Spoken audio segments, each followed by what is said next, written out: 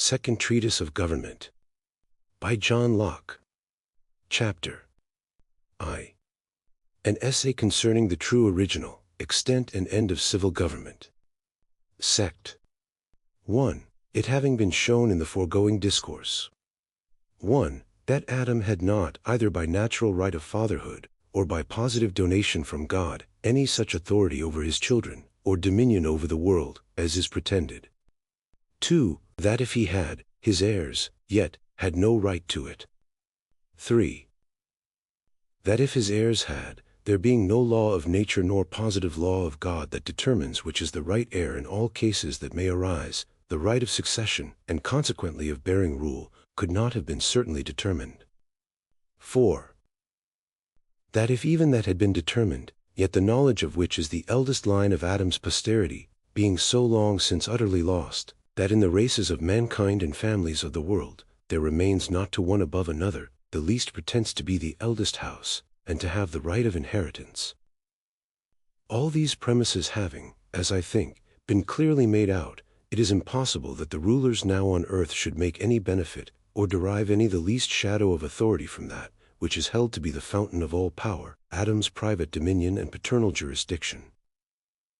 So that he that will not give just occasion to think that all government in the world is the product only of force and violence, and that men live together by no other rules but that of beasts, where the strongest carries it, and so lay a foundation for perpetual disorder and mischief, tumult, sedition, and rebellion, things that the followers of that hypothesis so loudly cry out against, must of necessity find out another rise of government, another original of political power, and another way of designing and knowing the persons that have it, than what Sir Robert Filmer hath taught us. Sect. 2. To this purpose, I think it may not be amiss to set down what I take to be political power, that the power of a magistrate over a subject may be distinguished from that of a father over his children, a master over his servant, a husband over his wife, and a lord over his slave. All which distinct powers happening sometimes together in the same man, if he be considered under these different relations, it may help us to distinguish these powers one from wealth, a father of a family, and a captain of a galley. Sect. 3.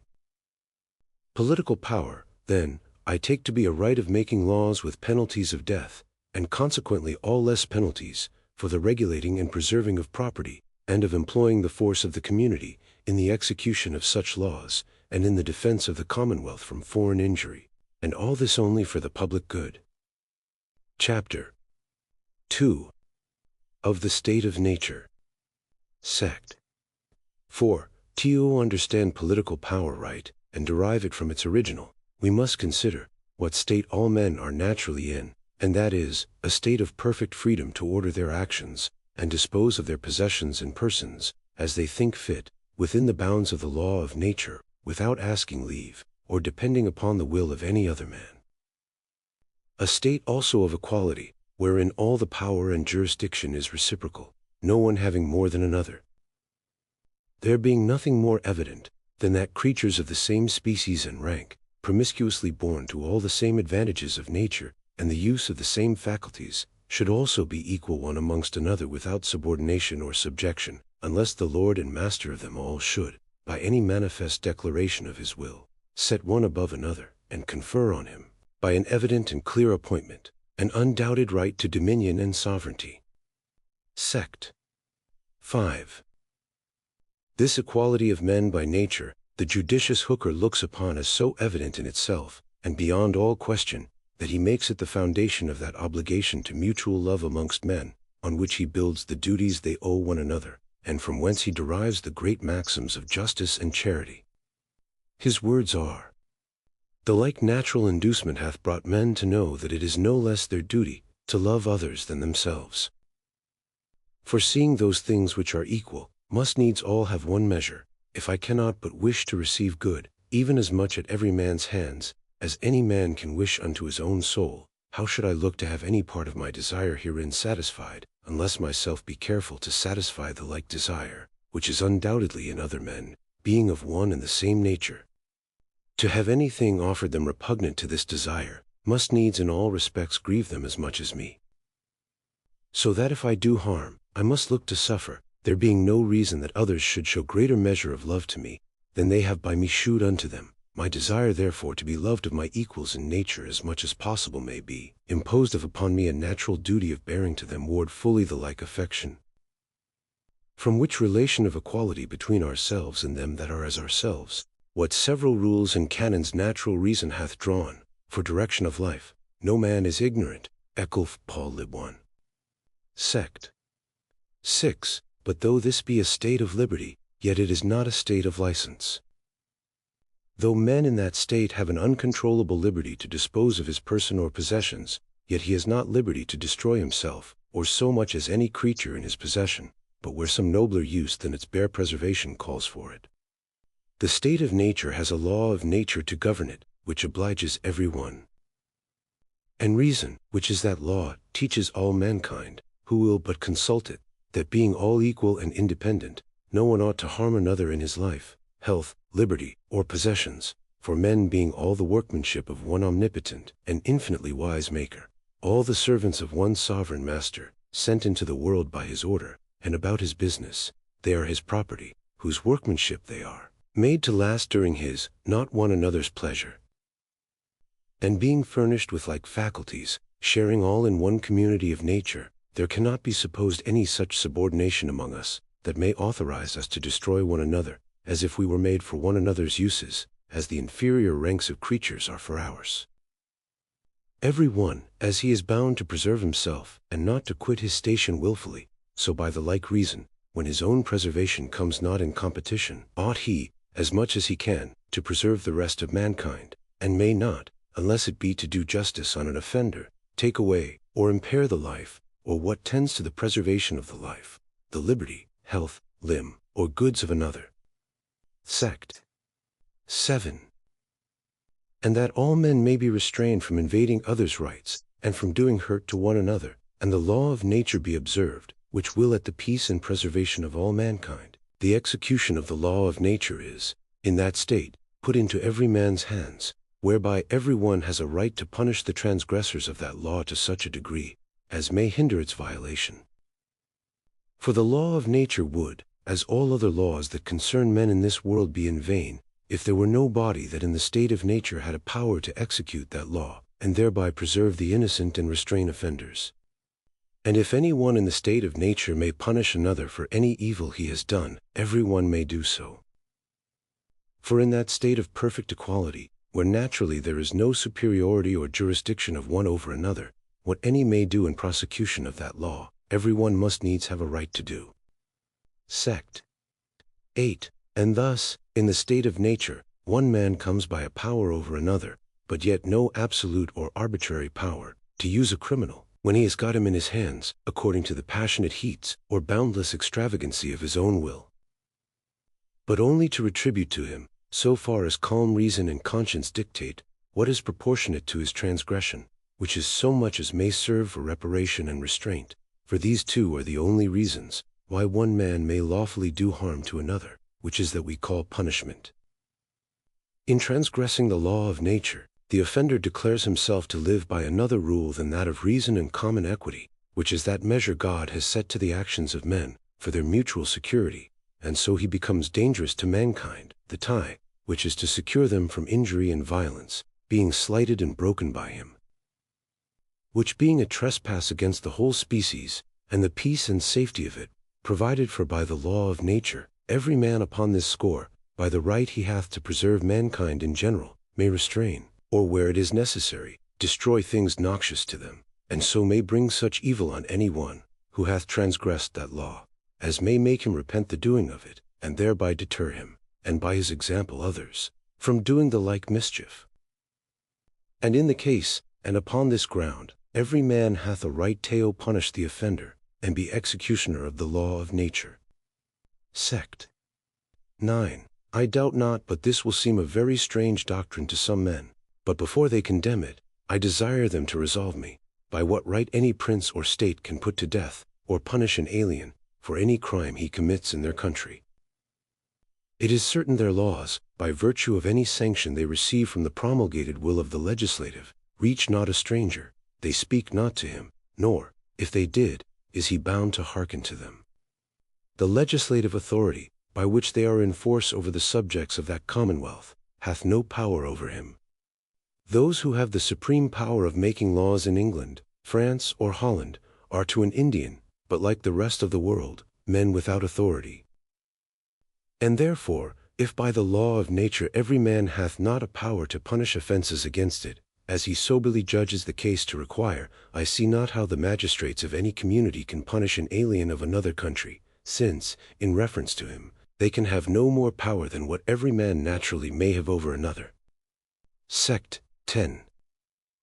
Besides the crime which consists in violating the law, and varying from the right rule of reason, whereby a man so far becomes degenerate, and declares himself to quit the principles of human nature, and to be a noxious creature, there is commonly injury done to some person or other, and some other man receives damage by his transgression.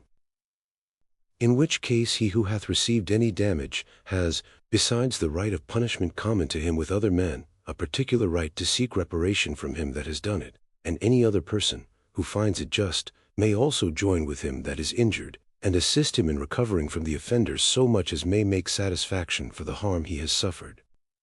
Sect. 11. From these two distinct rights, the one of punishing the crime for restraint, and preventing the like offense, which right of punishing is in every body. The other of taking reparation, which belongs only to the injured party, comes it to pass that the magistrate, who by being magistrate hath the common right of punishing put into his hands, can often, where the public good demands not the execution of the law, remit the punishment.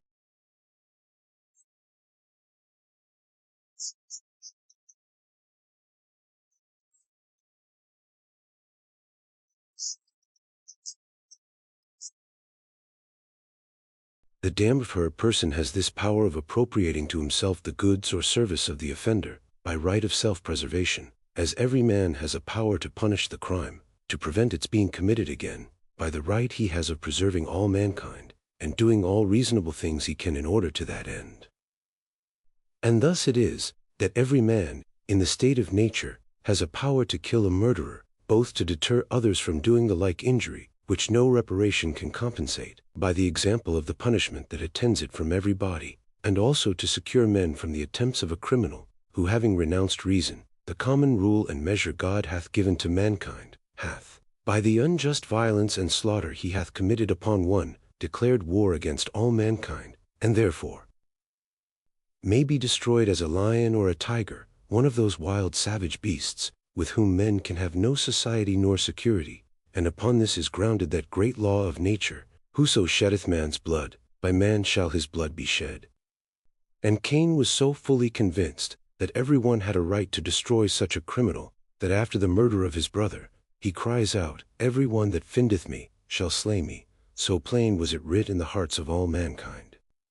Sect. 12. By the same reason may a man in a state of nature punish the lesser breaches of that law. It will perhaps be demanded, with death. I answer, each transgression may be punished to that degree, and with so much severity, as will suffice to make it an ill bargain to the offender, give him cause to repent, and terrify others from doing the like. Every offense, that can be committed in the state of nature, may in the state of nature be also punished equally, and as far forth as it may, in a commonwealth. For though it would be besides my present purpose, to enter here into the particulars of the law of nature, or its measures of punishment, yet, it is certain there is such a law, and that too, as intelligible and plain to a rational creature, and a studier of that law, as the positive laws of commonwealths, nay, possibly plainer. As much as reason is easier to be understood, than the fancies and intricate contrivances of men, following contrary and hidden interests put into words, for so truly are a great part of the municipal laws of countries, which are only so far right, as they are founded on the law of nature, by which they are to be regulated and interpreted. Sect. 13. To this strange doctrine, viz. that in the state of nature every one has the executive power of the law of nature, I doubt not but it will be objected, that it is unreasonable for men to be judges in their own cases, that self-love will make men partial to themselves and their friends, and on the other side, that ill nature, passion, and revenge will carry them too far in punishing others. And hence nothing but confusion and disorder will follow, and that therefore God hath certainly appointed government to restrain the partiality and violence of men. I easily grant that civil government is the proper remedy for the inconveniencies of the state of nature, which must certainly be great, where men may be judges in their own case, since it is easy to be imagined that he who was so unjust as to do his brother an injury will scarce be so just as to condemn himself for it. But I shall desire those who make this objection to remember that absolute monarchs are but men. And if government is to be the remedy of those evils, which necessarily follow from men's being judges in their own cases, and the state of nature is therefore not to be endured, I desire to know what kind of government that is, and how much better it is than the state of nature, where one man, commanding a multitude, has the liberty to be judge in his own case, and may do to all his subjects whatever he pleases, without the least liberty to any one to question or control those who execute his pleasure. And in whatsoever he doth, whether led by reason, mistake, or passion, must be submitted to. Much better it is in the state of nature, wherein men are not bound to submit to the unjust will of another, and if he that judges amiss in his own or any other case, he is answerable for it to the rest of mankind. Sect. 14. It is often asked as a mighty objection, where are, or ever were there any men in such a state of nature? To which it may suffice as an answer at present, that since all princes and rulers of independent governments all through the world are in a state of nature, it is plain the world never was, nor ever will be, without numbers of men in that state. I have named all governors of independent communities, whether they are, or are not, in league with others. For it is not every compact that puts an end to the state of nature between men, but only this one of agreeing together mutually to enter into one community, and make one body politic. Other promises and compacts men may make one with another, and yet still be in the state of nature. The promises and bargains for truck and sea between the two men in the desert island, mentioned by Garcilaso de la Vega in his History of Peru, or between a Swiss and an Indian in the woods of America, are binding to them, though they are perfectly in a state of nature in reference to one another, for truth and keeping of faith belongs to men, as men, and not as members of society. Sect. 15. To those that say, there were never any men in the state of nature, I will not only oppose the authority of the judicious Hooker, XVIII, Sect. 10, where he says, the laws which have been hitherto mentioned, i.e., the laws of nature, do bind men absolutely, even as they are men, although they have never any settled fellowship, never any solemn agreement amongst themselves what to do, or not to do, but forasmuch as we are not by ourselves sufficient to furnish ourselves with competent store of things, needful for such a life as our nature doth desire, a life fit for the dignity of man. Therefore to supply those defects and imperfections which are in us, as living single and solely by ourselves, we are naturally induced to seek communion and fellowship with others. This was the cause of men's uniting themselves at first in politic societies. But I moreover affirm that all men are naturally in that state, and remain so, till by their own consents they make themselves members of some politic society, and I doubt not in the sequel of this discourse, to make it very clear. Chapter 3. Of the State of War. Sect. 16. The state of war is a state of enmity and destruction, and therefore declaring by word or action, not a passionate and hasty, but a sedate settled design upon another man's life, puts him in a state of war with him against whom he has declared such an intention, and so has exposed his life to the other's power to be taken away by him, or any one that joins with him in his defense, and espouses his quarrel. It being reasonable and just, I should have a right to destroy that which threatens me with destruction, for, by the fundamental law of nature, man being to be preserved as much as possible, when all cannot be preserved, the safety of the innocent is to be preferred, and one may destroy a man who makes war upon him, or has discovered an enmity to his being, for the same reason that he may kill a wolf or a lion. Because such men are not under the ties of the common law of reason, have no other rule, but that of force and violence, and so may be treated as beasts of prey, those dangerous and noxious creatures, that will be sure to destroy him whenever he falls into their power. Sect. 17. And hence it is, that he who attempts to get another man into his absolute power, does thereby put himself into a state of war with him, it being to be understood as a declaration of a design upon his life. For I have reason to conclude that he who would get me into his power without my consent, would use me as he pleased when he had got me there, and destroy me too when he had a fancy to it, for no body can desire to have me in his absolute power, unless it be to compel me by force to that which is against the right of my freedom, i.e. make me a slave. To be free from such force is the only security of my preservation. And reason bids me look on him as an enemy to my preservation, who would take away that freedom which is the fence to it, so that he who makes an attempt to enslave me, thereby puts himself into a state of war with me. He that, in the state of nature, would take away the freedom that belongs to anyone in that state, must necessarily be supposed to have a design to take away everything else, that freedom being the foundation of all the rest. As he that, in the state of society, would take away the freedom belonging to those of that society or commonwealth, must be supposed to design to take away from them everything else, and so be looked on as in a state of war. Sect. 18. This makes it lawful for a man to kill a thief, who has not in the least hurt him, nor declared any design upon his life, any farther than, by the use of force, so to get him in his power, as to take away his money, or what he pleases, from him. Because using force, where he has no right, to get me into his power, let his pretense be what it will, I have no reason to suppose that he, who would take away my liberty, would not, when he had me in his power, take away everything else. And therefore it is lawful for me to treat him as one who has put himself into a state of war with me, i.e. kill him if I can, for to that hazard does he justly expose himself, whoever introduces a state of war, and is aggressor in it. Sect. 19. And here we have the plain difference between the state of nature and the state of war, which however some men have confounded, are as far distant, as a state of peace, goodwill, mutual assistance and preservation, and a state of enmity, malice, violence and mutual destruction, are one from another. Men living together according to reason, without a common superior on earth, with authority to judge between them, is properly the state of nature. But force, or a declared design of force, upon the person of another, where there is no common superior on earth to appeal to for relief, is the state of war, and it is the want of such an appeal gives a man the right of war even against an aggressor, though he be in society and a fellow subject. Thus a thief, whom I cannot harm, but by appeal to the law, for having stolen all that I am worth, I may kill, when he sets on me to rob me but of my horse or coat.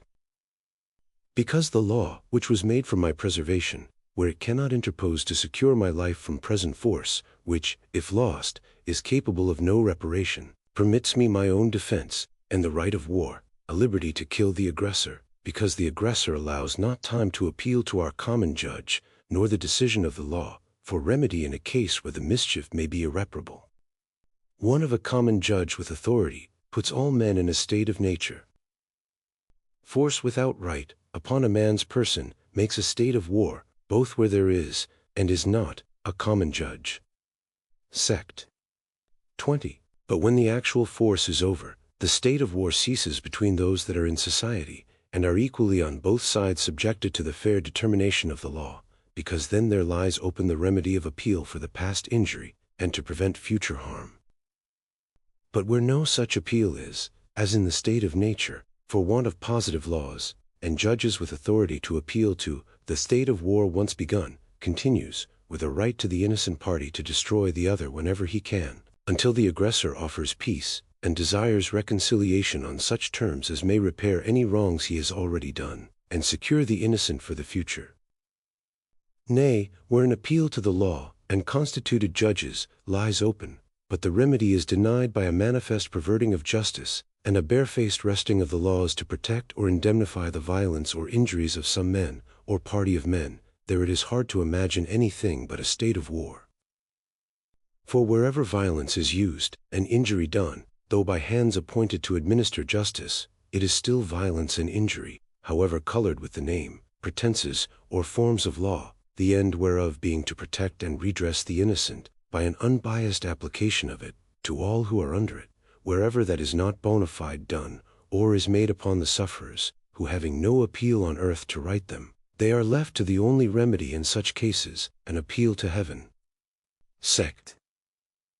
21. to avoid this state of war, wherein there is no appeal but to heaven, and wherein every the least difference is apt to end, where there is no authority to decide between the contenders, is one great reason of men's putting themselves into society, and quitting the state of nature. For where there is an authority, a power on earth, from which relief can be had by appeal, there the continuance of the state of war is excluded, and the controversy is decided by that power.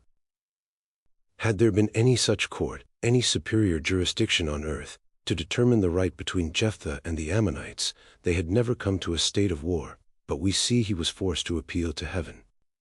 The Lord the judge, says he, be judge this day between the children of Israel and the children of Ammon, Judges 11:27, and then prosecuting, and relying on his appeal, he leads out his army to battle, and therefore in such controversies, where the question is put, who shall be judge? It cannot be meant, who shall decide the controversy. Every one knows what Jephthah here tells us, that the Lord the judge shall judge. Where there is no judge on earth, the appeal lies to God in heaven. That question then cannot mean, who shall judge, whether another hath put himself in a state of war with me, and whether I may, as Jephthah did, appeal to heaven in it. Of that I myself can only be judged in my own conscience, as I will answer it, at the great day, to the supreme judge of all men.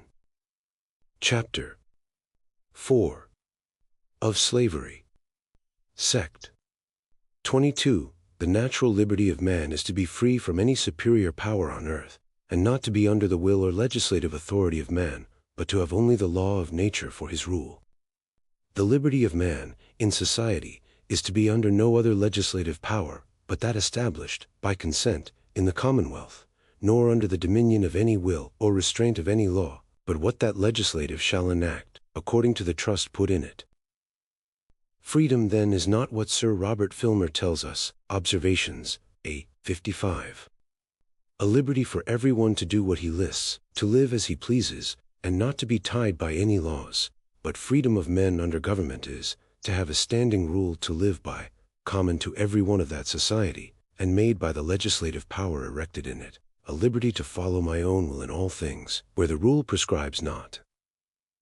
And not to be subject to the inconstant, uncertain, unknown, arbitrary will of another man, as freedom of nature is, to be under no other restraint but the law of nature. Sect.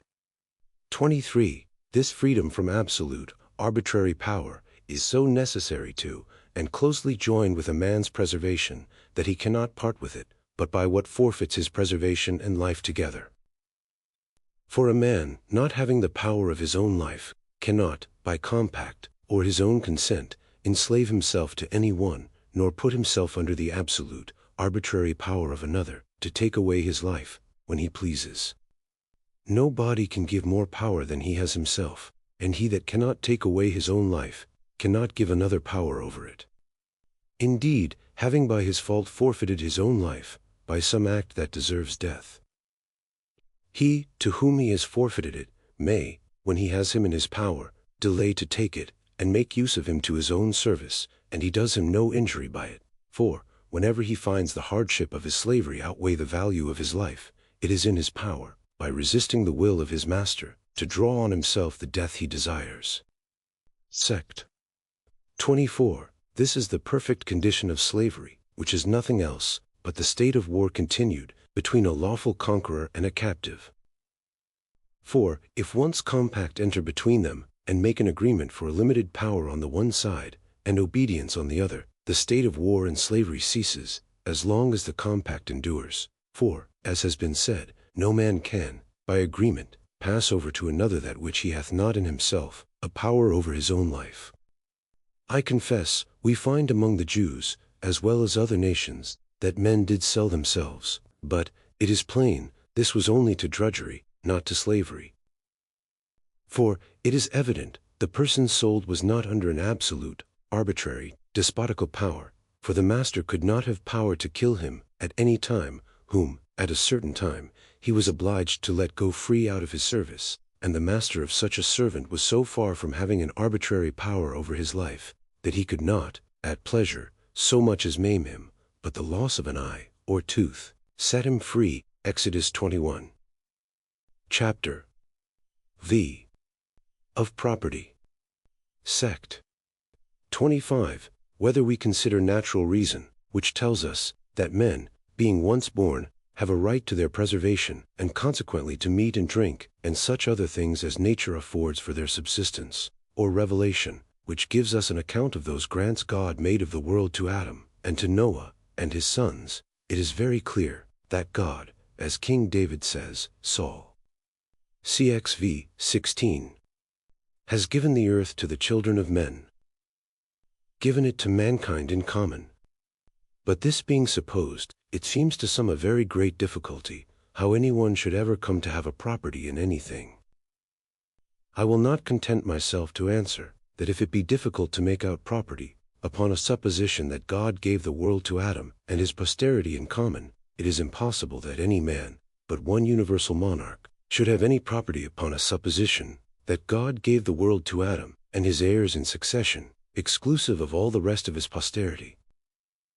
But I shall endeavor to shew how men might come to have a property in several parts of that which God gave to mankind in common, and that without any express compact of all the commoners. Sect. 26. God, who hath given the world to men in common, hath also given them reason to make use of it to the best advantage of life and convenience. The earth, and all that is therein, is given to men for the support and comfort of their being. And though all the fruits it naturally produces, and beasts it feeds, belong to mankind in common, as they are produced by the spontaneous hand of nature, and no body has originally a private dominion, exclusive of the rest of mankind, in any of them, as they are thus in a natural state, yet being given for the use of men, there must of necessity be a means to appropriate them some way or other, before they can be of any use, or at all beneficial to any particular man.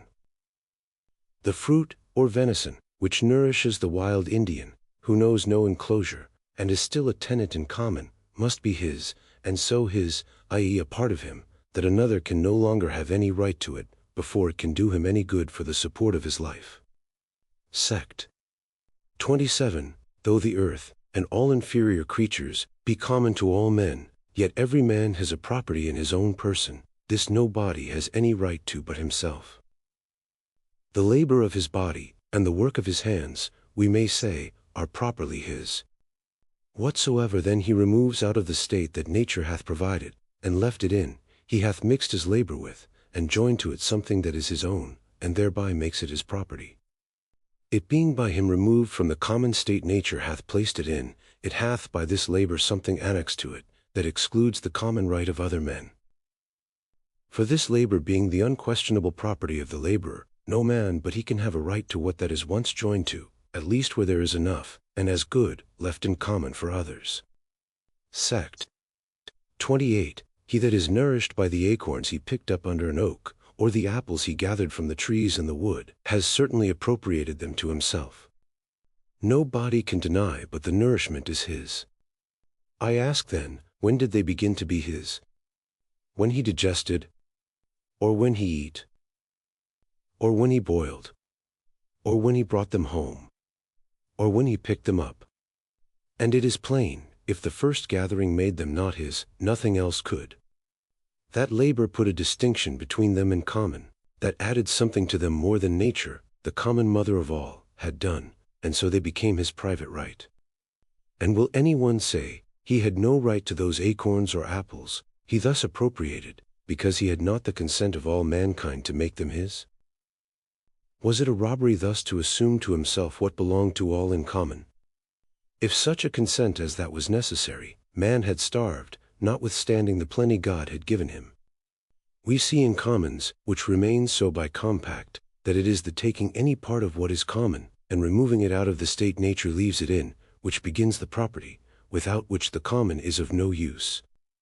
And the taking of this or that part does not depend on the express consent of all the commoners. Thus the grass my horse has bit, the turfs my servant has cut, and the ore I have dug in any place, where I have a right to them in common with others, become my property, without the assignation or consent of any body. The labor that was mine, removing them out of that common state they were in, hath fixed my property in them. Sect. 29. By making an explicit consent of every commoner, necessary to anyone's appropriating to himself any part of what is given in common. Children or servants could not cut the meat which their father or master had provided for them in common, without assigning to every one his peculiar part. Though the water running in the fountain be every one's, yet who can doubt, but that in the pitcher is his only who drew it out? His labor hath taken it out of the hands of nature, where it was common, and belonged equally to all her children, and hath thereby appropriated it to himself. Sect. 30. Thus this law of reason makes the deer that Indians who have killed it, it is allowed to be his goods, who hath bestowed his labor upon it, though before it was the common right of every one.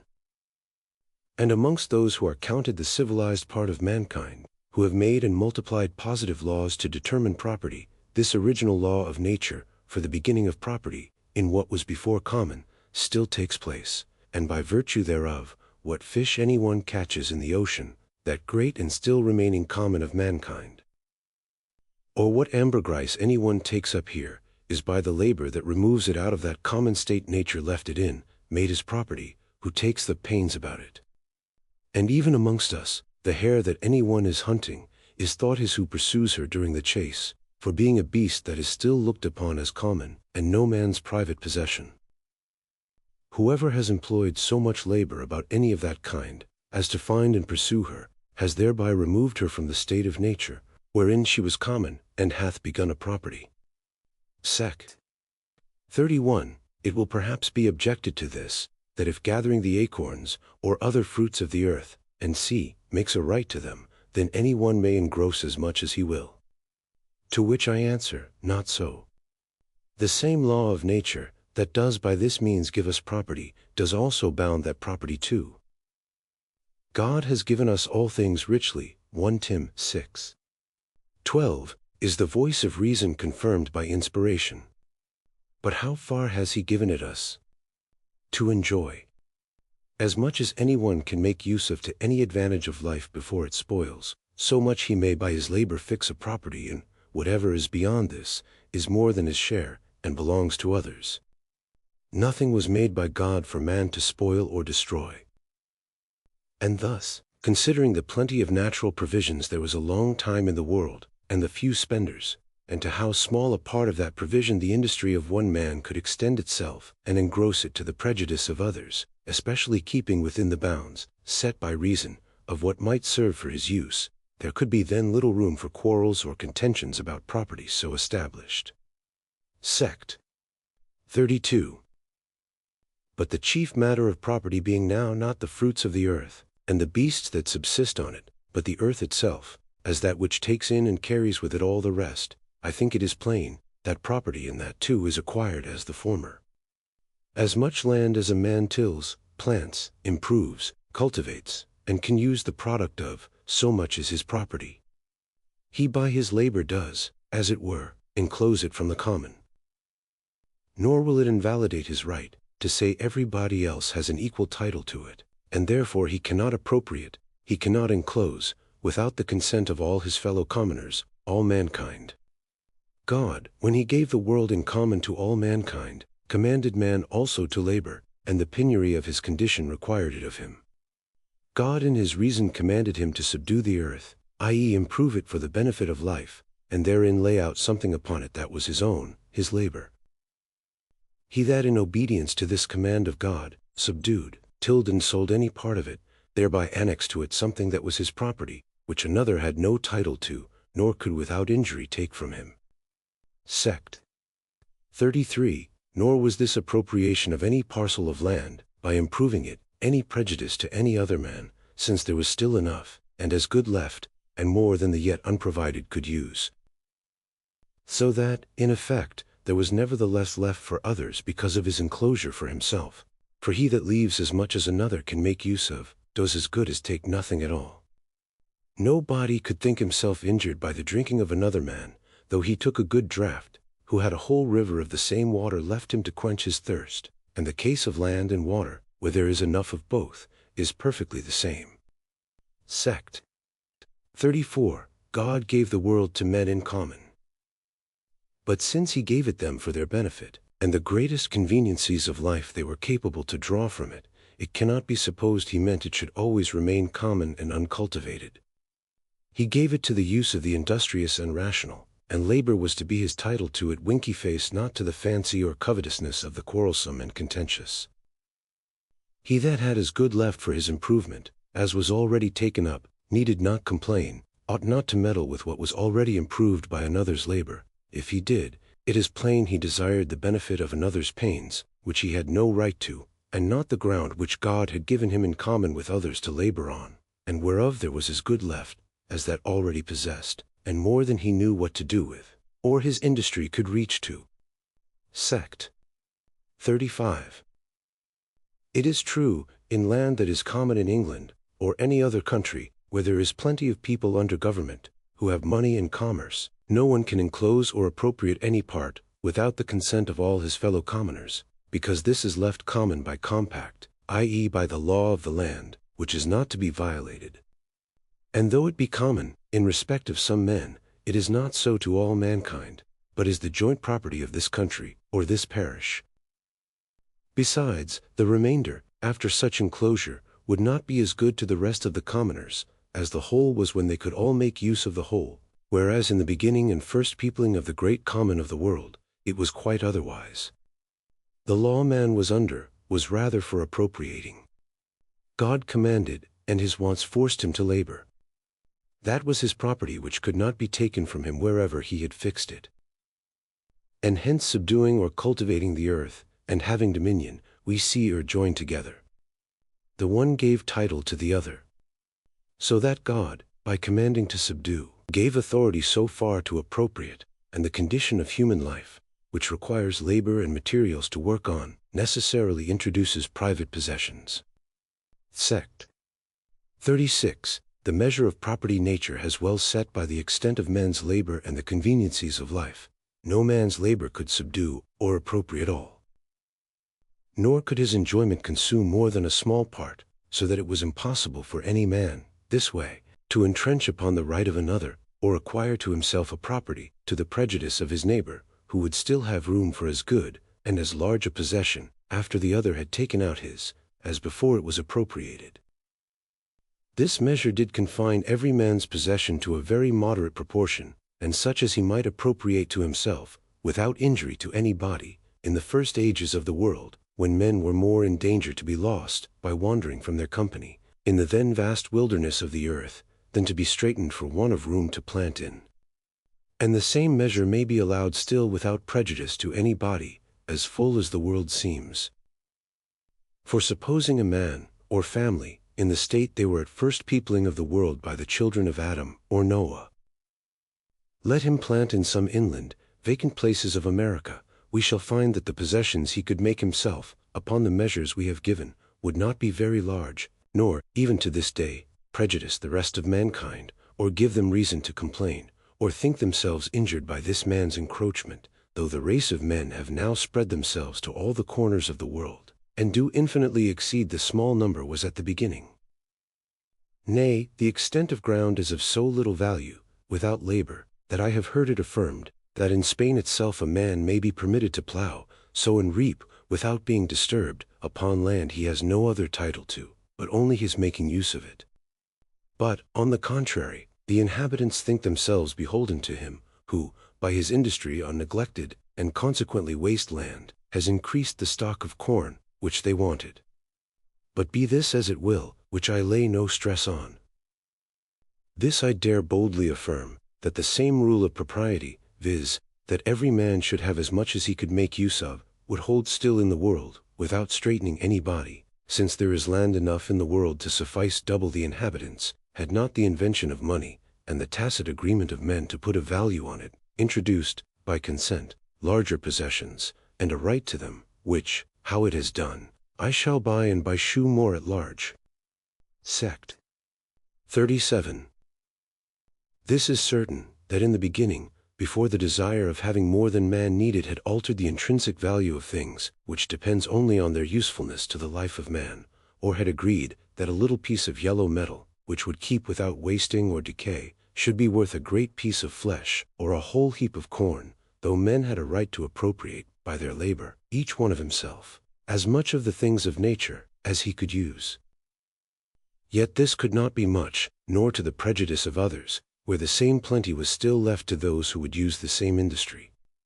To which let me add, that he who appropriates land to himself by his labor, does not lessen, but increase the common stock of mankind, for the provisions serving to the support of human life, produced by 1 acre of enclosed and cultivated land, are, to speak much within compass, 10 times more than those which are yielded by an acre of land of an equal richness lying waste in common.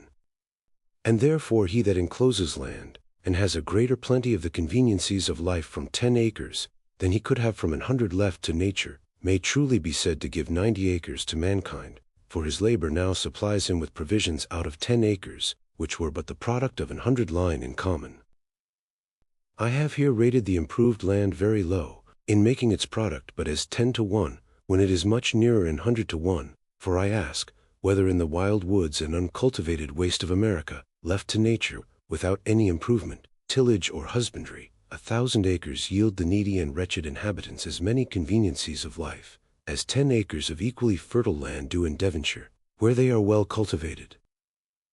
Before the appropriation of land, he who gathered as much of the wild fruit, killed, caught, or tamed, as many of the beasts, as he could, he that so employed his pains about any of the spontaneous products of nature, as any way to alter them from the state which nature put them in, by placing any of his labor on them, did thereby acquire a propriety in them, but if they perished, in his possession, without their due use. If the fruits rotted, or the venison putrefied, before he could spend it, he offended against the common law of nature, and was liable to be punished. He invaded his neighbor's share, for he had no right, farther than his use called for any of them, and they might serve to afford him conveniencies of life. Sect. 38. The same measures govern the possession of land too. Whatsoever he tilled and reaped, laid up and made use of, before it spoiled, that was his peculiar right. Whatsoever he enclosed, and could feed, and make use of, the cattle and product was also his. But if either the grass of his enclosure rotted on the ground, or the fruit of his planting perished without gathering, and laying up, this part of the earth, notwithstanding his enclosure, was still to be looked on as waste, and might be the possession of any other. Thus, at the beginning, Cain might take as much ground as he could till, and make it his own land, and yet leave enough to able sheep to feed on. A few acres would serve for both their possessions. But as families increased, and industry enlarged their stocks, their possessions enlarged with the need of them, but yet it was commonly without any fixed property in the ground they made use of, till they incorporated, settled themselves together, and built cities.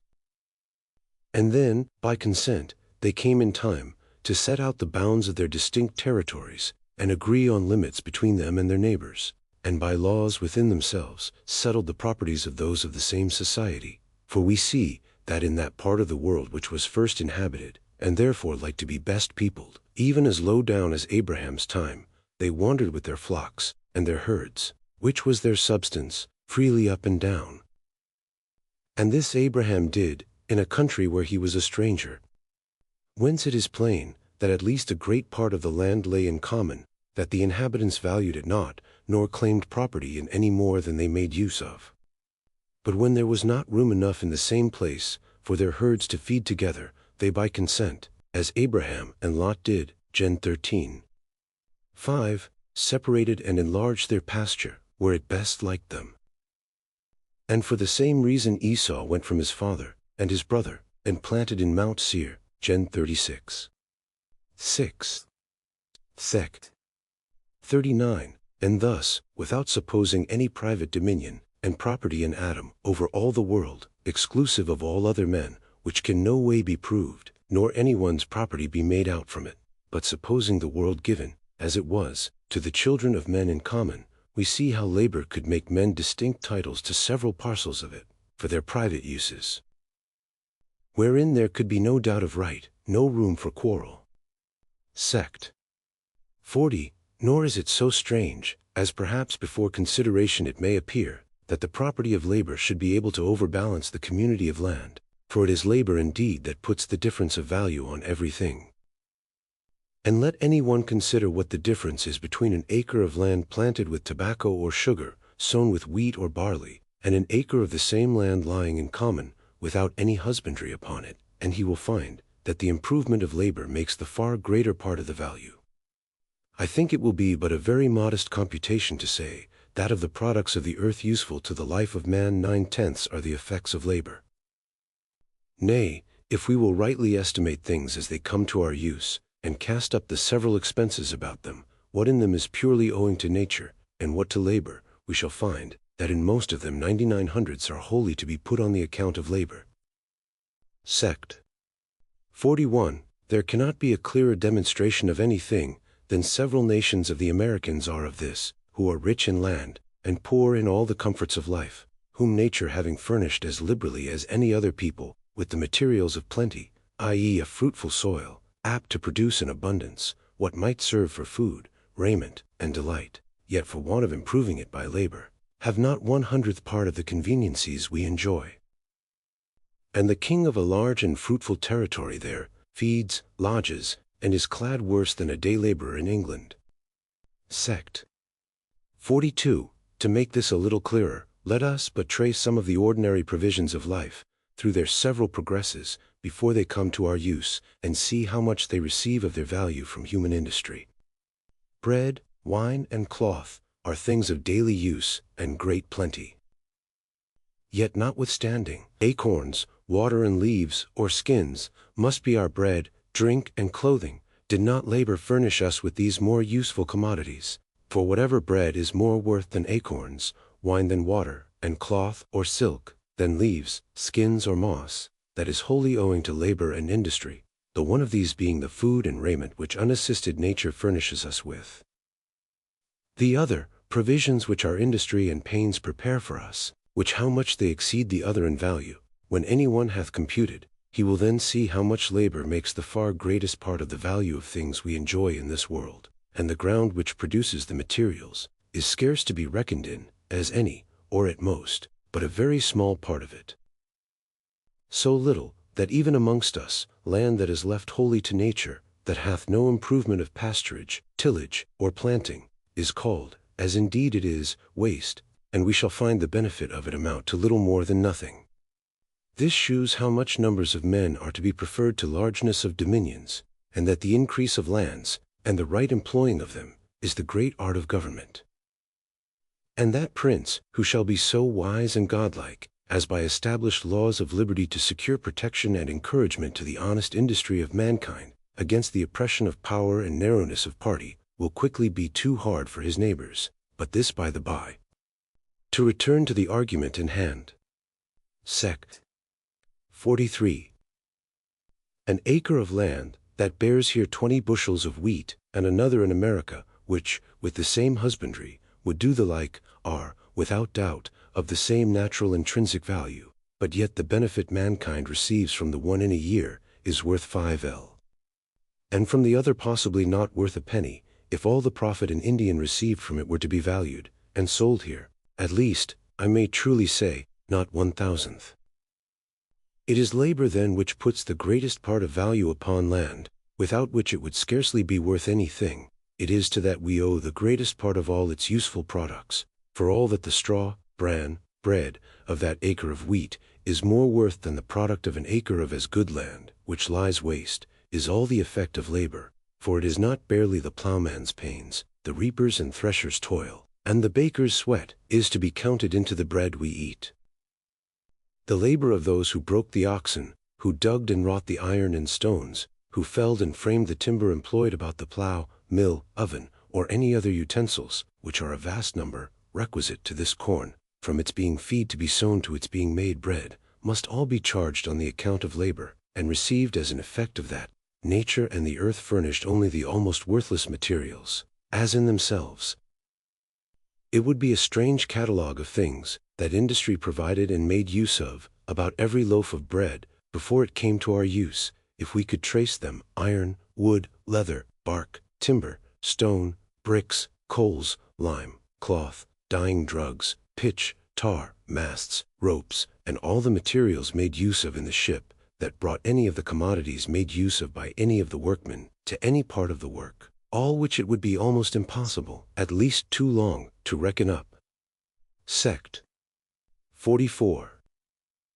From all which it is evident, that though the things of nature are given in common, yet man, by being master of himself, and proprietor of his own person, and the actions or labor of it, had still in himself the great foundation of property, and that, which made up the great part of what he applied to the support or comfort of his being, when invention and arts had improved the conveniencies of life, was perfectly his own, and did not belong in common to others. Sect. 45. Thus labor, in the beginning, gave a right of property, wherever any one was pleased to employ it upon what was common, which remained a long while the far greater part, and is yet more than mankind makes use of. Men, at first, for the most part, contented themselves with what unassisted nature offered to their necessities, and though afterwards, in some parts of the world, where the increase of people and stock, with the use of money, had made land scarce, and so of some value, the several communities settled the bounds of their distinct territories, and by laws within themselves regulated the properties of the private men of their society, and so, by compact and agreement, settled the property which labor and industry began.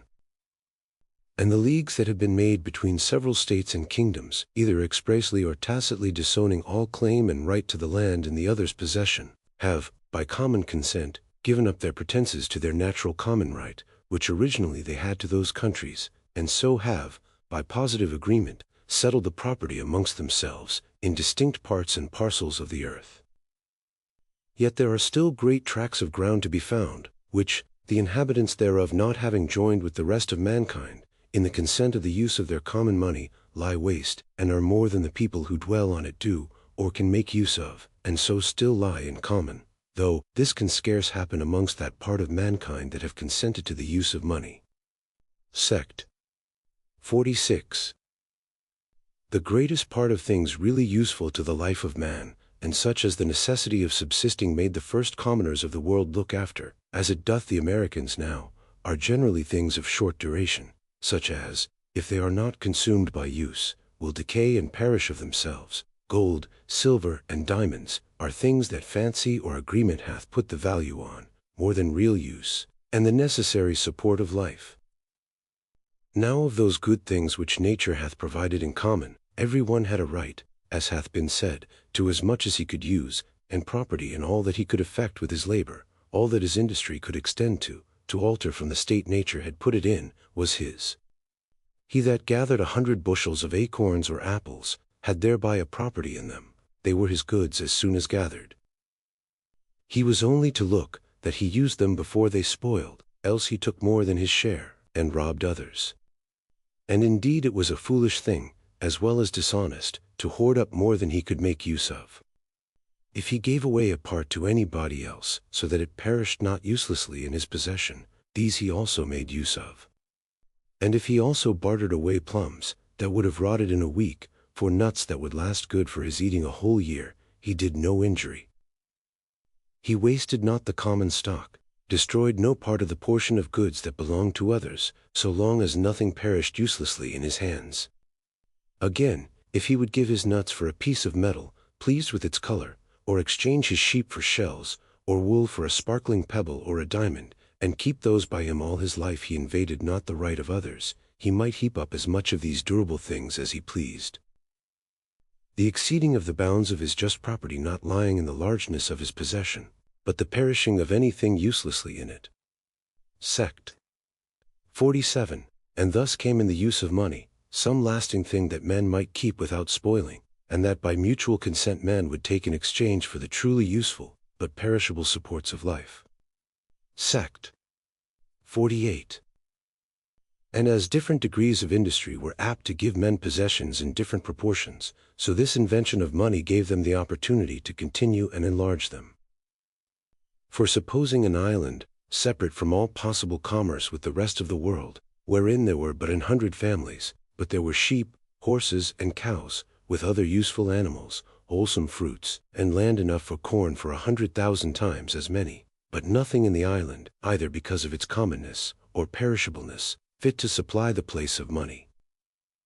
What reason could any one have there to enlarge his possessions beyond the use of his family, and a plentiful supply to its consumption, either in what their own industry produced, or they could barter for like perishable, useful commodities, with others? Where there is not something, both lasting and scarce, and so valuable to be hoarded up, their men will not be apt to enlarge their possessions of land, were it never so rich, never so free for them to take. For I ask, what would a man value 10,000, or 100,000 acres of excellent land, ready cultivated, and well stocked too with cattle, in the middle of the inland parts of America, where he had no hopes of commerce with other parts of the world, to draw money to him by the sale of the product? It would not be worth the enclosing, and we should see him give up again to the wild common of nature whatever was more than would supply the conveniencies of life to be had there for him and his family. Sect. 49. Thus in the beginning all the world was America, and more so than that is now, for no such thing as money was anywhere known. Find out something that hath the use and value of money amongst his neighbors, you shall see the same man will begin presently to enlarge his possessions. Sect. 50. But since gold and silver, being little useful to the life of man in proportion to food, raiment, and carriage, has its value only from the consent of men, whereof labor yet makes, in great part, the measure, it is plain, that men have agreed to a disproportionate and unequal possession of the earth, they having, by a tacit and voluntary consent, found out a way how a man may fairly possess more land than he himself can use the product of, by receiving in exchange for the overplus gold and silver, which may be hoarded up without injury to any one, these metals not spoiling or decaying in the hands of the possessor. This partage of things in an inequality of private possessions, men have made practicable out of the bounds of society, and without compact, only by putting a value on gold and silver, and tacitly agreeing in the use of money. For in governments, the laws regulate the right of property, and the possession of land is determined by positive constitutions. Sect. 51. And thus, I think, it is very easy to conceive, without any difficulty, how labor could at first begin a title of property in the common things of nature, and how the spending it upon our uses bounded it. So that there could then be no reason of quarreling about title, nor any doubt about the largeness of possession it gave. Right and conveniency went together. For as a man had a right to all he could employ his labor upon, so he had no temptation to labor for more than he could make use of. This left no room for controversy about the title, nor for encroachment on the right of others. What portion a man carved to himself was easily seen, and it was useless, as well as dishonest, to carve himself too much, or take more than he needed. Chapter 6. Of Paternal Power. Sect. 52. It may perhaps be censured as an impertinent criticism, in a discourse of this nature, to find fault with words and names that have obtained in the world, and yet possibly it may not be amiss to offer new ones, when the old are apt to lead men into mistakes, as this of paternal power probably has done, which seems so to place the power of parents over their children wholly in the father, as if the mother had no share in it. Whereas, if we consult reason or revelation, we shall find she hath an equal title. This may give one reason to ask, whether this might not be more properly called parental power. For whatever obligation nature and the right of generation lays on children, it must certainly bind them equal to both the concurrent causes of it. And accordingly we see the positive law of God everywhere joins them together, without distinction, when it commands the obedience of children, honor thy father and thy mother, Exodus XX. 12. Whosoever curseth his father or his mother, Leviticus XX. 9. They shall fear every man his mother and his father, Leviticus 19. 3. Children, obey your parents, and see F6. 1. Is the style of the Old and New Testament. Sect. 53. Had but this one thing been well considered, without looking any deeper into the matter, it might perhaps have kept men from running into those gross mistakes they have made about this power of parents.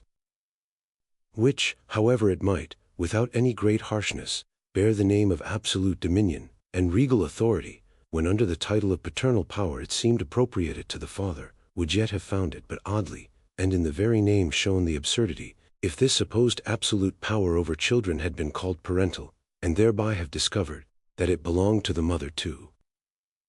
For it will but very ill serve the turn of those men, who contend so much for the absolute power and authority of the fatherhood, as they call it, that the mother should have any share in it, and it would have but ill supported the monarchy they contend for, when by the very name it appeared, that fundamental authority, from whence they would derive their government of a single person only, was not placed in one, but two persons jointly. But to let this of names pass. Sect. 54. Though I have said above, chapter 2, that all men by nature are equal, I cannot be supposed to understand all sorts of equality. Age or virtue may give men a just precedency, excellency of parts and merit may place others above the common level, birth may subject some, and alliance or benefits others, to pay an observance to those to whom nature, gratitude, or other respects, may have made it due. And yet all this consists with the equality, which all men are in respect of jurisdiction or dominion one over another, which was the equality either spoke of, as proper to the business in hand, being that equal right, that every man hath, to his natural freedom, without being subjected to the will or authority of any other man. Sect. 55. Children, I confess, are not born in this full state of equality, though they are born to it. Their parents have a sort of rule and jurisdiction over them, when they come into the world, and for some time after, but it is but a temporary one. The bonds of this subjection are like the swaddling clothes they are wrapped up in, and supported by, in the weakness of their infancy. Age and reason as they grow up, loosen them, till at length they drop quite off, and leave a man at his own free disposal. Sect. 56.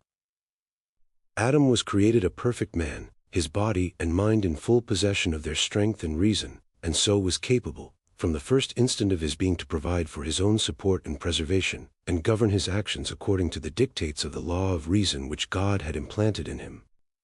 From him the world is peopled with his descendants, who are all born infants, weak and helpless, without knowledge or understanding.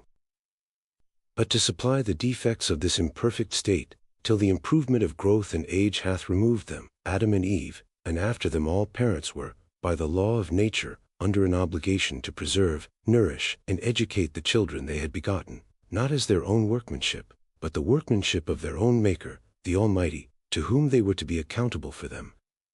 Sect. 57.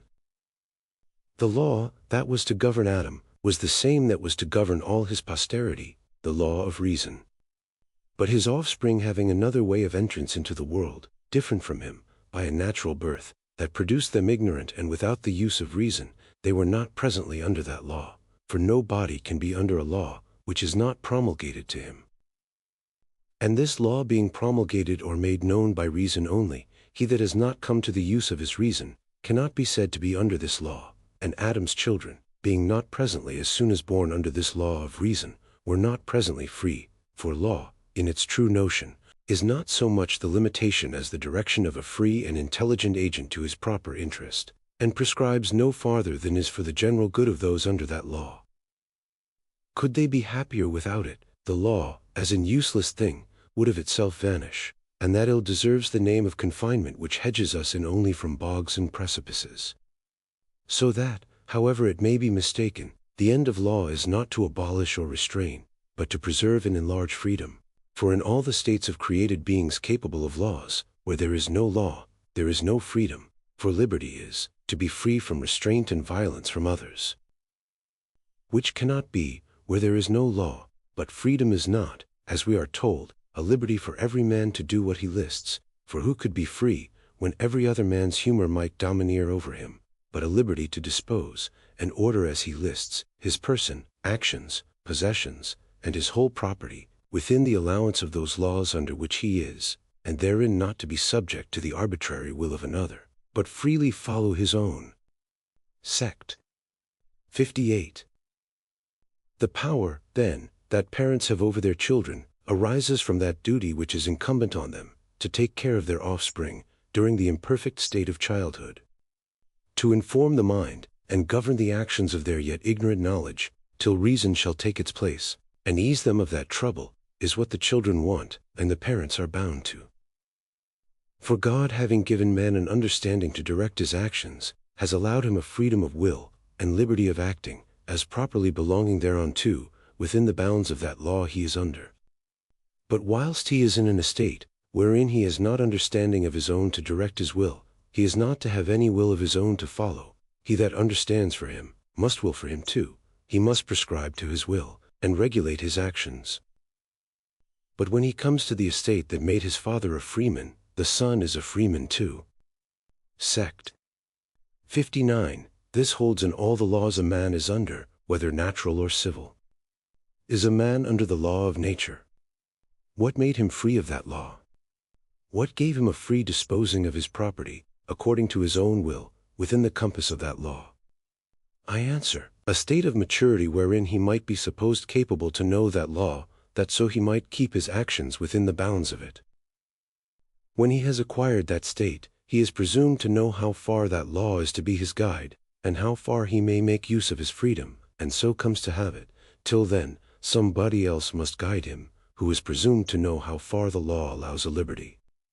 If such a state of reason, such an age of discretion made him free, the same shall make his son free too. Is a man under the law of England? What made him free of that law? That is, to have the liberty to dispose of his actions and possessions according to his own will, within the permission of that law. A capacity of knowing that law, which is supposed by that law, at the age of 21 years, and in some cases sooner. If this made the father free, it shall make the son free too. Till then we see the law allows the son to have no will, but he is to be guided by the will of his father or guardian, who is to understand for him.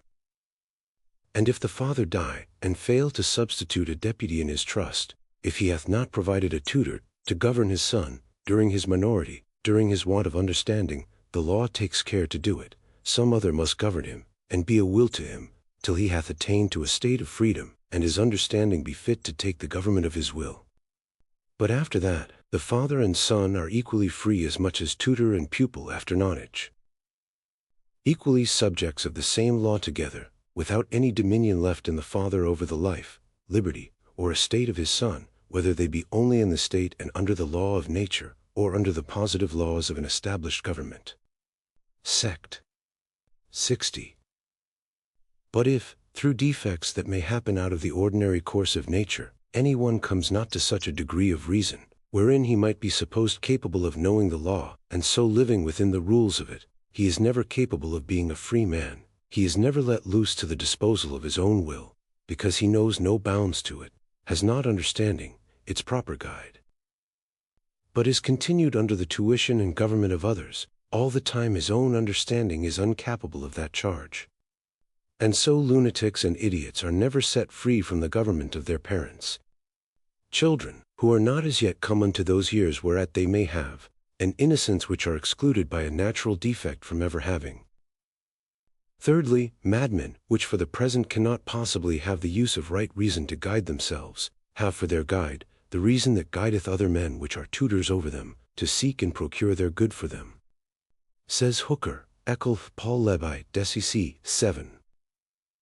All which seems no more than that duty, which God and nature has laid on man, as well as other creatures, to preserve their offspring, till they can be able to shift for themselves, and will scarce amount to an instance or proof of parents' regal authority.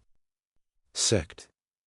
61. Thus we are born free, as we are born rational, not that we have actually the exercise of either. Age, that brings one, brings with it the other too. And thus we see how natural freedom and subjection to parents may consist together, and are both founded on the same principle. A child is free by his father's title, by his father's understanding, which is to govern him till he hath it of his own. The freedom of a man at years of discretion, and the subjection of a child to his parents, whilst yet short of that age, are so consistent, and so distinguishable, that the most blinded contenders for monarchy, by right of fatherhood, cannot miss this difference. The most obstinate cannot but allow their consistency. For with their doctrine all true, were the right heir of Adam now known, and by that title settled a monarch in his throne, invested with all the absolute unlimited power Sir Robert Filmer talks out, if he should die as soon as his heir were born, must not the child, notwithstanding he were never so free, never so much sovereign, be in subjection to his mother and nurse, to tutors and governors, till age and education brought him reason and ability to govern himself and others. The necessities of his life, the health of his body, and the information of his mind, would require him to be directed by the will of others, and not his own. And yet will any one think that this restraint and subjection were inconsistent with, or spoiled him of that liberty or sovereignty he had a right to, or gave away his empire to those who had the government of his knowledge? This government over him only prepared him the better and sooner for it. If anybody should ask me, when my son is of age to be free, I shall answer, just when his monarch is of age to govern. But at what time, says the judicious Hooker, Eccle Paul Li Sect. 6. A man may be said to have attained so far forth the use of reason, as sufficieth to make him capable of those laws whereby he is then bound to guide his actions. This is a great deal more easy for sense to discern, than for any one by skill and learning to determine. Sect. 62. Commonwealths themselves take notice of, and allow, that there is a time when men are to begin to act like free men, and therefore till that time require not oaths of fealty, or allegiance, or other public owning of, or submission to the government of their countries. Sect. 63. The freedom then of man, and liberty of acting according to his own will, is grounded on his having reason, which is able to instruct him in that law he is to govern himself by, and make him know how far he is left to the freedom of his own will. To turn him loose to an unrestrained liberty, before he has reason to guide him, is not the allowing him the privilege of his nature to be free, but to thrust him out amongst brutes, and abandon him to a state as wretched, and as much beneath that of a man, as theirs. This is that which puts the authority into the parents' hands to govern the minority of their children. God hath made it their business to employ this care on their offspring, and hath placed in them suitable inclinations of tenderness and concern to temper this power, to apply it, as his wisdom designed it, to the children's good, as long as they should need to be under it. Sect. 64. But what reason can hence advance this care of the parents due to their offspring into an absolute arbitrary dominion of the father, whose power reaches no farther than by such a discipline as he finds most effectual, to give such strength and health to their bodies, such vigor and rectitude to their minds, as may best fit his children to be most useful to themselves and others, and, if it be necessary to his condition, to make them work, when they are able, for their own subsistence. But in this power the mother too has her share with the father. Sect.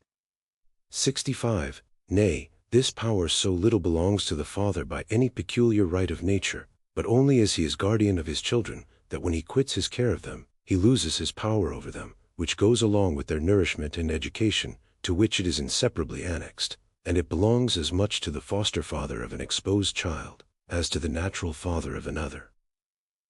So little power does the bare act of begetting give a man over his issue, if all his care ends there, and this be all the title he hath to the name and authority of a father.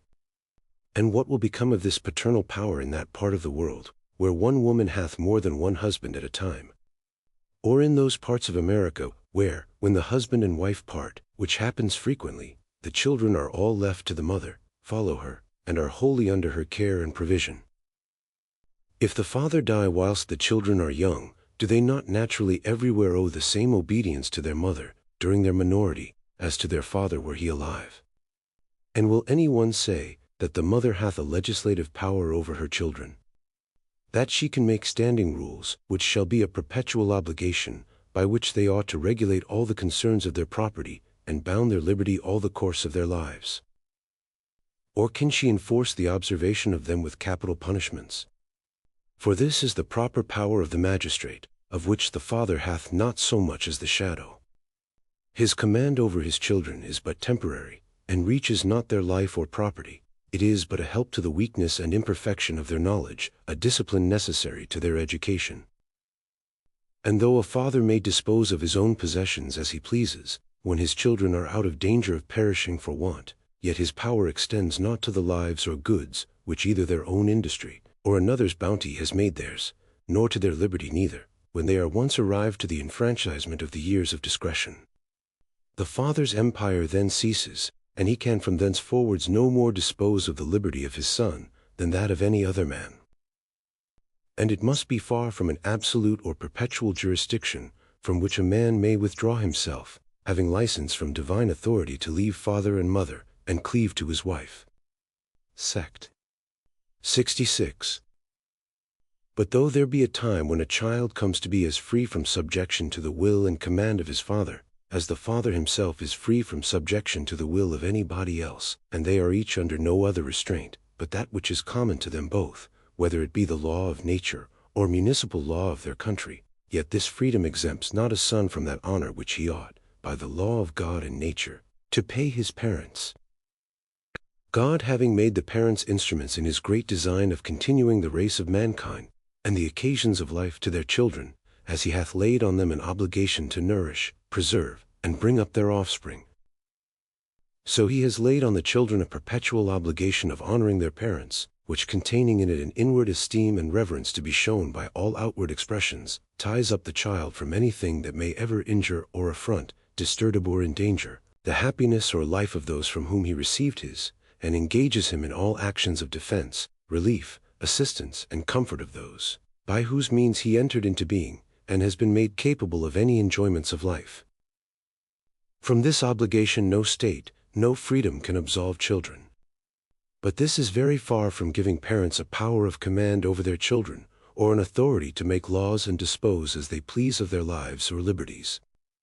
It is one thing to owe honor, respect, gratitude, and assistance, another to require an absolute obedience and submission. The honor due to parents, a monarch in his throne owes his mother, and yet this lessens not his authority, nor subjects him to her government. Sect. 67. The subjection of a minor places in the father a temporary government, which terminates with the minority of the child, and the honor due from a child, places in the parents a perpetual right to respect, reverence, support and compliance to, more or less, as the father's care, cost, and kindness in his education, has been more or less. This ends not with minority, but holds in all parts and conditions of a man's life. The want of distinguishing these two powers, viz., that which the father hath in the right of tuition, during minority, and the right of honor all his life, may perhaps have caused a great part of the mistakes about this matter, for to speak properly of them, the first of these is rather the privilege of children, and duty of parents, than any prerogative of paternal power. The nourishment and education of their children is a charge so incumbent on parents for their children's good, that nothing can absolve them from taking care of it. And though the power of commanding and chastising them go along with it, yet God hath woven into the principles of human nature such a tenderness for their offspring, that there is little fear that parents should use their power with too much rigor. The excess is seldom on the severe side, the strong bias of nature drawing the other way. And therefore God Almighty, when he would express his gentle dealing with the Israelites, he tells them, that though he chastened them as a man chastens his son, Deuteronomy 8:5, i.e. with tenderness and affection, and kept them under no severer discipline than what was absolutely best for them, and have been less kindness to have slackened. This is that power to which children are commanded obedience, that the pains and care of their parents may not be increased, or ill rewarded. Sect. 68. On the other side, honor and support, all that which gratitude requires to return for the benefits received by and from them, is the indispensable duty of the child, and the proper privilege of the parents. This is intended for the parent's advantage, as the other is for the child's. Though education, the parent's duty, seems to have most power, because the ignorance and infirmities of childhood stand in need of restraint and correction, which is a visible exercise of rule, and a kind of dominion. And that duty which is comprehended in the word honor, requires less obedience, though the obligation be stronger on grown, than younger children. For who can think the command, "Children, obey your parents," requires in a man, that has children of his own, the same submission to his father, as it does in his yet young children to him, and that by this precept he were bound to obey all his father's commands, if, out of a conceit of authority, he should have the indiscretion to treat him still as a boy. Sect. 69. The first part then of paternal power, or rather duty, which is education, belongs so to the father, that it terminates at a certain season. When the business of education is over, it ceases of itself, and is also alienable before, for a man may put the tuition of his son in other hands, and he that has made his son an apprentice to another, has discharged him, during that time, of a great part of his obedience both to himself and to his mother. But all the duty of honor, the other part, remains nevertheless entire to them. Nothing can cancel that. It is so inseparable from them both, that the father's authority cannot dispossess the mother of this right, nor can any man discharge his son from honoring her that bore him. But both these are very far from a power to make laws, and enforcing them with penalties, that may reach estate, liberty, limbs, and life. The power of commanding ends with knowledge. And though, after that, honor and respect, support and defense, and whatsoever gratitude can oblige a man to, for the highest benefits he is naturally capable of, be always due from a son to his parents, yet all this puts no scepter into the father's hand, no sovereign power of commanding. He has no dominion over his son's property, or actions, nor any right that his will should prescribe to his sons in all things. However, it may become his son in many things, not very inconvenient to him and his family, to pay a deference to it. Sect.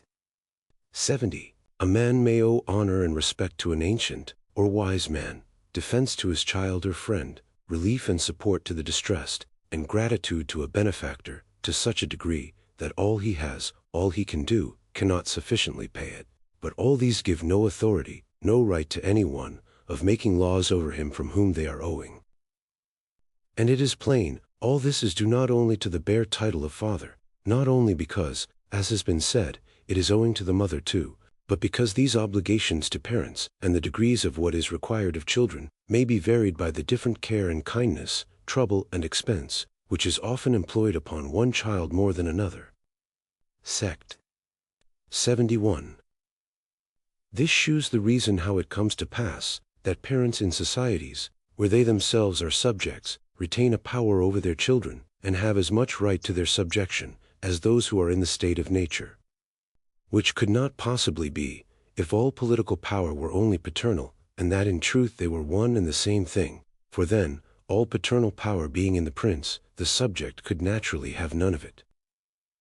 But these two powers, political and paternal, are so perfectly distinct and separate, are built upon so different foundations, and given to so different ends, that every subject that is a father has as much a paternal power over his children as the prince has over his, and every prince that has parents owes them as much filial duty and obedience as the meanest of his subjects do to theirs, and can therefore contain not any part or degree of that kind of dominion which a prince or magistrate has over his subject.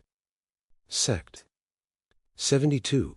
Though the obligation on the parents to bring up their children, and the obligation on children to honor their parents, contain all the power on the one hand, and submission on the other, which are proper to this relation, yet there is another power ordinarily in the father, whereby he has a tie on the obedience of his children, which though it be common to him with other men, yet the occasions of showing it, almost constantly happening to fathers in their private families, and the instances of it elsewhere being rare, unless taken notice of, it passes in the world for a part of paternal jurisdiction. And this is the power men generally have to bestow their estates on those who please them best.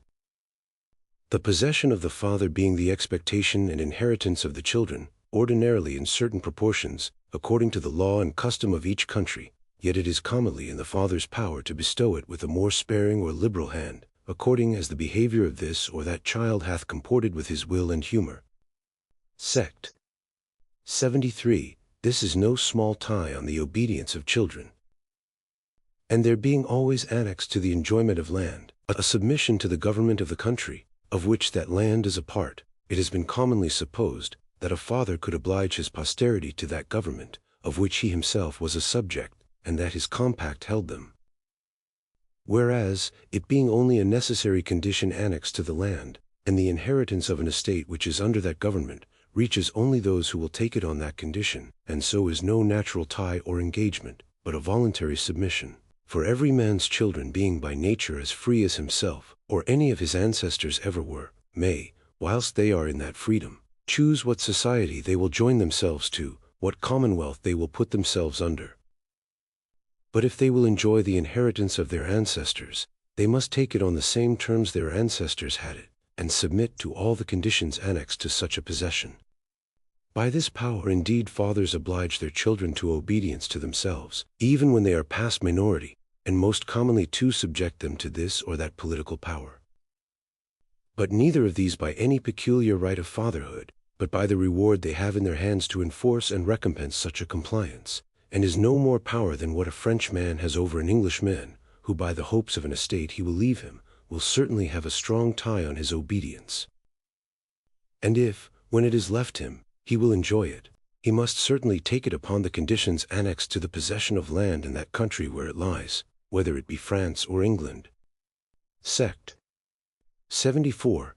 To conclude then, though the father's power of commanding extends no farther than the minority of his children, and to a degree only fit for the discipline and government of that age, and though that honor and respect, and all that which the Latins called piety, which they indispensably owe to their parents all their lifetime, and in all estates, with all that support and defense is due to them, gives the father no power of governing, i.e. making laws and enacting penalties on his children, though by all this he has no dominion over the property or actions of his son. Yet it is obvious to conceive how easy it was, in the first ages of the world, and in places still, where the thinness of people gives families leave to separate into unpossessed quarters, and they have room to remove or plant themselves in yet vacant habitations, for the father of the family to become the prince of it, he had been a ruler from the beginning of the infancy of his children. And since without some government it would be hard for them to live together, it was likeliest it should, by the express or tacit consent of the children when they were grown up, be in the father, where it seemed without any change barely to continue. When indeed nothing more was required to it, than the permitting the father to exercise alone, in his family, that executive power of the law of nature, which every free man naturally hath, and by that permission resigning up to him a monarchical power, whilst they remained in it.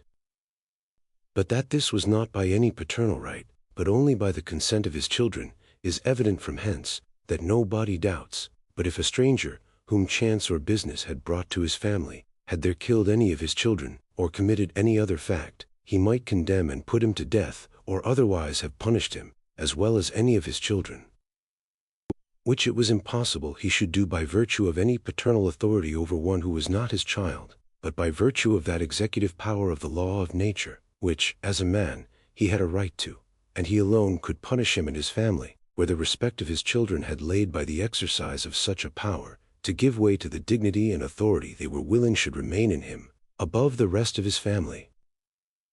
It is no improbable opinion therefore, which the arch-philosopher was of, that the chief person in every household was always, as it were, a king, so when numbers of households joined themselves in civil societies together, kings were the first kind of governors amongst them, which is also, as it seemeth, the reason why the name of fathers continued still in them, who, of fathers, were made rulers. As also the ancient custom of governors to do as Melchizedek, and being kings, to exercise the office of priests, which fathers did at the first, grew perhaps by the same occasion. Howbeit, this is not the only kind of regiment that has been received in the world. The inconveniences of one kind have caused sundry others to be devised. So that in a word, all public regiments, of what kind soever, seemeth evidently to have risen from the deliberate advice, consultation, and composition between men, judging it convenient and be hopeful, there being no impossibility in nature considered by itself, but that man might have lived without any public regiment. Hooker's echoed Paul Labarne, Sect. 10. Sect. 75. Thus it was easy, and almost natural for children, by a tacit, and scarce avoidable consent, to make way for the father's authority in government. They had been accustomed in their childhood to follow his direction, and to refer their little differences to him, and when they were men, who fitted to rule them, their little properties, and less covetousness, seldom afforded greater controversies. And when any should arise, where could they have a fitter umpire than he, by whose care they had every one been sustained and brought up, and who had a tenderness for them all? It is no wonder that they made no distinction betwixt minority and full age, nor looked after 21, or any other age that might make them the free disposers of themselves and fortunes, when they could have no desire to be out of their pupilage. The government they had been under, during it, continued still to be more their protection than restraint, and they could nowhere find a greater security to their peace, liberties, and fortunes, than in the rule of a father. Sect. 76. Thus the natural fathers of families, by an insensible change, became the politic monarchs of them too, and as they chanced to live long, and leave able and worthy heirs for several successions, or otherwise. So they laid the foundations of hereditary or elective kingdoms under several constitutions and manners, according as chance, contrivance, or occasions happen to mold them. But if princes have their titles in their father's right, and it be a sufficient proof of the natural right of fathers to political authority, because they commonly were those in whose hands we find, de facto, the exercise of government. I say, if this argument be good, it will as strongly prove that all princes, nay princes only, ought to be priests, since it is as certain that in the beginning the father of the family was priest, as that he was ruler in his own household. Chapter VII. Of Political or Civil Society. Sect. 77. God having made man such a creature, that in his own judgment it was not good for him to be alone, put him under strong obligations of necessity, convenience, and inclination to drive him into society, as well as fitted him with understanding and language to continue and enjoy it. The first society was between man and wife, which gave beginning to that between parents and children, to which, in time, that between master and servant came to be added. And though all these might, and commonly did meet together, and make up but one family, wherein the master or mistress of it had some sort of rule proper to a family, each of these, or all together, came short of political society, as we shall see, if we consider the different ends, ties, and bounds of each of these. Sect. 78. Conjugal society is made by a voluntary compact between man and woman. And though it consists chiefly in such a communion and right in one another's bodies as is necessary to its chief end, procreation, yet it draws with it mutual support and assistance, and a communion of interests too, as necessary not only to unite their care and affection, but also necessary to their common offspring, who have a right to be nourished and maintained by them, till they are able to provide for themselves. Sect. 79. For the end of conjunction between male and female, being not barely procreation, but the continuation of the species, this conjunction betwixt male and female ought to last, even after procreation, so long as is necessary to the nourishment and support of the young ones, who are to be sustained by those that got them, till they are able to shift and provide for themselves.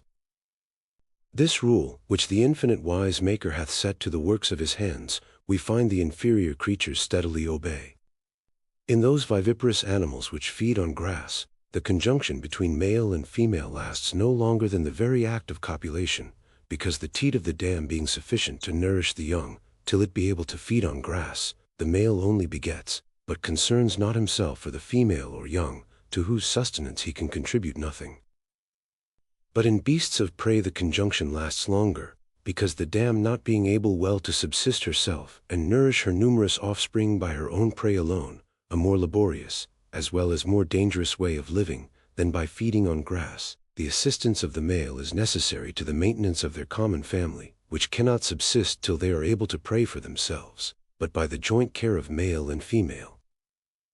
The same is to be observed in all birds, except some domestic ones, where plenty of food excuses the cock from feeding, and taking care of the young brood, whose young needing food in the nest, the cock and hen continue mates, till the young are able to use their wing, and provide for themselves.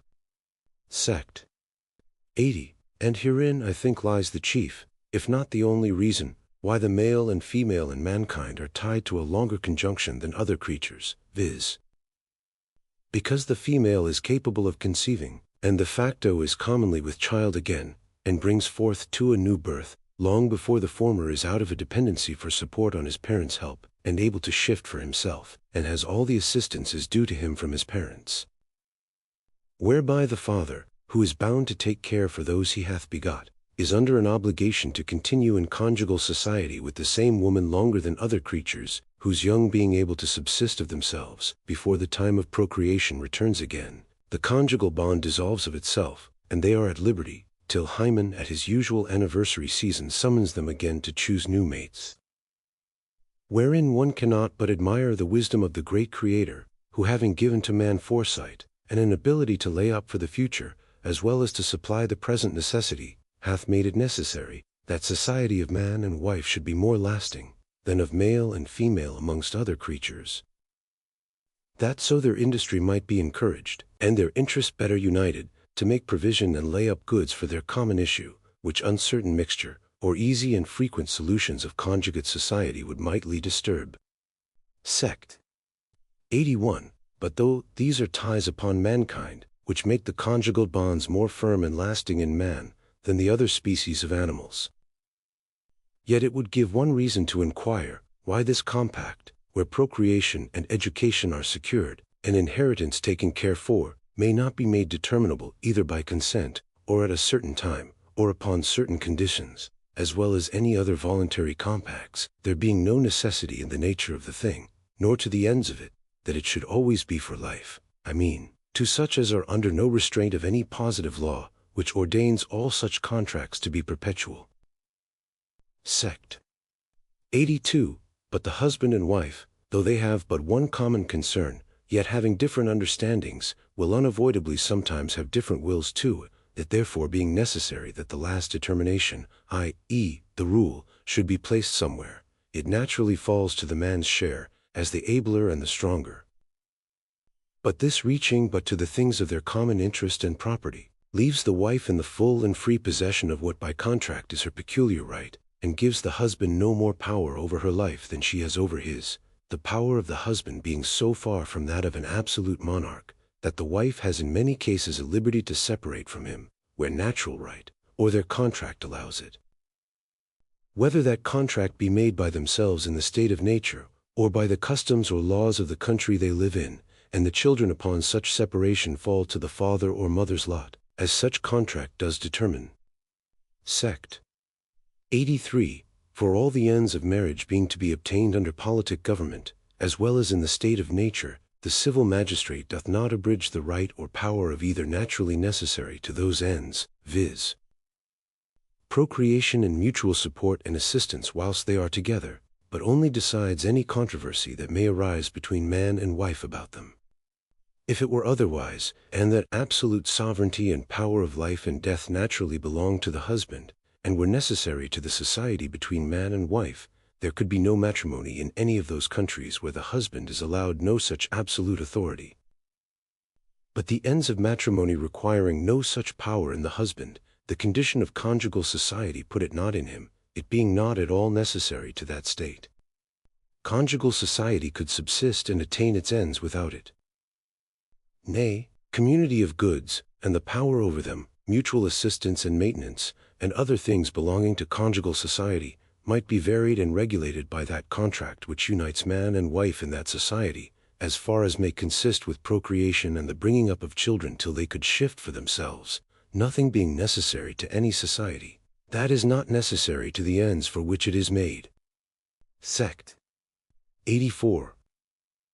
The society betwixt parents and children, and the distinct rights and powers belonging respectively to them, I have treated of so largely, in the foregoing chapter, that I shall not here need to say anything of it.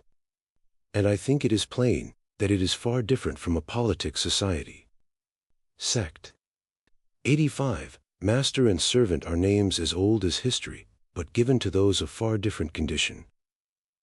For a freeman makes himself a servant to another, by selling him, for a certain time, the service he undertakes to do, in exchange for wages he is to receive, and though this commonly puts him into the family of his master, and under the ordinary discipline thereof, yet it gives the master but a temporary power over him, and no greater than what is contained in the contract between them. But there is another sort of servants, which by a peculiar name we call slaves, who being captives taken in a just war, are by the right of nature subjected to the absolute dominion and arbitrary power of their masters.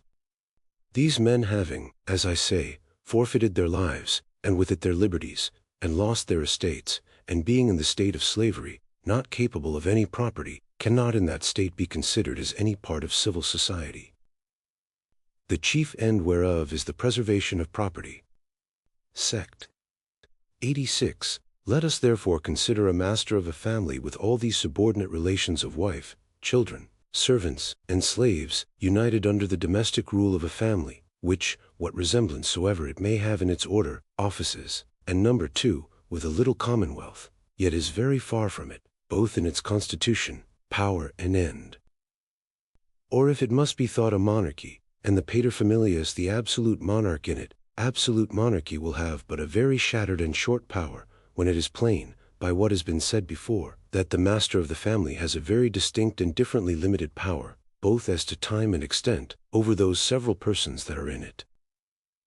For excepting the slave, and the family is as much a family, and his power as paterfamilias is great, whether there be any slaves in his family or no, he has no legislative power of life and death over any of them, and none too but what a mistress of a family may have as well as he. And he certainly can have no absolute power over the whole family, who has but a very limited one over every individual in it. But how a family, or any other society of men, differ from that which is properly political society, we shall best see, by considering wherein political society itself consists. Sect. 87.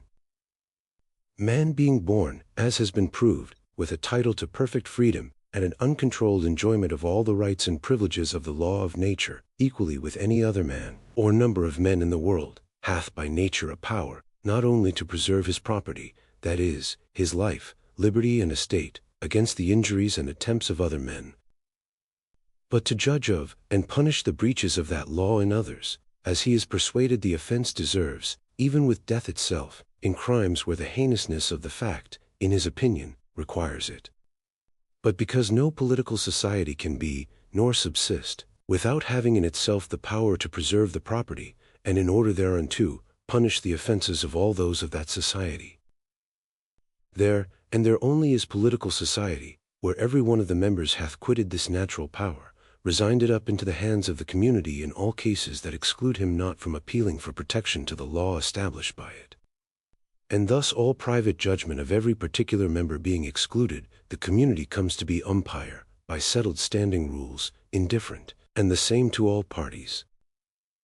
And by men having authority from the community, for the execution of those rules, decides all the differences that may happen between any members of that society concerning any matter of right, and punishes those offenses which any member hath committed against the society, with such penalties as the law has established, whereby it is easy to discern who are, and who are not, in political society together.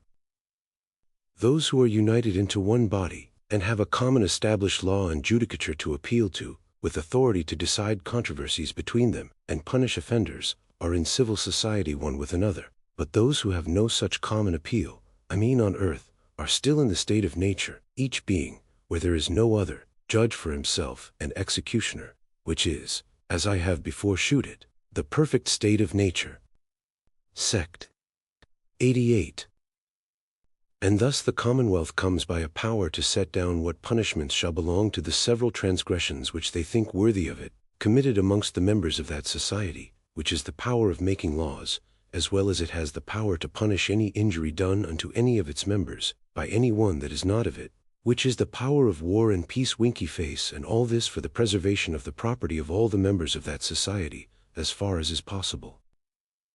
But though every man who has entered into civil society, and has become a member of any commonwealth, has thereby quitted his power to punish offenses against the law of nature, in prosecution of his own private judgment, yet with the judgment of offenses, which he has given up to the legislative in all cases, where he can appeal to the magistrate, he has given a right to the commonwealth to employ his force, for the execution of the judgments of the commonwealth, whenever he shall be called to it, which indeed are his own judgments, they being made by himself, or his representative. And herein we have the original of the legislative and executive power of civil society, which is to judge by standing laws how far offenses are to be punished when committed within the commonwealth, and also to determine, by occasional judgments founded on the present circumstances of the fact, how far injuries from without are to be vindicated. And in both these to employ all the force of all the members, when there shall be need. Sect. 89. Wherever therefore any number of men are so united into one society, as to quit every one his executive power of the law of nature, and to resign it to the public, there and there only is a political, or civil society. And this is done, wherever any number of men, in the state of nature, enter into society to make one people, one body politic, under one supreme government. Or else when any one joins himself to, and incorporates with any government already made, for hereby he authorizes the society, or which is all one, the legislative thereof, to make laws for him, as the public good of the society shall require, to the execution whereof, his own assistance, as to his own decrees, is due. And this puts men out of a state of nature into that of a commonwealth, by setting up a judge on earth, with authority to determine all the controversies, and redress the injuries that may happen to any member of the commonwealth, which judge is the legislative, or magistrates appointed by it. And wherever there are any number of men, however associated, that have no such decisive power to appeal to, there they are still in the state of nature. Sect. 90. Hence it is evident that absolute monarchy, which by some men is counted the only government in the world, is indeed inconsistent with civil society, and so can be no form of civil government at all. For the end of civil society, being to avoid and remedy those inconveniences of the state of nature, which necessarily follow from every man's being judge in his own case, by setting up a known authority, to which every one of that society may appeal upon any injury received, or controversy that may arise, and which every one of the society ought to obey. Wherever any persons are, who have not such an authority to appeal to, for the decision of any difference between them, there those persons are still in the state of nature, and so is every absolute prince, in respect of those who are under his dominion. The public power of all society is above every soul contained in the same society. And the principal use of that power is, to give laws unto all that are under it, which laws in such cases we must obey, unless there be reason showed which may necessarily enforce, that the law of reason, or of God, doth enjoy the contrary. Hook. Eccle, Paul L. A. Sect. 16. Sect. 91. For he being supposed to have all, both legislative and executive power in himself alone, there is no judge to be found, no appeal lies open to any one, who may fairly, and indifferently, and with authority decide, and from whose decision relief and redress may be expected of any injury or inconveniency, that may be suffered from the prince, or by his order. So that such a man, however entitled, Czar, or Grand Seigneur, or how you please, is as much in the state of nature, with all under his dominion, as he is with the rest of mankind.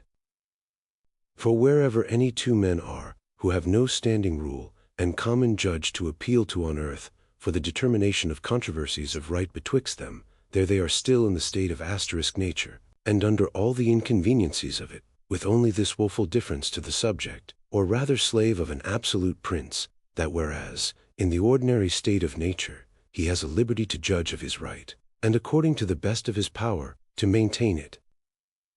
Now, whenever his property is invaded by the will and order of his monarch, he has not only no appeal, as those in society ought to have, but as if he were degraded from the common state of rational creatures, is denied a liberty to judge of, or to defend his right, and so is exposed to all the misery and inconveniencies that a man can fear from one, who being in the unrestrained state of nature, is yet corrupted with flattery, and armed with power. To take away all such mutual grievances, injuries, and wrongs, i.e. such as attend men in the state of nature, there was no way but only by growing into composition and agreement amongst themselves, by ordaining some kind of government public, and by yielding themselves subject thereunto, that unto whom they granted authority to rule and govern, by them the peace, tranquility, and happy estate of the rest might be procured. Men always knew that where force and injury was offered, they might be defenders of themselves.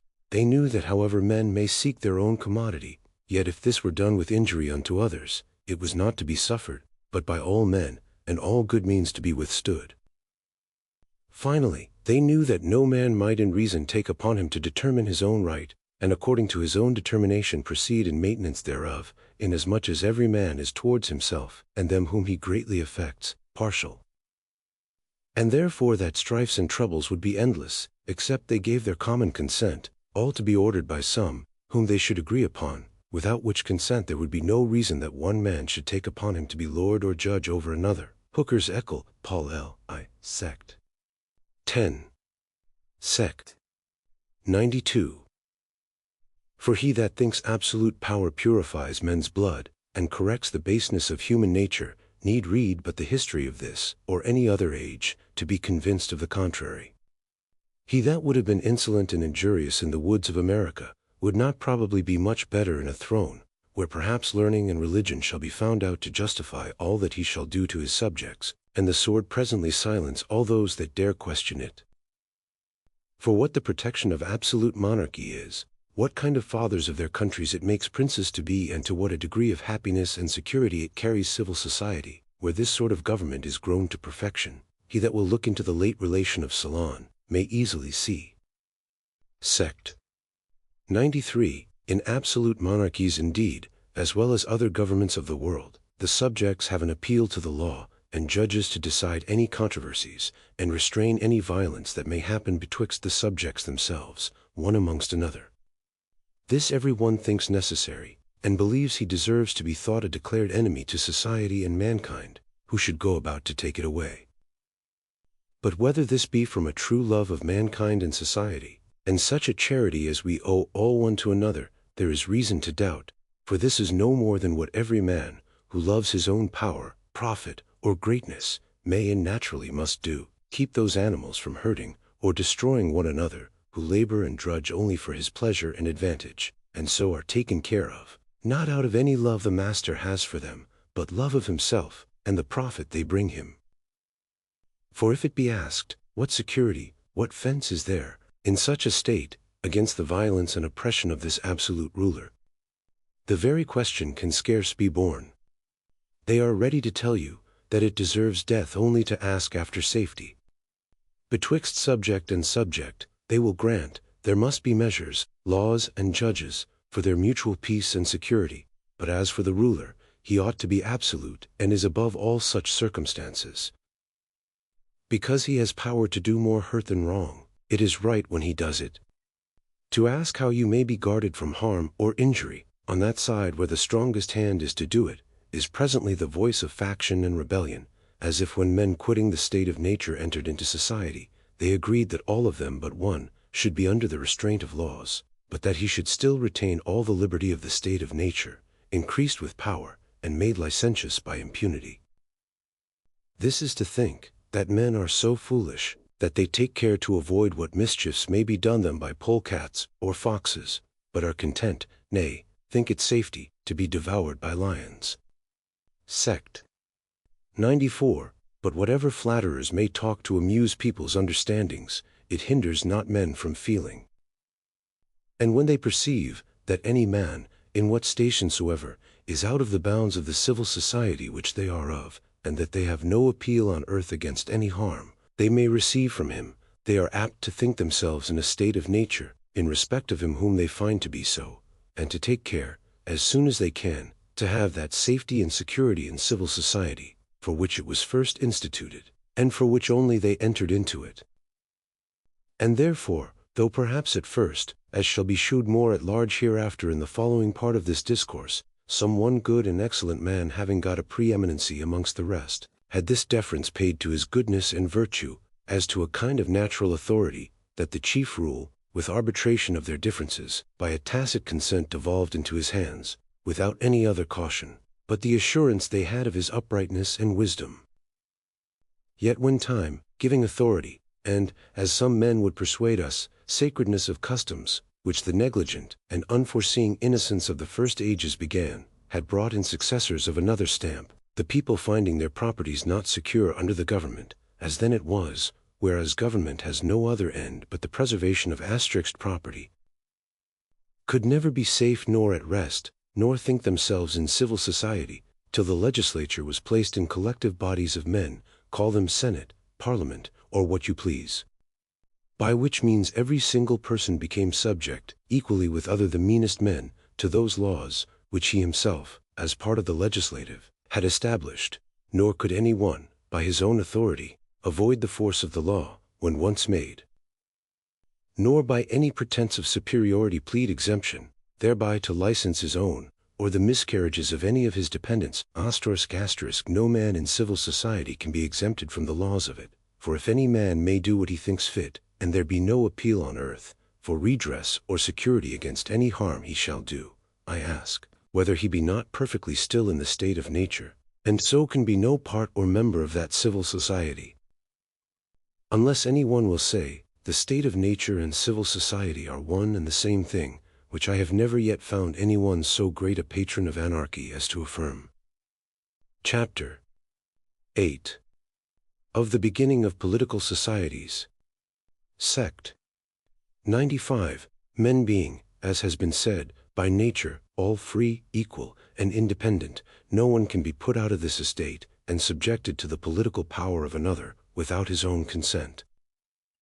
The only way whereby anyone divests himself of his natural liberty, and puts on the bonds of civil society, is by agreeing with other men to join and unite into a community for their comfortable, safe, and peaceable living one amongst another, in a secure enjoyment of their properties, and a greater security against any that are not of it. This any number of men may do, because it injures not the freedom of the rest. They are left as they were in the liberty of the state of nature. When any number of men have so consented to make one community or government, they are thereby presently incorporated, and make one body politic, wherein the majority have a right to act and conclude the rest. Sect. 96. For when any number of men have, by the consent of every individual, made a community, they have thereby made that community one body, with a power to act as one body, which is only by the will and determination of the majority. For that which acts any community, being only the consent of the individuals of it, and it being necessary to that which is one body to move one way, it is necessary the body should move that way whither the greater force carries it, which is the consent of the majority, or else it is impossible it should act or continue one body, one community, which the consent of every individual that united into it agreed that it should. And so every one is bound by that consent to be concluded by the majority. And therefore we see, that in assemblies, empowered to act by positive laws, where no number is set by that positive law which empowers them, the act of the majority passes for the act of the whole, and of course determines, as having, by the law of nature and reason, the power of the whole. Sect. 97. And thus every man, by consenting with others to make one body politic under one government, puts himself under an obligation, to every one of that society, to submit to the determination of the majority, and to be concluded by it, or else this original compact, whereby he with others incorporates into one society, would signify nothing, and be no compact, if he be left free, and under no other ties than he was in before in the state of nature. For what appearance would there be of any compact? What new engagement if he were no farther tied by any decrees of a society, than he himself thought fit, and did actually consent to? This would be still as great a liberty, as he himself had before his compact, or any one else in the state of nature hath, who may submit himself, and consent to any acts of it if he thinks fit. Sect. 98. For if the consent of the majority shall not, in reason, be received as the act of the whole, and conclude every individual. Nothing but the consent of every individual can make anything to be the act of the whole, but such a consent is next to impossible ever to be had, if we consider the infirmities of health, and avocations of business, which in a number, though much less than that of a commonwealth, will necessarily keep many away from the public assembly. To which if we add the variety of opinions, and contrariety of interests, which unavoidably happen in all collections of men, the coming into society upon such terms would be only like Cato's coming into the theater, only to go out again. Such a constitution as this would make the mighty Leviathan of a shorter duration than the feeblest creatures, and not let it outlast the day it was born in. Which cannot be supposed, till we can think, that rational creatures should desire and constitute societies only to be dissolved, for where the majority cannot conclude the rest, there they cannot act as one body, and consequently will be immediately dissolved again. Sect. 99. Whosoever therefore out of a state of nature unite into a community, must be understood to give up all the power necessary to the ends for which they unite into society, to the majority of the community, unless they expressly agreed in any number greater than the majority.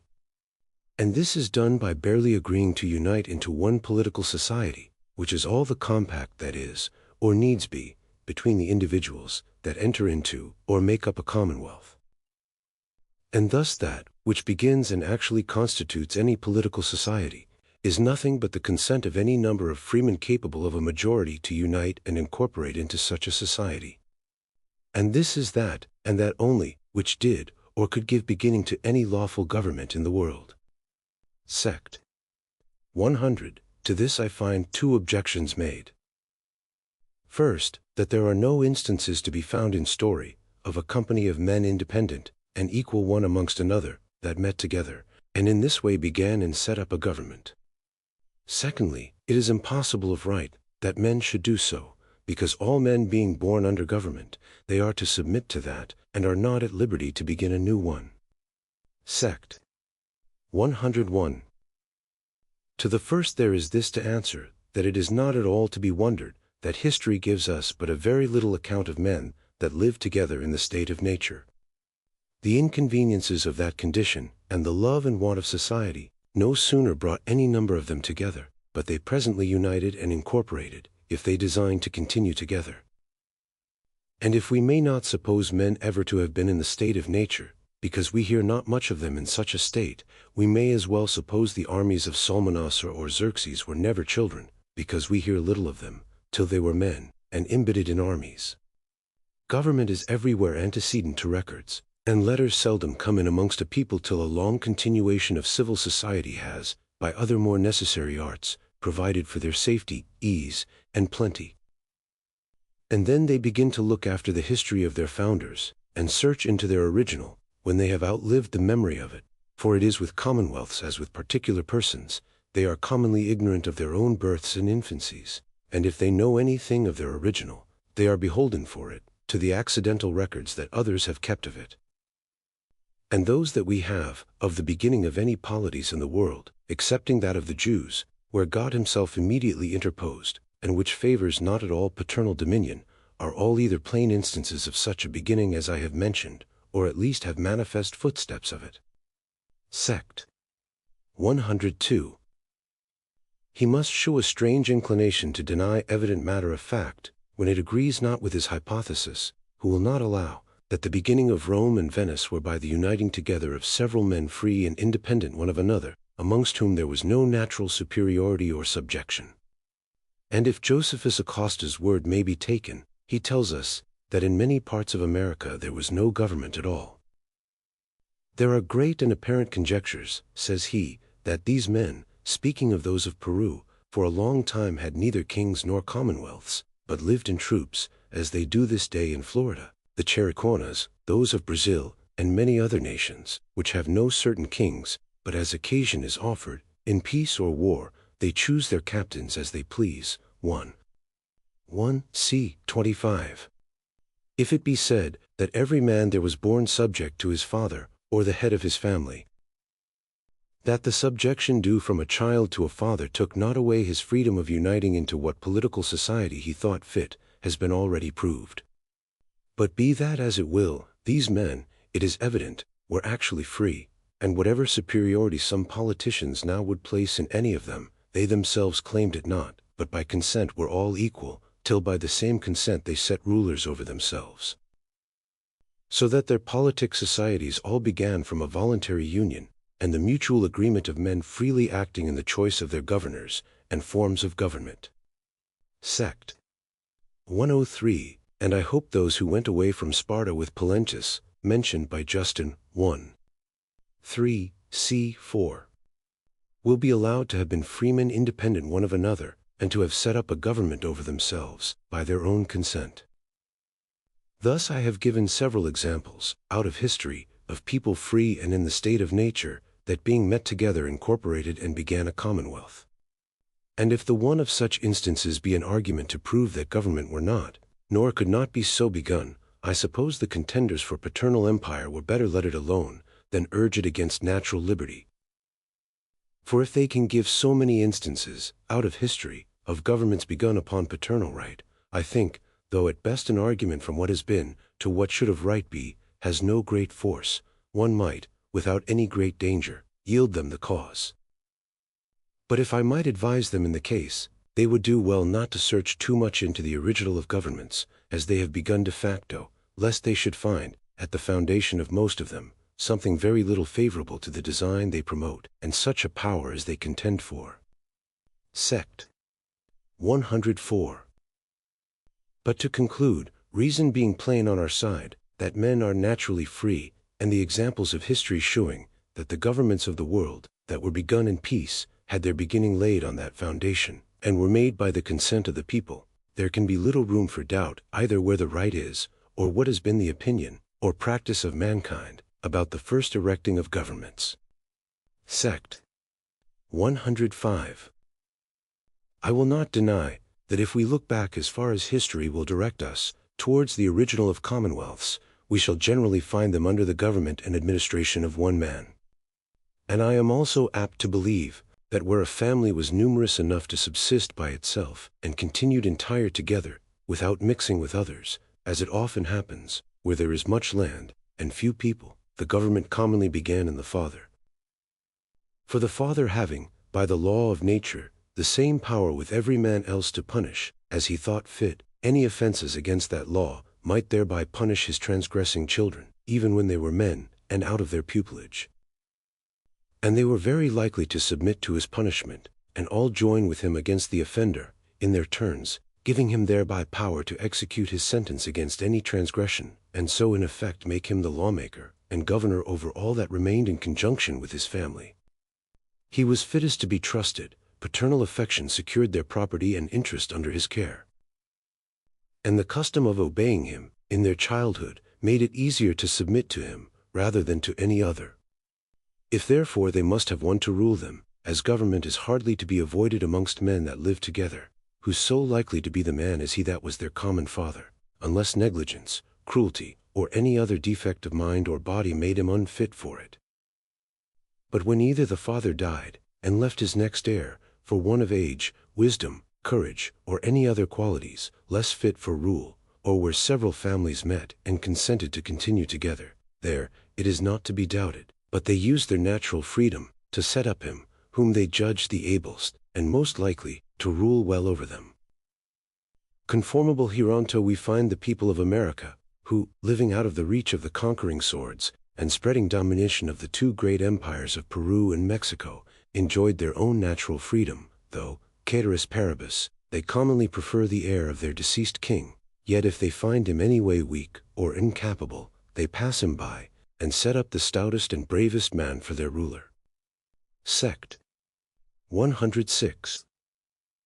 Thus, though looking back as far as records give us any account of peopling the world, and the history of nations, we commonly find the government to be in one hand, yet it destroys not that which I affirm, viz. that the beginning of politic society depends upon the consent of the individuals to join into, and make one society, who, when they are thus incorporated, might set up what form of government they thought fit. But this having given occasion to men to mistake, and think, that by nature government was monarchical, and belonged to the father, it may not be amiss here to consider why people in the beginning generally pitched upon this form, which though perhaps the father's preeminency might, in the first institution of some commonwealths, give a rise to, and place in the beginning, the power in one hand. Yet it is plain that the reason that continued the form of government in a single person was not any regard or respect to paternal authority, since all petty monarchies, that is, almost all monarchies, near their original, have been commonly, at least upon occasion, elective. Sect 107. First then, in the beginning of things, the father's government of the childhood of those sprung from him, having accustomed them to the rule of one man, and taught them that where it was exercised with care and skill, with affection and love to those under it, it was sufficient to procure and preserve to men all the political happiness they sought for in society. It was no wonder that they should pitch upon, and naturally run into that form of government, which from their infancy they had been all accustomed to, and which, by experience, they had found both easy and safe. To which, if we add, that monarchy being simple, and most obvious to men, whom neither experience had instructed in forms of government, nor the ambition or insolence of empire had taught to beware of the encroachments of prerogative, or the inconveniences of absolute power, which monarchy in succession was apt to lay claim to, and bring upon them, it was not at all strange that they should not much trouble themselves to think of methods of restraining any exorbitances of those to whom they had given the authority over them, and of balancing the power of government by placing several parts of it in different hands. They had neither felt the oppression of tyrannical dominion, nor did the fashion of the age, nor their possessions, or way of living, which afforded little matter for covetousness or ambition, give them any reason to apprehend or provide against it. And therefore it is no wonder they put themselves into such a frame of government, as was not only, as I said, most obvious and simple, but also best suited to their present state and condition, which stood more in need of defense against foreign invasions and injuries, than of multiplicity of laws. The equality of a simple poor way of living, confining their desires within the narrow bounds of each man's small property, made few controversies, and so no need of many laws to decide them, or variety of officers to superintend the process, or look after the execution of justice, where there were but few trespasses, and few offenders. Since then those, who like one another so well as to join in the society, cannot but be supposed to have some acquaintance and friendship together, and some trust one in another, they could not but have greater apprehensions of others, than of one another, and therefore their first care and thought cannot but be supposed to be, how to secure themselves against foreign force. It was natural for them to put themselves under a frame of government which might best serve to that end, and choose the wisest and bravest men to conduct them in their wars, and lead them out against their enemies, and in this chiefly be their ruler. Sect. 108. Thus we see that the kings of the Indians in America, which is still a pattern of the first ages in Asia and Europe, whilst the inhabitants were too few for the country, and want of people and money gave men no temptation to enlarge their possessions of land, or contest for wider extent of ground, are little more than generals of their armies. And though they command absolutely in war, yet at home and in time of peace they exercise very little dominion, and have but a very moderate sovereignty, the resolutions of peace and war being ordinarily either in the people, or in a council. Though the war itself, which admits not of plurality of governors, naturally devolves the command into the king's sole authority. Sect. 109. And thus in Israel itself, the chief business of their judges, and first kings, seems to have been to be captains in war, and leaders of their armies, which, besides what is signified by going out and in before the people, which was, to march forth to war, and home again in the heads of their forces, appears plainly in the story of Jephthah. The Ammonites making war upon Israel, the Gileadites in fear sent to Jephthah, a bastard of their family whom they had cast off, an article with him, if he will assist them against the Ammonites, to make him their ruler, which they do in these words, and the people made him head and captain over them. Judges 11:11. Which was, as it seems, all one as to be judge. And he judged Israel, Judges 12:7, that is, was their captain general 6 years. So when Jotham upbraids the Shechemites with the obligation they had to Gideon, who had been their judge and ruler, he tells them, he fought for you, and adventured his life far, and delivered you out of the hands of Midian. Judges 9:17, nothing mentioned of him but what he did as a general, and indeed that is all is found in his history, or in any of the rest of the judges. And Abimelech particularly is called king, though at most he was but their general. And when, being weary of the ill conduct of Samuel's sons, the children of Israel desired a king, like all the nations to judge them, and to go out before them, and to fight their battles, Sam 8:20, God granting their desire, says to Samuel, I will send thee a man, and thou shalt anoint him to be captain over my people Israel, that he may save my people out of the hands of the Philistines. 9:16. As if the only business of a king had been to lead out their armies, and fight in their defense, and accordingly at his inauguration pouring a vial of oil upon him, declares to Saul, that the Lord had anointed him to be captain over his inheritance. Acts 1. And therefore those, who after Saul's being solemnly chosen and saluted king by the tribes at Mizpah, were unwilling to have him their king, made no other objection but this, how shall this man save us? V. 27. As if they should have said, this man is unfit to be our king, not having skill and conduct enough in war, to be able to defend us. And when God resolved to transfer the government to David, it is in these words, But now thy kingdom shall not continue, the Lord hath sought him a man after his own heart, and the Lord hath commanded him to be captain over his people. 13:14, as if the whole kingly authority were nothing else but to be their general.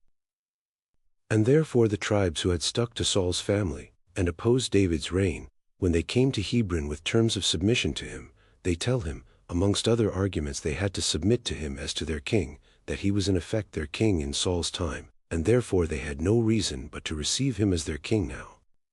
Also, say they, in time past, when Saul was king over us, thou wast he that reddest out and broughtest in Israel, and the Lord said unto thee, Thou shalt feed my people Israel, and thou shalt be a captain over Israel. Sect. 110. Thus, whether a family by degrees grew up into a commonwealth, and the fatherly authority being continued on to the elder son, every one in his turn growing up under it, tacitly submitted to it, and the easiness and equality of it not offending any one, every one acquiesced, till time seemed to have confirmed it, and settled a right of succession by prescription.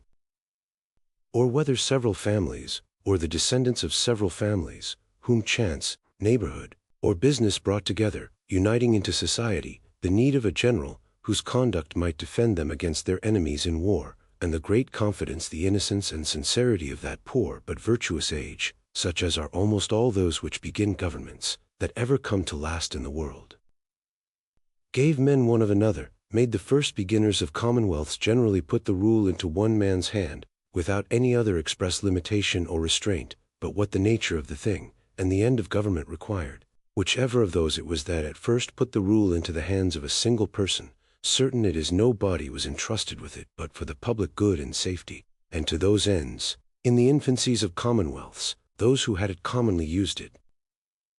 And unless they had done so, young societies could not have subsisted. Without such nursing fathers tender and careful of the public will, all governments would have sunk under the weakness and infirmities of their infancy, and the prince and the people had soon perished together.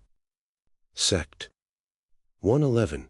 But though the golden age, before vain ambition, and a more celeratus habendi, evil concupiscence, had corrupted men's minds into a mistake of true power and honor, had more virtue, and consequently better governors, as well as less vicious subjects, and there was then no stretching prerogative on the one side, to oppress the people, nor consequently on the other, any dispute about privilege, to lessen or restrain the power of the magistrate, and so no contest betwixt rulers and people about governors or government. Yet, when ambition and luxury in future ages would retain and increase the power, without doing the business for which it was given, and aided by flattery, taught princes to have distinct and separate interests from their people, men found it necessary to examine more carefully the original and right of government, and to find out ways to restrain the exorbitances, and prevent the abuses of that power, which they having entrusted in another's hands only for their own good, they found was made use of to hurt them.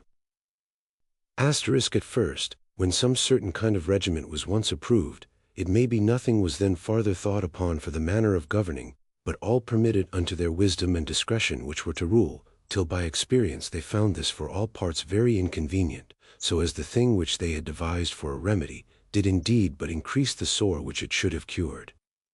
They saw, that to live by one man's will, became the cause of all men's misery.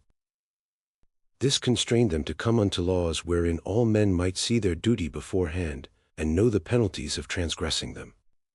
Hooker's Ekelf Paul L. X. Sect. 10. Sect. 112. Thus we may see how probable it is, that people that were naturally free, and by their own consent either submitted to the government of their father, or united together out of different families to make a government, should generally put the rule into one man's hands, and choose to be under the conduct of a single person, without so much as by express conditions limiting or regulating his power, which they thought safe enough in his honesty and prudence. Though they never dreamed of monarchy being Lord of Eno, which we never heard of among mankind, till it was revealed to us by the divinity of this last age, nor ever allowed paternal power to have a right to dominion, or to be the foundation of all government. And thus much may suffice to shew, that as far as we have any light from history, we have reason to conclude, that all peaceful beginnings of government have been laid in the consent of the people. I say peaceful, because I shall have occasion in another place to speak of conquest, which some esteem a way of beginning of governments. The other objection I find urged against the beginning of polities, in the way I have mentioned, is this, viz. Sect.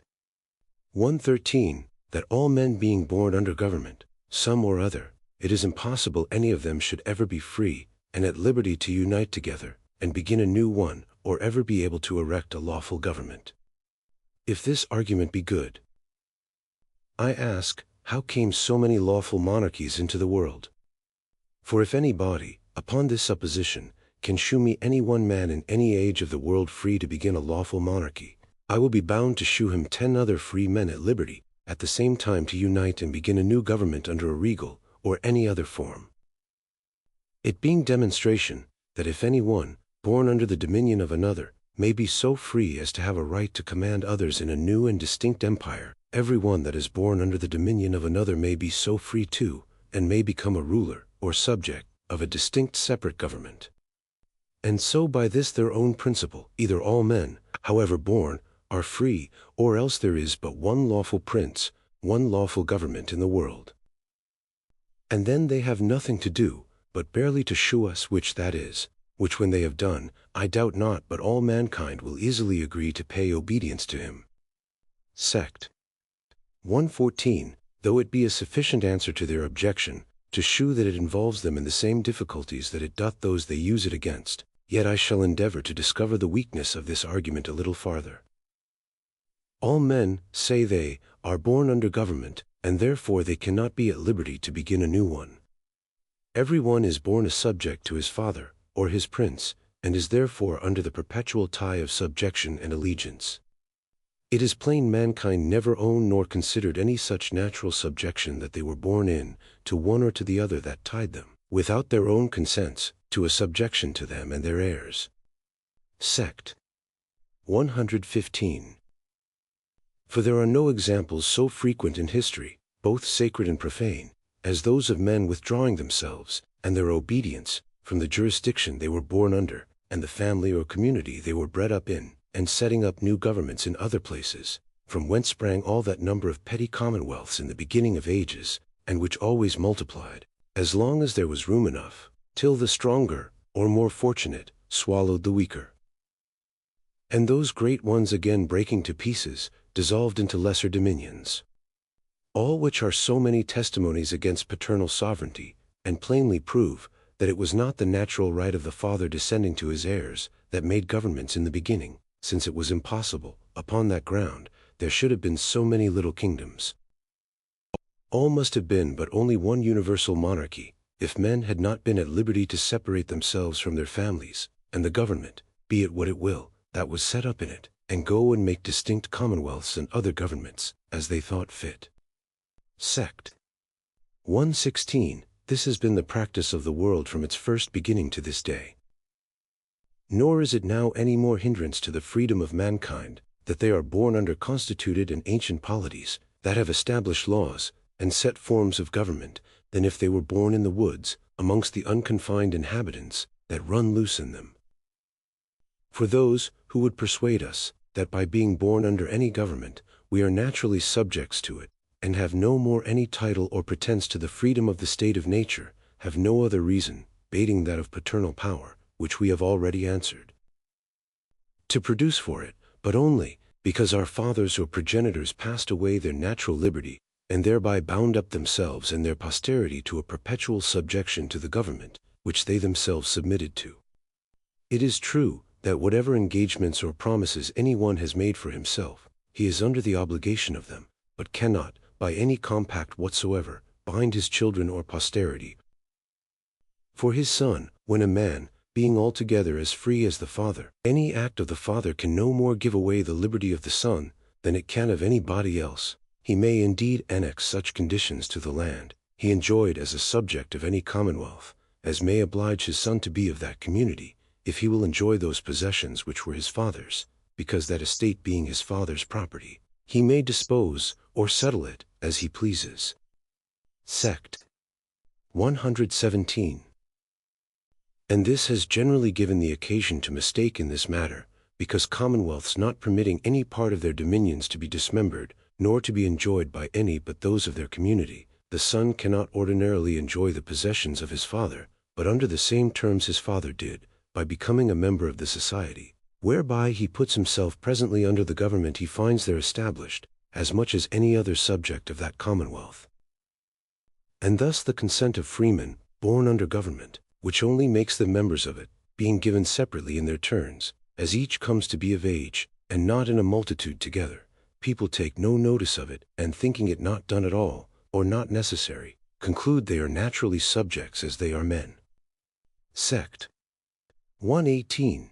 But, it is plain, governments themselves understand it otherwise. They claim no power over the Son, because of that they had over the Father. Nor look on children as being their subjects, by their fathers being so. If a subject of England have a child, by an English woman in France, whose subject is he? Not the King of England's, for he must have leave to be admitted to the privileges of it, nor the King of France's, for how then has his father a liberty to bring him away, and breed him as he pleases? And whoever was judged as a traitor or deserter, if he left, or warred against a country, for being barely born in it of parents that were aliens there.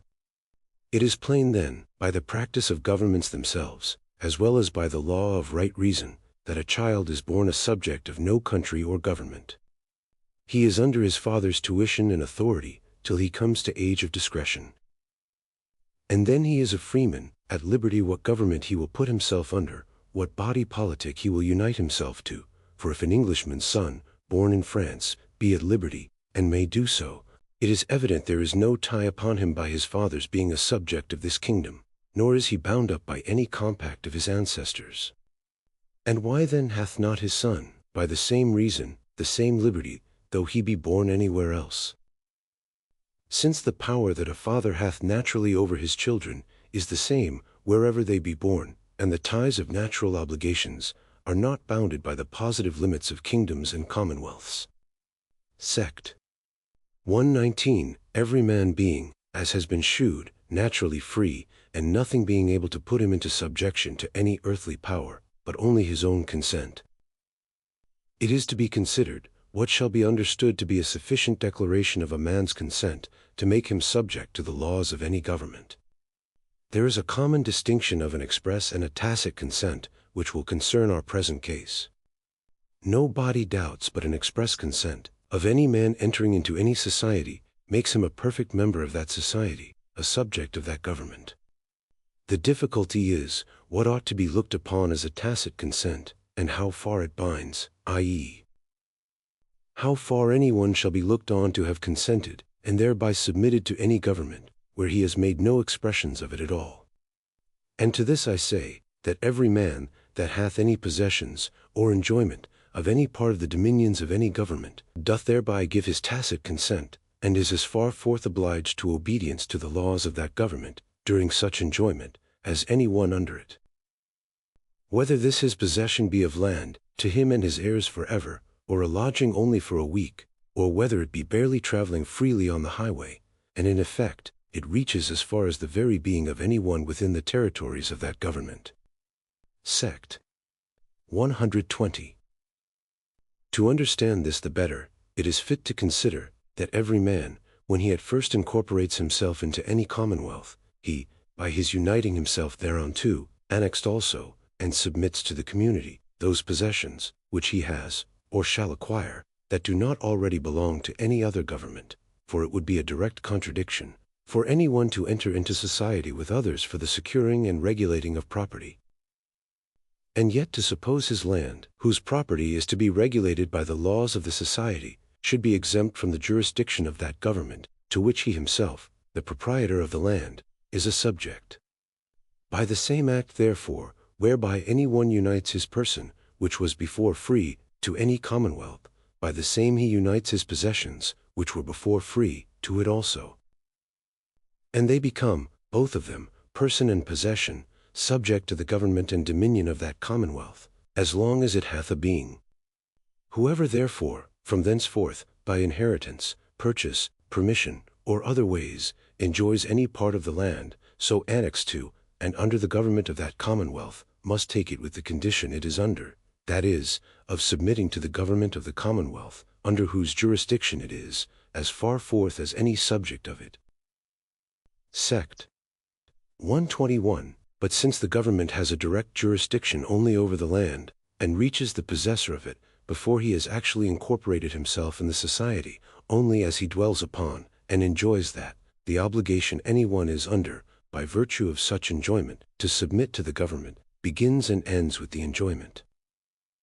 So that whenever the owner, who has given nothing but such a tacit consent to the government, will, by donation, sale, or otherwise, quit the said possession, he is at liberty to go and incorporate himself into any other commonwealth, or to agree with others to begin a new one, in vacuous locis, in any part of the world, they can find free and unpossessed.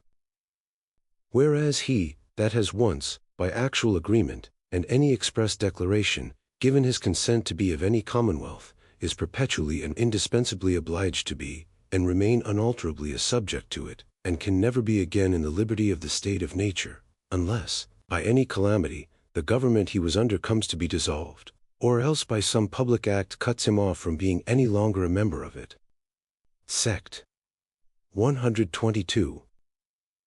But submitting to the laws of any country, living quietly, and enjoying privileges and protection under them, makes not a man a member of that society. This is only a local protection and homage due to and from all those, who, not being in a state of war, come within the territories belonging to any government, to all parts whereof the force of its laws extends. But this no more makes a man a member of that society, a perpetual subject of that commonwealth, than it would make a man a subject to another, in whose family he found it convenient to abide for some time, though, whilst he continued in it, he were obliged to comply with the laws, and submit to the government he found there. And thus we see, that foreigners, by living all their lives under another government, and enjoying the privileges and protection of it, though they are bound, even in conscience, to submit to its administration, as far forth as any denizen, yet do not thereby come to be subjects or members of that commonwealth. Nothing can make any man so, but is actually entering into it by positive engagement, and express promise and compact. This is that which I think, concerning the beginning of political societies, and that consent which makes any one a member of any commonwealth. Chapter 9. Of the ends of political society and government. Sect. 123. If man in the state of nature be so free, as has been said, if he be absolute lord of his own person and possessions, equal to the greatest, and subject to no body, why will he part with his freedom? Why will he give up this empire, and subject himself to the dominion and control of any other power? To which it is obvious to answer, that though in the state of nature he hath such a right, yet the enjoyment of it is very uncertain, and constantly exposed to the invasion of others, for all being kings as much as he, every man is equal, and the greater part no strict observers of equity and justice, the enjoyment of the property he has in this state is very unsafe, very unsecure. This makes him willing to quit a condition, which, however free, is full of fears and continual dangers. And it is not without reason, that he seeks out, and is willing to join in society with others, who are already united, or have a mind to unite, for the mutual preservation of their lives, liberties, and estates, which I call by the general name, property. Sect. 124. The great and chief end, therefore, of men's uniting into commonwealths, and putting themselves under government, is the preservation of their property. To which in a state of nature there are many things wanting.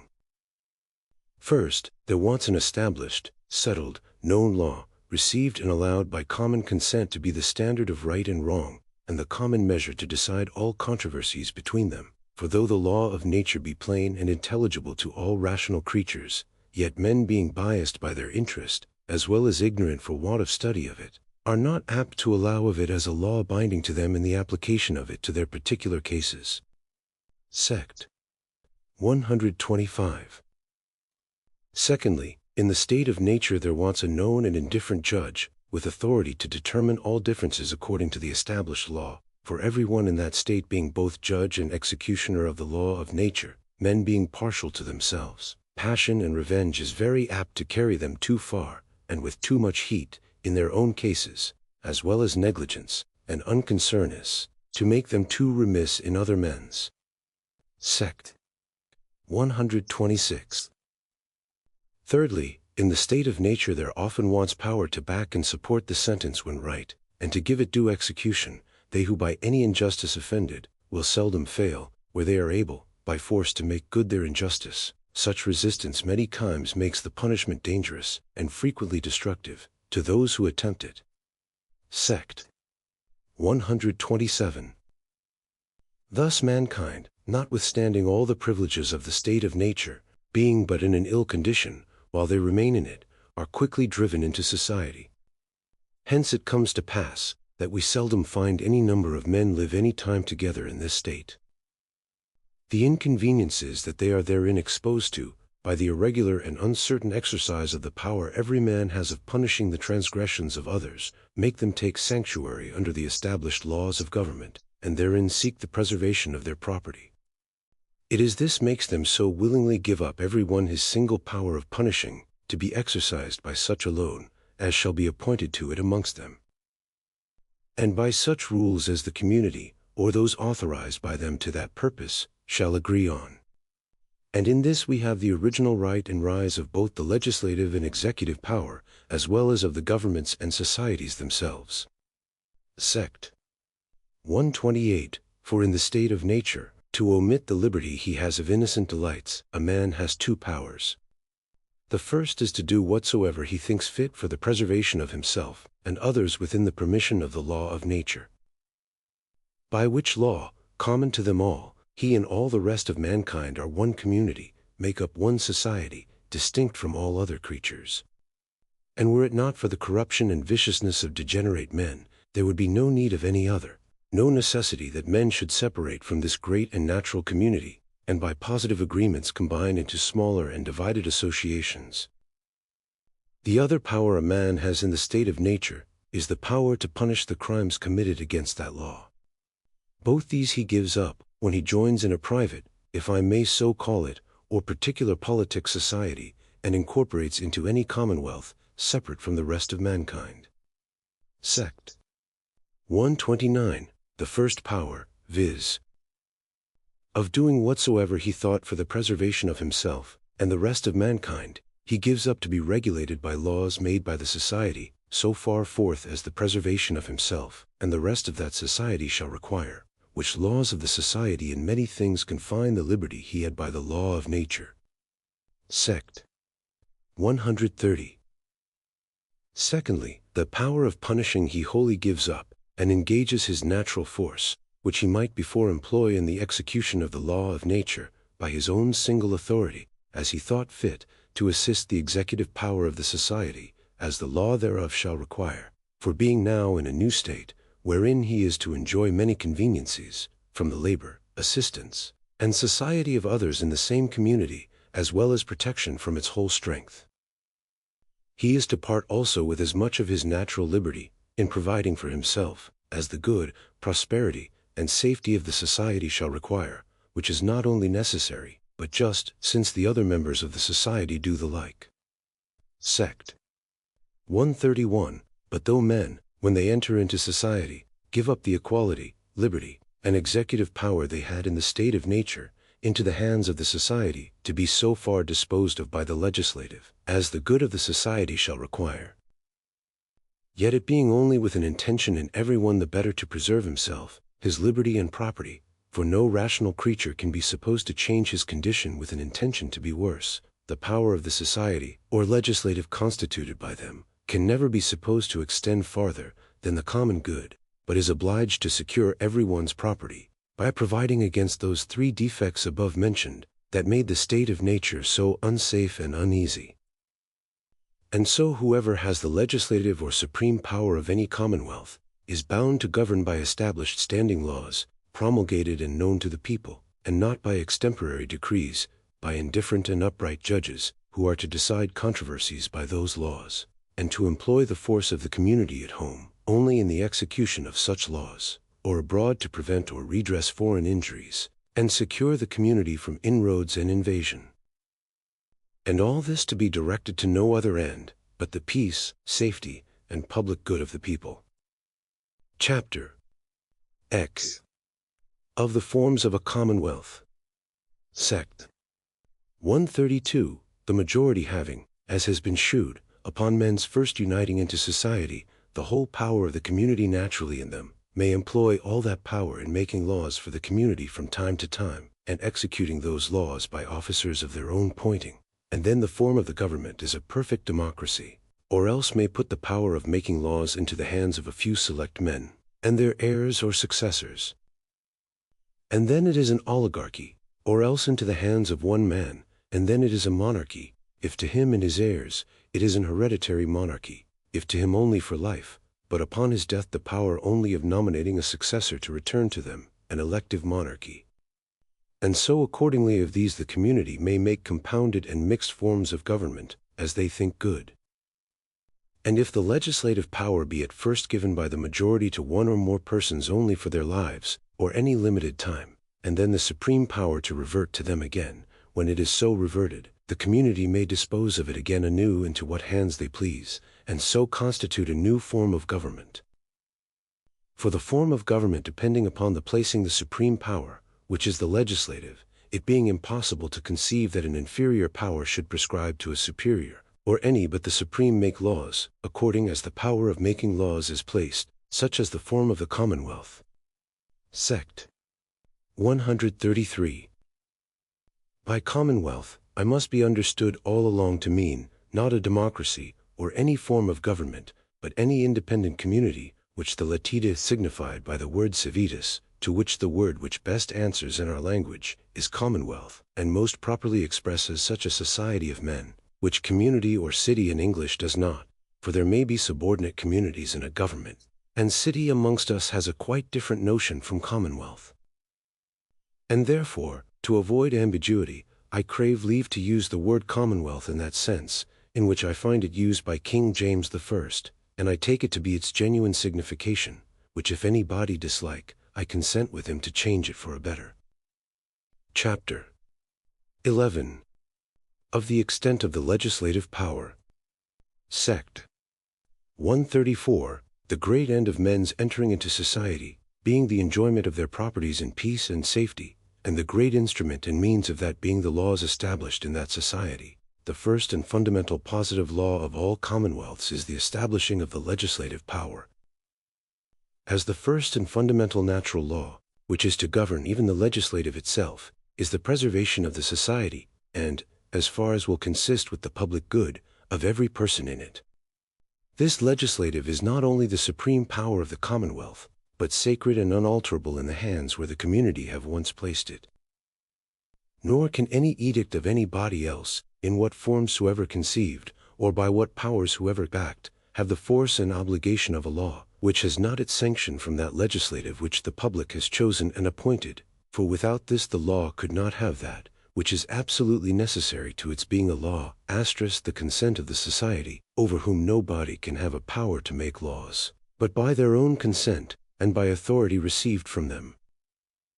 And therefore all the obedience, which by the most solemn ties any one can be obliged to pay, ultimately terminates in this supreme power, and is directed by those laws which it enacts. Nor can any oaths to any foreign power whatsoever, or any domestic subordinate power, discharge any member of the society from his obedience to the legislator, acting pursuant to their trust, nor oblige him to any obedience contrary to the laws so enacted, or farther than they do allow. It being ridiculous to imagine one can be tied ultimately to obey any power in the society, which is not the supreme. The lawful power of making laws to command whole politic societies of men, belonging so properly unto the same entire societies, that for any prince or potentate of what kind soever upon earth, to exercise the same of himself, and not by express commission immediately and personally received from God, or else by authority derived at the first from their consent, upon whose persons they impose laws, it is no better than mere tyranny. Laws they are not therefore which public approbation hath not made so. Hooker's Ekel Pul Li Sect. 10. Of this point therefore we are to note, that such men naturally have no full and perfect power to command whole politic multitudes of men, therefore utterly without our consent, we could in such sort be at no man's commandment living. And to be commanded we do consent, when that society, whereof we be a part, hath at any time before consented, without revoking the same after by the like universal agreement. Laws therefore human, of what kind soever, are available by consent. Ibid. Sect. 135. Though the legislative, whether placed in one or more, whether it be always in being, or only by intervals, though it be the supreme power in every commonwealth. Yet, first, it is not, nor can possibly be absolutely arbitrary over the lives and fortunes of the people, for it being but the joint power of every member of the society given up to that person, or assembly, which is legislator, it can be no more than those persons had in a state of nature before they entered into society, and gave up to the community. For no body can transfer to another more power than he has in himself. And no body has an absolute arbitrary power over himself, or over any other, to destroy his own life, or take away the life or property of another. A man, as has been proved, cannot subject himself to the arbitrary power of another, and having in the state of nature no arbitrary power over the life, liberty, or possession of another, but only so much as the law of nature gave him for the preservation of himself, and the rest of mankind. This is all he does, or can give up to the commonwealth, and by it to the legislative power, so that the legislative can have no more than this. Their power, in the utmost bounds of it, is limited to the public good of the society. It is a power that hath no other end but preservation, and therefore can never have a right to destroy, enslave, or designedly to impoverish the subjects. The obligations of the law of nature cease not in society, but only in many cases are drawn closer, and have by human laws known penalties annexed to them, to enforce their observation. Thus the law of nature stands as an eternal rule to all men, legislators as well as others. The rules that they make for other men's actions must, as well as their own and other men's actions, be conformable to the law of nature, i.e., to the will of God, of which that is a declaration, and the fundamental law of nature being the preservation of mankind, no human sanction can be good or valid against it. Two foundations there are which bear up public societies, the one a natural inclination, whereby all men desire sociable life and fellowship, the other an order, expressly or secretly agreed upon, touching the manner of their union in living together. The latter is that which we call the law of a commonweal, the very soul of a politic body, the parts whereof are by law animated, held together, and set on work in such actions as the common good requireth. Laws politic, ordained for external order and regiment amongst men, are never framed as they should be, unless presuming the will of man to be inwardly obstinate, rebellious, and averse from all obedience to the sacred laws of his nature. In a word, unless presuming man to be, in regard of his depraved mind, little better than a wild beast, they do accordingly provide, notwithstanding, so to frame his outward actions, that they be no hindrance unto the common good, for which societies are instituted. Unless they do this, they are not perfect. Hooker's Eccle Po L X Sect. 10. Sect. 136. Secondly, the legislative, or supreme authority, cannot assume to itself a power to rule by extemporary arbitrary decrees, but is bound to dispense justice, and decide the rights of the subject by promulgated standing laws, and known authorized judges for the law of nature being unwritten, and so nowhere to be found but in the minds of men, they who through passion or interest shall miscite, or misapply it, cannot so easily be convinced of their mistake where there is no established judge. And so it serves not, as it ought, to determine the rights, and fence the properties of those that live under it, especially where every one is judge, interpreter, and executioner of it too, and that in his own case, and he that has right on his side, having ordinarily but his own single strength, hath not force enough to defend himself from injuries, or to punish delinquents. To avoid these inconveniences, which disorder men's properties in the state of nature, men unite into societies, that they may have the united strength of the whole society to secure and defend their properties, and may have standing rules to bound it, by which every one may know what is his. To this end it is that men give up all their natural power to the society which they enter into, and the community put the legislative power into such hands as they think fit, with this trust, that they shall be governed by declared laws, or else their peace, quiet, and property will still be at the same uncertainty, as it was in the state of nature. Human laws are measures in respect of men whose actions they must direct, howbeit such measures they are as have also their higher rules to be measured by, which rules are two, the law of God, and the law of nature, so that laws human must be made according to the general laws of nature, and without contradiction to any positive law of Scripture, otherwise they are ill made. Hooker's Eccles Paul L. 3. Sect. 9. To constrain men to anything inconvenient doth seem unreasonable. Ibid. L.I. Sect. 10. Sect.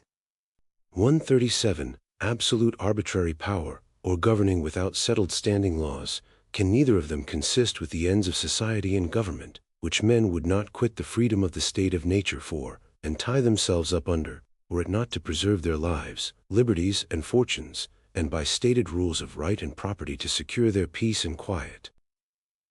It cannot be supposed that they should intend, had they a power so to do, to give to any one, or more, an absolute arbitrary power over their persons and estates, and put a force into the magistrate's hand to execute his unlimited will arbitrarily upon them.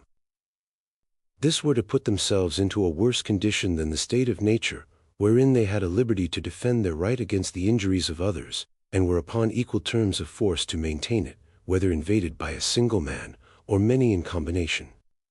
Whereas by supposing they have given up themselves to the absolute arbitrary power and will of a legislator, they have disarmed themselves, and armed him, to make a prey of them when he pleases. He being in a much worse condition, who is exposed to the arbitrary power of one man, who has the command of 100,000, than he that is exposed to the arbitrary power of 100,000 single men, no body being secure, that his will, who has such a command, is better than that of other men, though his force be 100,000 times stronger. And therefore, whatever form the commonwealth is under, the ruling power ought to govern by declared and received laws, and not by extemporary dictates and undetermined resolutions. For then mankind will be in a far worse condition than in the state of nature, if they shall have armed one, or a few men with the joint power of a multitude, to force them to obey at pleasure the exorbitant and unlimited decrees of their sudden thoughts, or unrestrained, until that moment unknown wills, without having any measures set down which may guide and justify their actions.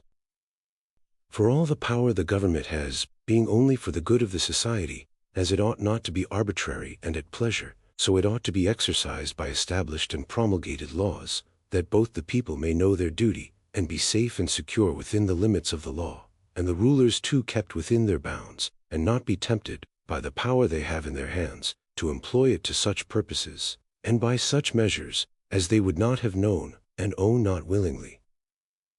Sect.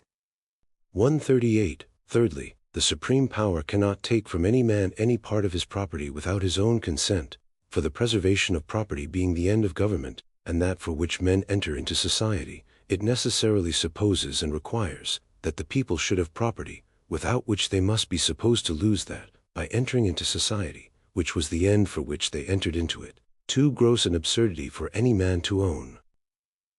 Men therefore in society having property, they have such a right to the goods, which by the law of the community are theirs, that no body hath a right to take their substance or any part of it from them, without their own consent. Without this they have no property at all, for I have truly no property in that, which another can by right take from me, when he pleases, against my consent. Hence it is a mistake to think, that the supreme or legislative power of any commonwealth can do what it will, and dispose of the estates of the subject arbitrarily, or take any part of them at pleasure. This is not much to be feared in governments where the legislative consists, wholly or in part, in assemblies which are variable, whose members, upon the dissolution of the assembly, are subjects under the common laws of their country, equally with the rest. But in governments, where the legislative is in one lasting assembly always in being, or in one man, as in absolute monarchies, there is danger still, that they will think themselves to have a distinct interest from the rest of the community, and so will be apt to increase their own riches and power, by taking what they think fit from the people. For a man's property is not at all secure, though there be good and equitable laws to set the bounds of it between him and his fellow subjects, if he who commands those subjects have power to take from any private man what part he pleases of his property, and use and dispose of it as he thinks good. Sect. 139. But government, into whatsoever hands it is put, being, as I have before shewed, entrusted with this condition, and for this end, that men might have and secure their properties. The prince, or senate, however it may have power to make laws, for the regulating of property between the subjects one amongst another, yet can never have a power to take to themselves the whole or any part of the subject's property, without their own consent, for this would be in effect to leave them no property at all.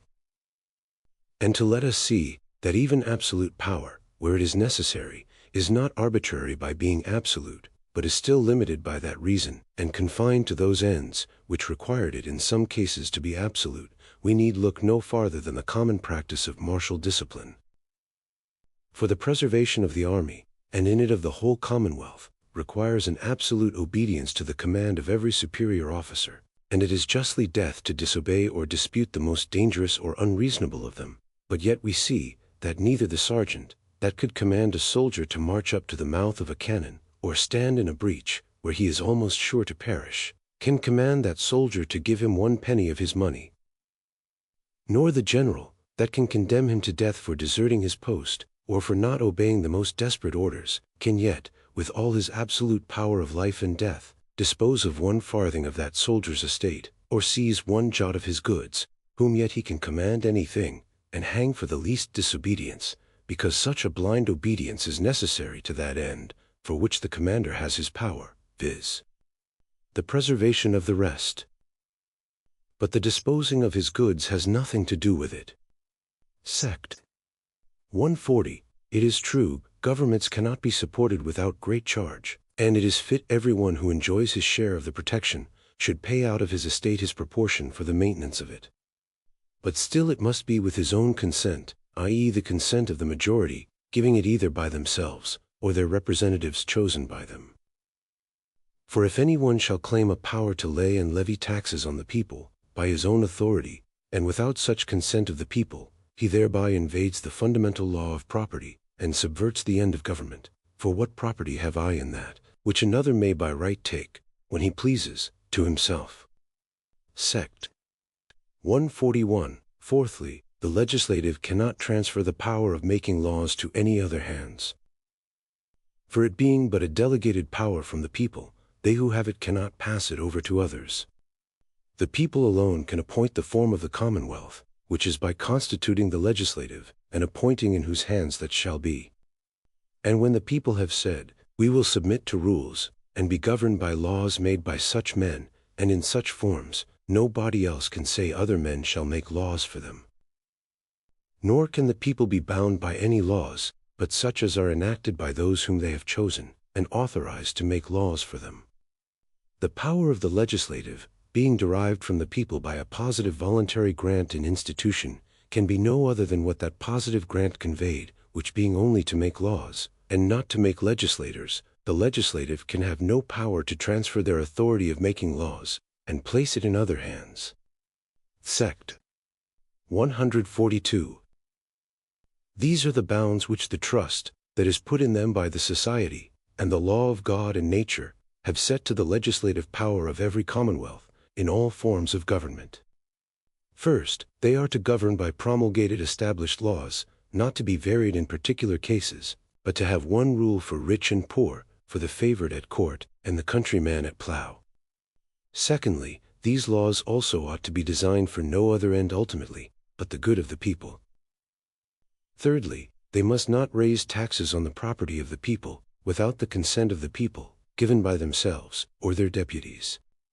And this properly concerns only such governments where the legislative is always in being, or at least where the people have not reserved any part of the legislative to deputies, to be from time to time chosen by themselves. Fourthly, the legislator neither must nor can transfer the power of making laws to any body else, or place it anywhere, but where the people have. Chapter 12. Of the legislative, executive, and federative power of the Commonwealth. Sect. 143. The legislative power is that which has a right to direct how the force of the Commonwealth shall be employed for preserving the community and the members of it.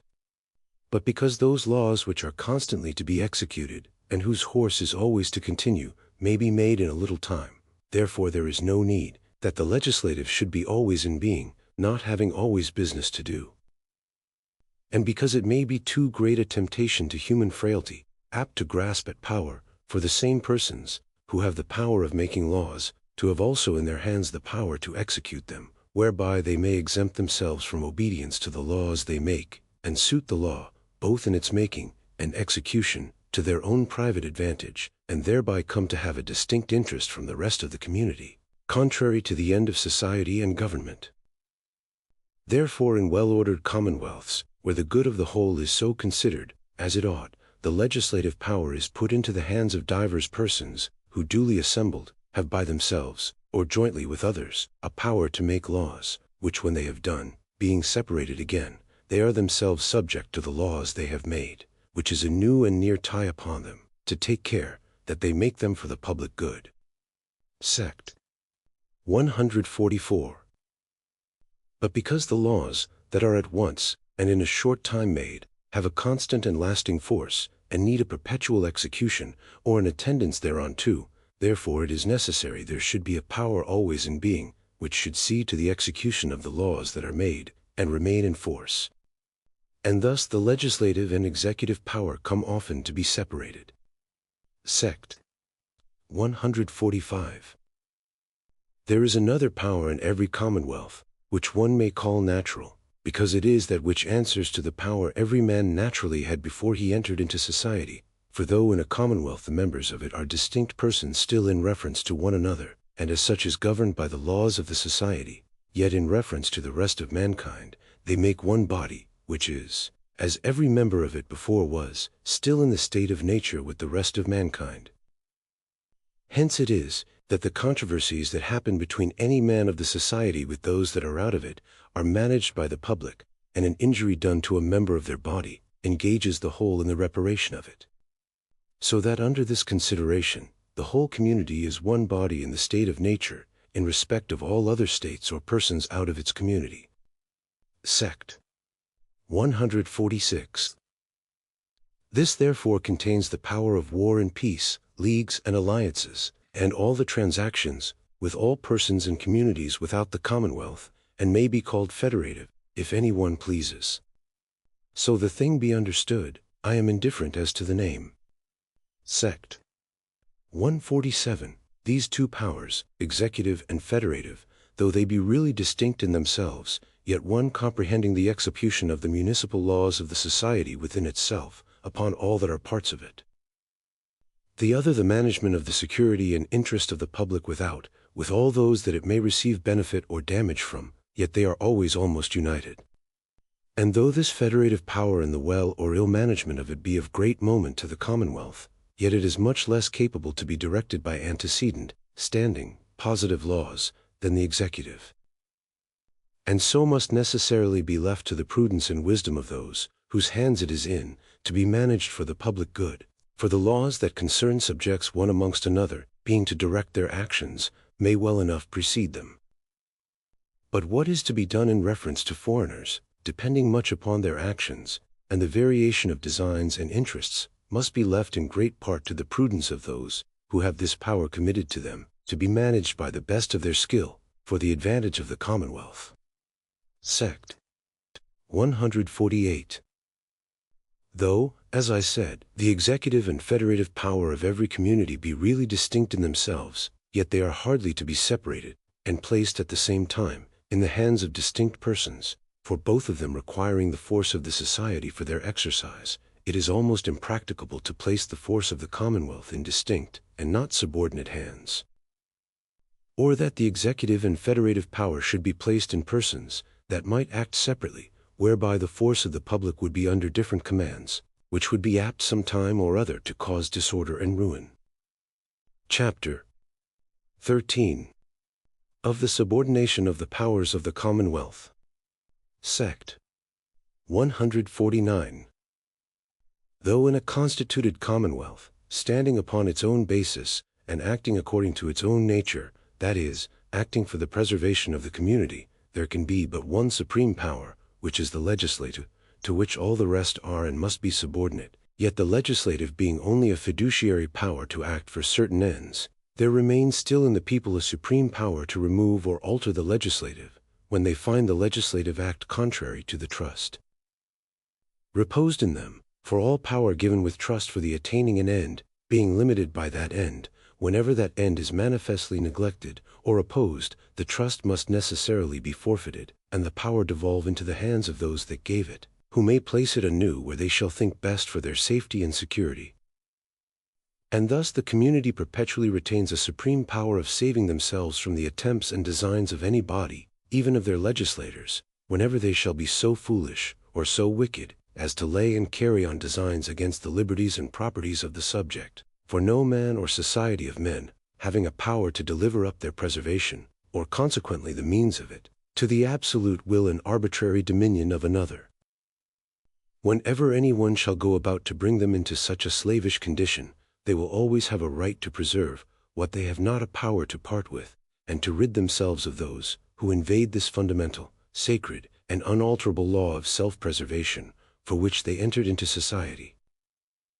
And thus the community may be said in this respect to be always the supreme power, but not as considered under any form of government, because this power of the people can never take place till the government be dissolved. Sect. 150. In all cases, whilst the government subsists, the legislative is the supreme power, for what can give laws to another must needs be superior to him. And since the legislative is no otherwise legislative of the society, but by the right it has to make laws for all the parts, and for every member of the society, prescribing rules to their actions, and giving power of execution, where they are transgressed, the legislative must needs be the supreme, and all other powers, in any members or parts of the society, derived from and subordinate to it. Sect. 151.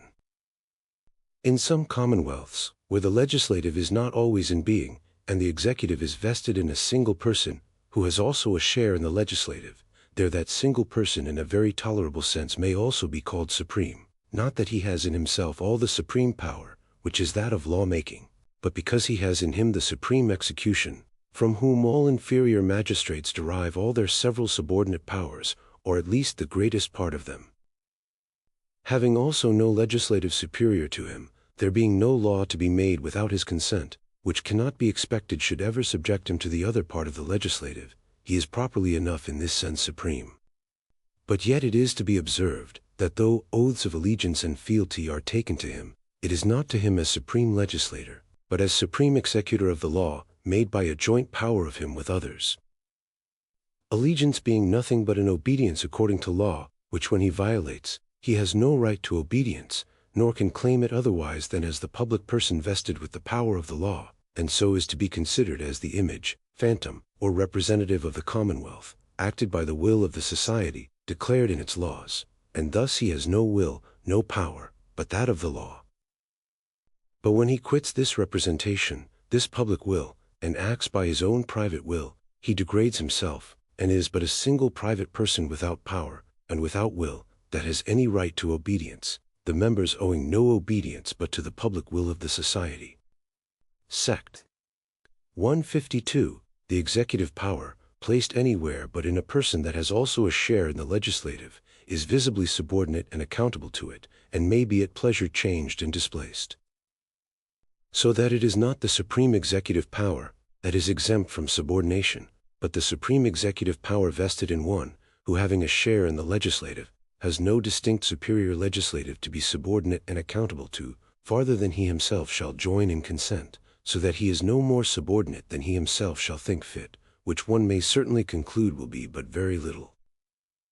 Of other ministerial and subordinate powers in a commonwealth, we need not speak, they being so multiplied with infinite variety, in the different customs and constitutions of distinct commonwealths, that it is impossible to give a particular account of them all.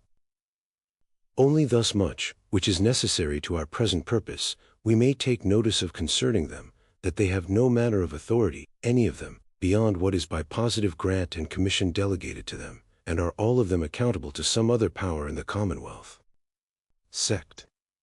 153. It is not necessary, nor so much as convenient, that the legislative should be always in being, but absolutely necessary that the executive power should, because there is not always need of new laws to be made, but always need of execution of the laws that are made. When the legislative hath put the execution of the laws they make into other hands, they have a power still to resume it out of those hands, when they find cause, and to punish for any maladministration against the laws. The same holds also in regard of the federative power, that and the executive being both ministerial and subordinate to the legislative, which, as has been shewed, in a constituted commonwealth is the supreme. The legislative also in this case being supposed to consist of several persons, for if it be a single person, it cannot but be always in being, and so will, as supreme, naturally have the supreme executive power, together with the legislative, may assemble and exercise their legislature at the times that either their original constitution, or their own adjournment, appoints, or when they please, if neither of these hath appointed any time, or there be no other way prescribed to convoke them.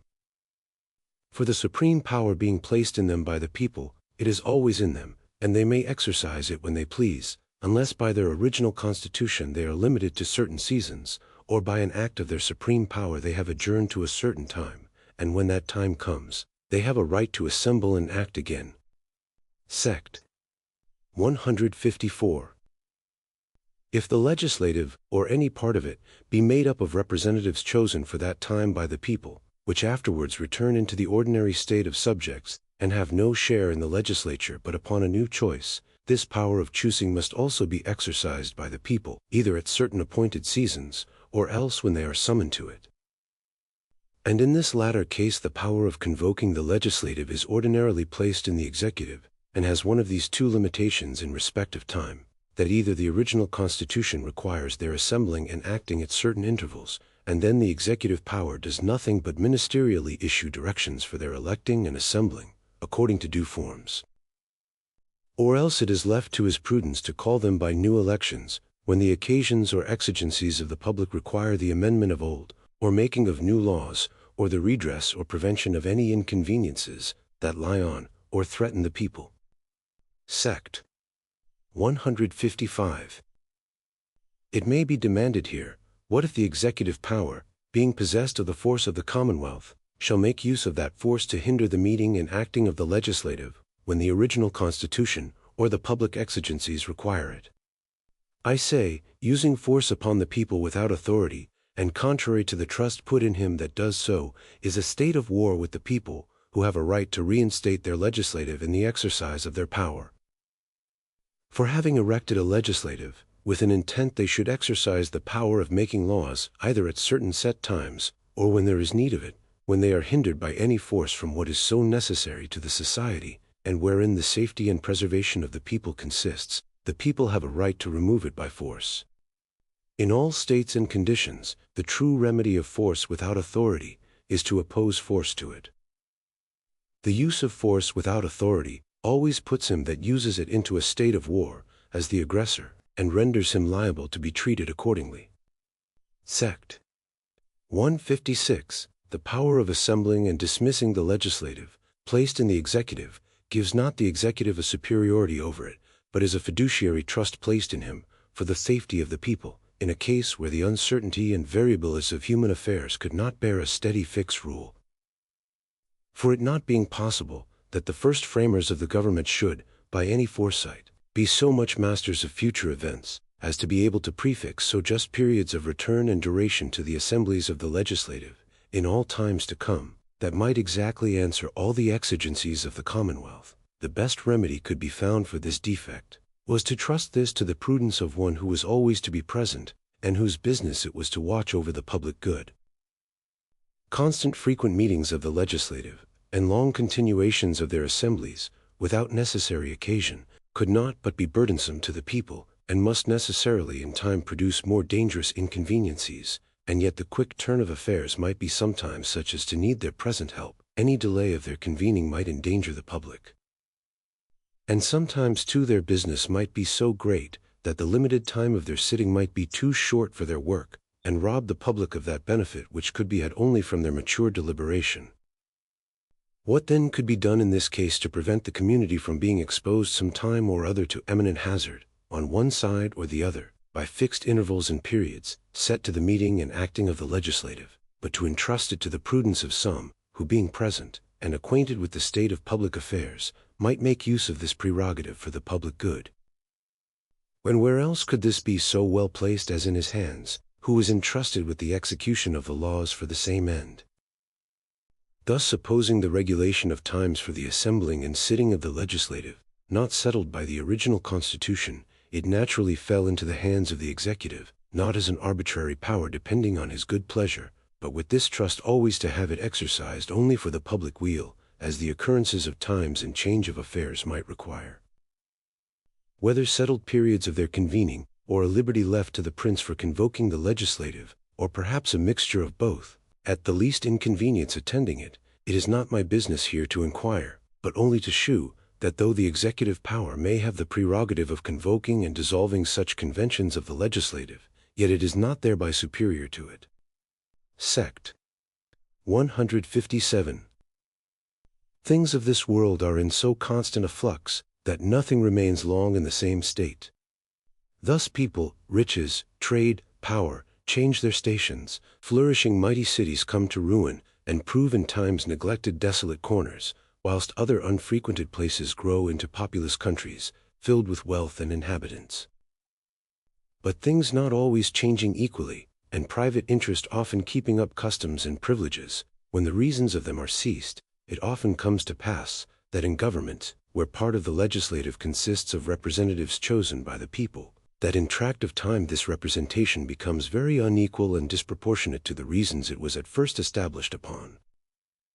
To what gross absurdities the following of custom, when reason has left it, may lead, we may be satisfied, when we see the bare name of a town, of which there remains not so much as the ruins, where scarce so much housing as a sheepcote, or more inhabitants than a shepherd is to be found, sends as many representatives to the grand assembly of lawmakers, as a whole county numerous in people, and powerful in riches.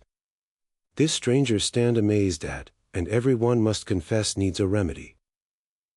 Though most think it hard to find one, because the constitution of the legislative being the original and supreme act of the society, antecedent to all positive laws in it, and depending wholly on the people, no inferior power can alter it. And therefore the people, when the legislative is once constituted, having, in such a government as we have been speaking of, no power to act as long as the government stands, this inconvenience is thought incapable of a remedy. Sect. 158. Salus populi suprema lex is certainly so just and fundamental a rule, that he, who sincerely follows it, cannot dangerously err. If therefore the executive, who has the power of convoking the legislative, observing rather the true proportion, than fashion of representation, regulates, not by old custom, but true reason, the number of members, in all places that have a right to be distinctly represented, which no part of the people however incorporated can pretend to, but in proportion to the assistance which it affords to the public, it cannot be judged to have set up a new legislative, but to have restored the old end. True one, and to have rectified the disorders which succession of time had insensibly, as well as inevitably introduced, for it being the interest as well as intention of the people, to have a fair and equal representative, whoever brings it nearest to that, is an undoubted friend to, and establisher of the government, and cannot miss the consent and approbation of the community. Prerogative being nothing but a power, in the hands of the prince, to provide for the public good, in such cases, which depending upon unforeseen and uncertain occurrences, certain and unalterable laws could not safely direct. Whatsoever shall be done manifestly for the good of the people, and the establishing the government upon its true foundations, is, and always will be, just prerogative. The power of erecting new corporations, and therewith new representatives, carries with it a supposition, that in time the measures of representation might vary, and those places have a just right to be represented which before had none. And by the same reason, those cease to have a right, and be too inconsiderable for such a privilege, which before had it. 'Tis not a change from the present state, which perhaps corruption or decay has introduced, that makes an inroad upon the government, but the tendency of it to injure or oppress the people, and to set up one part or party, with a distinction from, and an unequal subjection of the rest. Whatsoever cannot but be acknowledged to be of advantage to the society, and people in general, upon just and lasting measures, will always, when done, justify itself, and whenever the people shall choose their representatives upon just and undeniably equal measures, suitable to the original frame of the government, it cannot be doubted to be the will and act of the society, whoever permitted or caused them so to do. Chapter 14. Of Prerogative. Sect. 159. Where the legislative and executive power are in distinct hands, as they are in all moderated monarchies and well-framed governments, there the good of the society requires that several things should be left to the discretion of him that has the executive power. For the legislators not being able to foresee and provide by laws for all that may be useful to the community, the executive of the laws having the power in his hands, has by the common law of nature a right to make use of it for the good of the society, in many cases where the municipal law has given no direction, till the legislative can conveniently be assembled to provide for it. Many things there are which the law can by no means provide for, and those must necessarily be left to the discretion of him that has the executive power in his hands, to be ordered by him as the public good and advantage shall require. Nay, it is fit that the laws themselves should in some cases give way to the executive power, or rather to this fundamental law of nature and government, viz., that as much as may be, all the members of the society are to be preserved. For since many accidents may happen, wherein a strict and rigid observation of the laws may do harm, as not to pull down an innocent man's house to stop the fire, when the next to it is burning, and a man may come sometimes within the reach of the law, which makes no distinction of persons, by an action that may deserve reward and pardon, 'tis fit the ruler should have a power, in many cases, to mitigate the severity of the law, and pardon some offenders. For the end of government being the preservation of all, as much as may be, even the guilty are to be spared, where it can prove no prejudice to the innocent. Sect. 160. This power to act according to discretion, for the public good, without the prescription of the law, and sometimes even against it, is that which is called prerogative, for since in some governments the lawmaking power is not always in being, and is usually too numerous, and so too slow, for the dispatch requisite to execution. And because also it is impossible to foresee, and so by laws to provide for, all accidents and necessities that may concern the public, or to make such laws as will do no harm, if they are executed with an inflexible rigor, on all occasions, and upon all persons that may come in their way, therefore there is a latitude left to the executive power, to do many things of choice which the laws do not prescribe. Sect. 161. This power, whilst employed for the benefit of the community, and suitably to the trust and ends of the government, is undoubted prerogative, and never is questioned, for the people are very seldom or never scrupulous or nice in the point. They are far from examining prerogative, whilst it is in any tolerable degree employed for the use it was meant, that is, for the good of the people, and not manifestly against it. But if there comes to be a question between the executive power and the people, about a thing claimed as a prerogative, the tendency of the exercise of such prerogative to the good or hurt of the people will easily decide the question. Sect. 162. It is easy to conceive that in the infancy of governments, when commonwealths differed little from families in number of people, they differed from them too but little in number of laws. And the governors, being as the fathers of them, watching over them for their good, the government was almost all prerogative. A few established laws served the turn, and the discretion and care of the ruler supplied the rest. But when mistake or flattery prevailed with weak princes to make use of this power for private ends of their own, and not for the public good, the people were fain by express laws to get prerogative determined in those points wherein they found disadvantage from it. And thus declared limitations of prerogative were by the people found necessary in cases which they and their ancestors had left, in the utmost latitude, to the wisdom of those princes who made no other but a right use of it, that is, for the good of their people. Sect. 163. And therefore they have a very wrong notion of government, who say, that the people have encroached upon the prerogative, when they have got any part of it to be defined by positive laws. For in so doing they have not pulled from the prince anything that of right belonged to him, but only declared, that that power which they indefinitely left in his or his ancestors' hands, to be exercised for their good, was not a thing which they intended him when he used it otherwise. For the end of government being the good of the community, whatsoever alterations are made in it, tending to that end, cannot be an encroachment upon any body, since no body in government can have a right tending to any other end, and those only are encroachments which prejudice or hinder the public good. Those who say otherwise speak as if the prince had a distinct and separate interest from the good of the community, and was not made for it. the root and source from which spring almost all those evils and disorders which happen in kingly governments. And indeed, if that be so, the people under his government are not a society of rational creatures, entered into a community for their mutual good. They are not such as have set rulers over themselves, to guard and promote that good, but are to be looked on as an herd of inferior creatures under the dominion of a master, who keeps them and works them for his own pleasure or profit. If men were so void of reason and brutish as to enter into society upon such terms, prerogative might indeed be, what some men would have it, an arbitrary power to do things hurtful to the people. Sect. 164.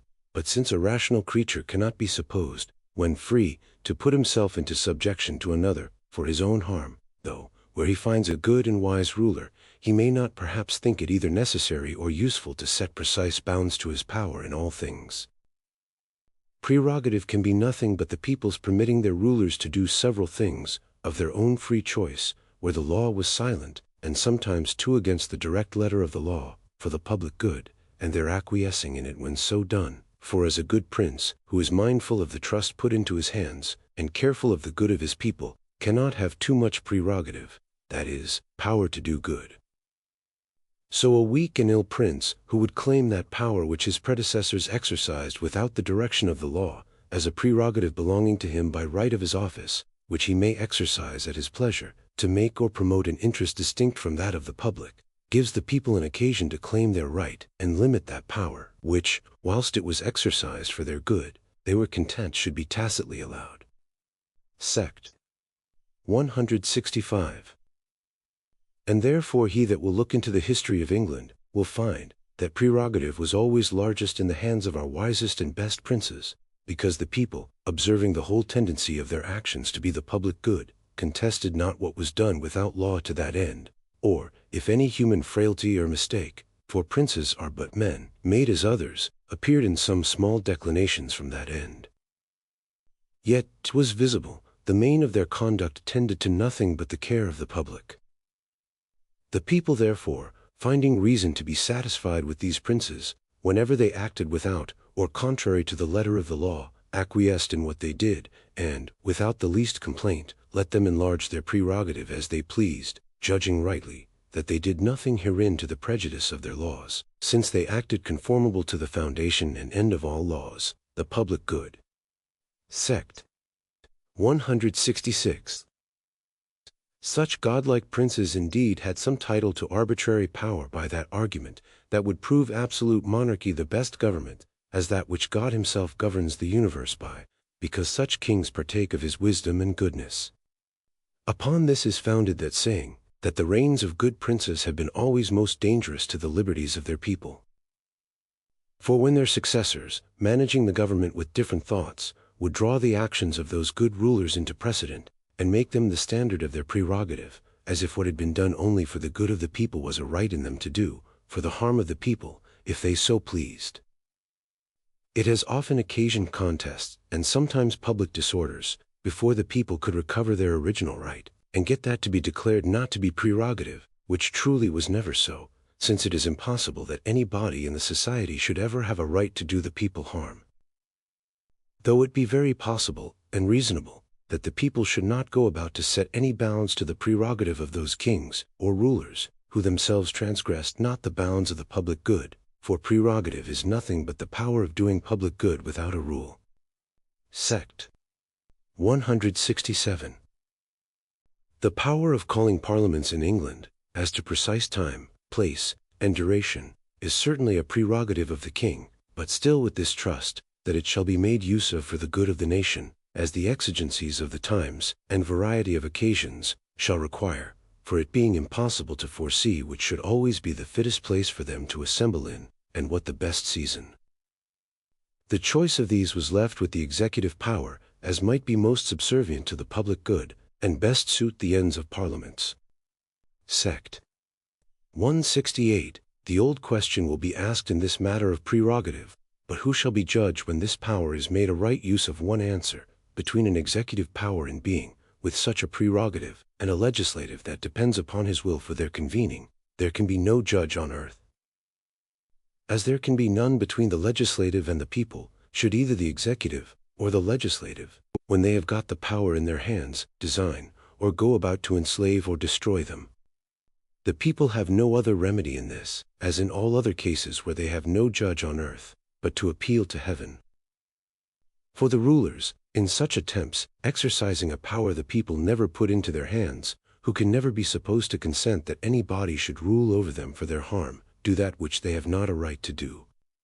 And where the body of the people, or any single man, is deprived of their right, or is under the exercise of a power without right, and have no appeal on earth, then they have a liberty to appeal to heaven, whenever they judge the cause of sufficient moment.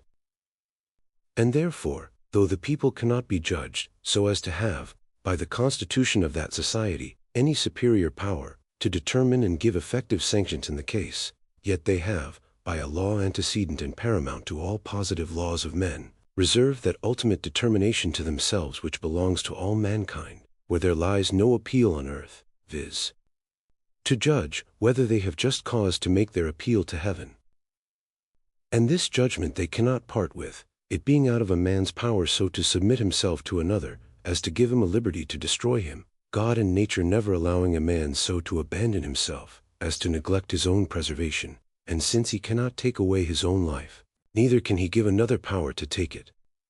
Nor let any one think, this lays a perpetual foundation for disorder. For this operates not, till the inconveniency is so great, that the majority feel it, and are weary of it, and find a necessity to have it amended. But this the executive power, or wise princes, never need come in the danger of, and it is the thing, of all others, they have most need to avoid, as of all others the most perilous. Chapter 15. Of paternal, political, and despotical power, considered together. Sect. 169. Though I have had occasion to speak of these separately before, yet the great mistakes of late about government, having, as I suppose, arisen from confounding these distinct powers one with another, it may not, perhaps, be amiss to consider them here together. Sect. 170.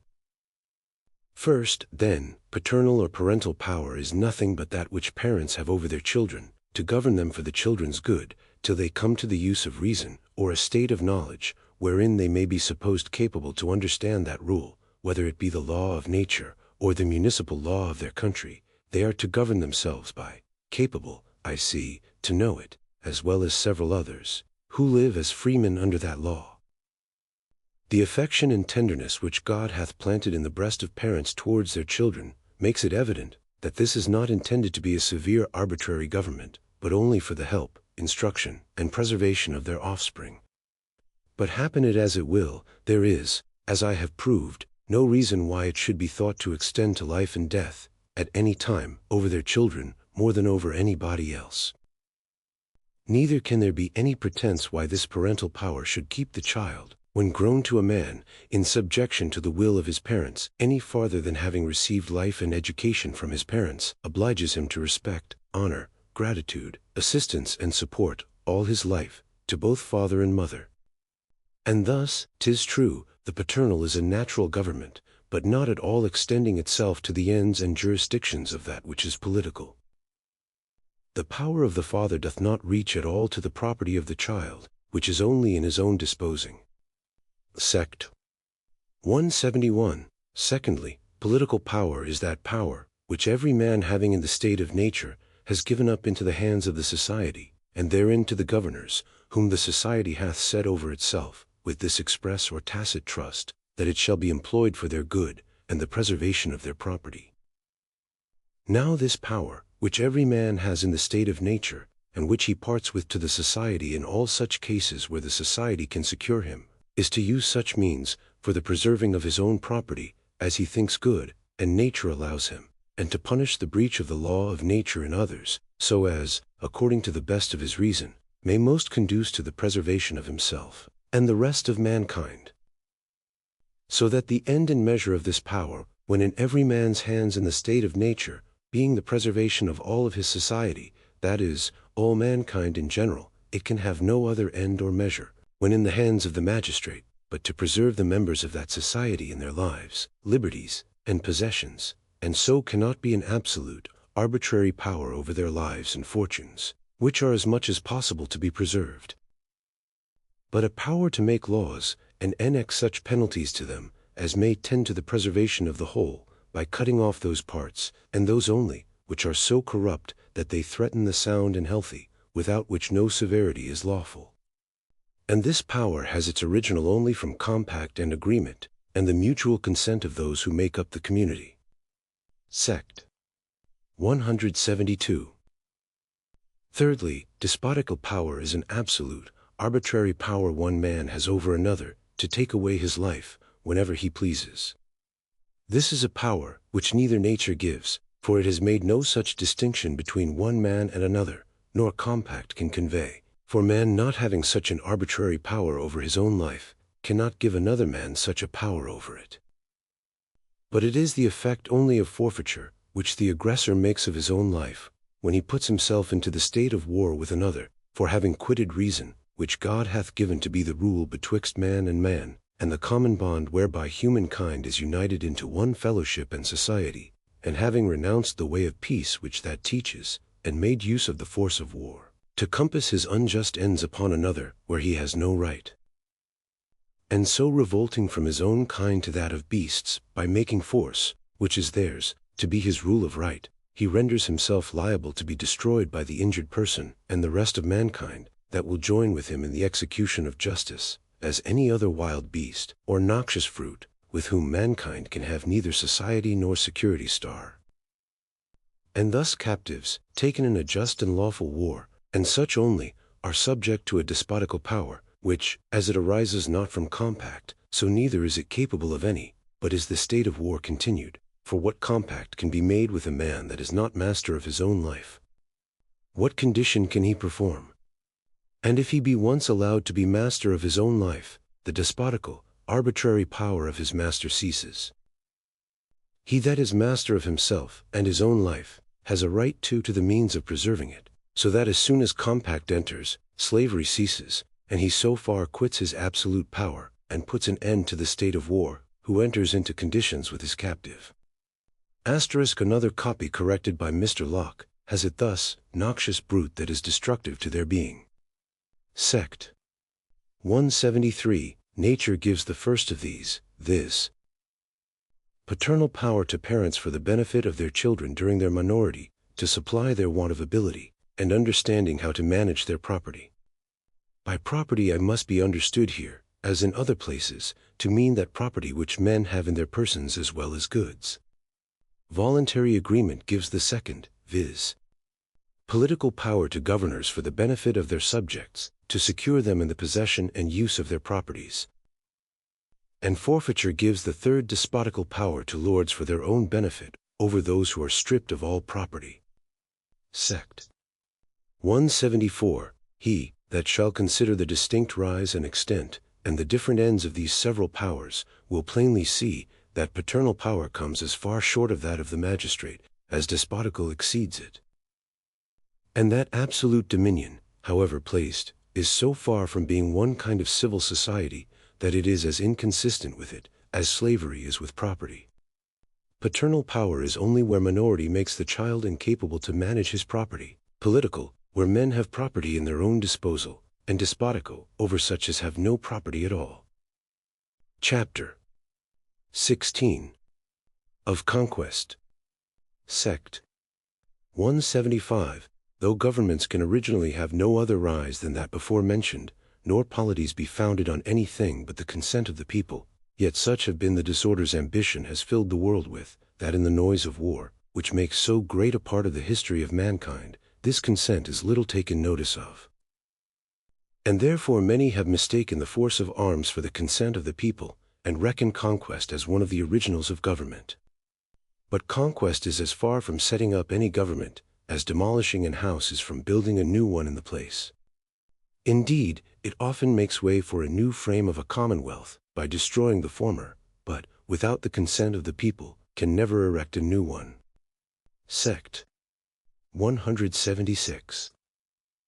That the aggressor, who puts himself into the state of war with another, and unjustly invades another man's right, can, by such an unjust war, never come to have a right over the conquered, will be easily agreed by all men, who will not think that robbers and pirates have a right of empire over whomsoever they have force enough to master, or that men are bound by promises, which unlawful force extorts from them.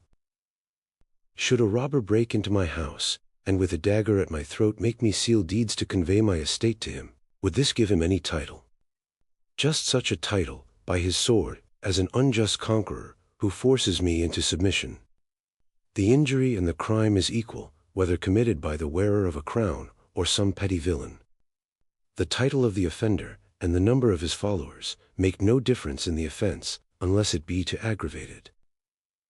The only difference is, great robbers punish little ones, to keep them in their obedience, but the great ones are rewarded with laurels and triumphs, because they are too big for the weak hands of justice in this world, and have the power in their own possession, which should punish offenders. What is my remedy against a robber, that so broke into my house? Appeal to the law for justice. But perhaps justice is denied, or I am crippled and cannot stir, robbed and have not the means to do it. If God has taken away all means of seeking remedy, there is nothing left but patience. But my son, when able, may seek the relief of the law, which I am denied. He or his son may renew his appeal, till he recover his right. But the conquered, or their children, have no court, no arbitrator on earth to appeal to. Then they may appeal, as Jephthah did, to heaven, and repeat their appeal till they have recovered the native right of their ancestors, which was, to have such a legislative over them, as the majority should approve, and freely acquiesce in. If it be objected, this would cause endless trouble. I answer, no more than justice does, where she lies open to all that appeal to her. He that troubles his neighbor without a cause, is punished for it by the justice of the court he appeals to. And he that appeals to heaven must be sure he has right on his side, and a right too that is worth the trouble and cost of the appeal, as he will answer at a tribunal that cannot be deceived, and will be sure to retribute to every one according to the mischiefs he hath created to his fellow subjects, that is, any part of mankind, from whence it is plain, that he that conquers in an unjust war can thereby have no title to the subjection and obedience of the conquered. Sect. 177. But supposing victory favors the right side, let us consider a conqueror in a lawful war, and see what power he gets, and over whom. First, it is plain he gets no power by his conquest over those that conquered with him. They that fought on his side cannot suffer by the conquest, but must at least be as much freemen as they were before. And most commonly they serve upon terms, and on condition to share with their leader, and enjoy a part of the spoil, and other advantages that attend the conquering sword, or at least have a part of the subdued country bestowed upon them. And the conquering people are not, I hope, to be slaves by conquest, and wear their laurels only to shew they are sacrifices to their leader's triumph.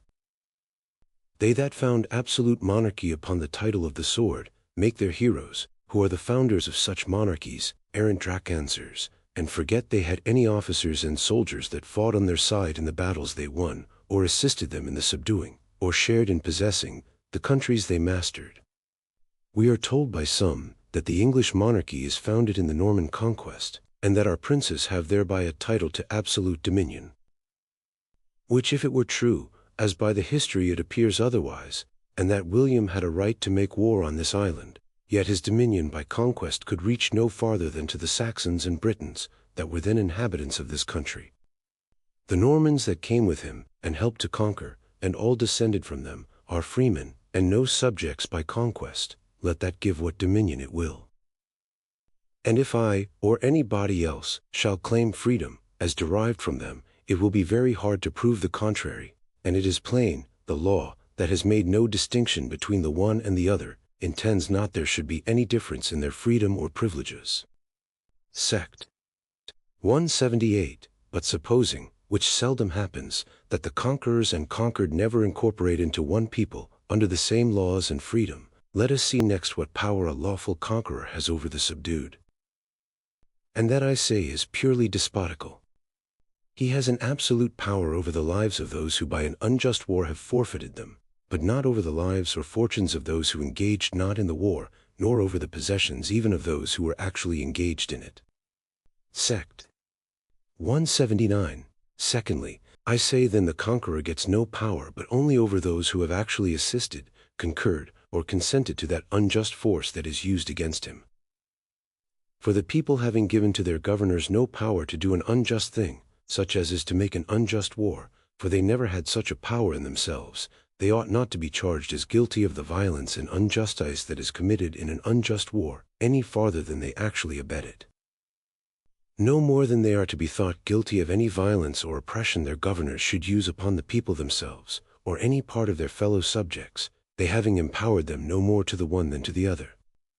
Conquerors, it is true, seldom trouble themselves to make the distinction, but they willingly permit the confusion of war to sweep altogether, but yet this alters not the right.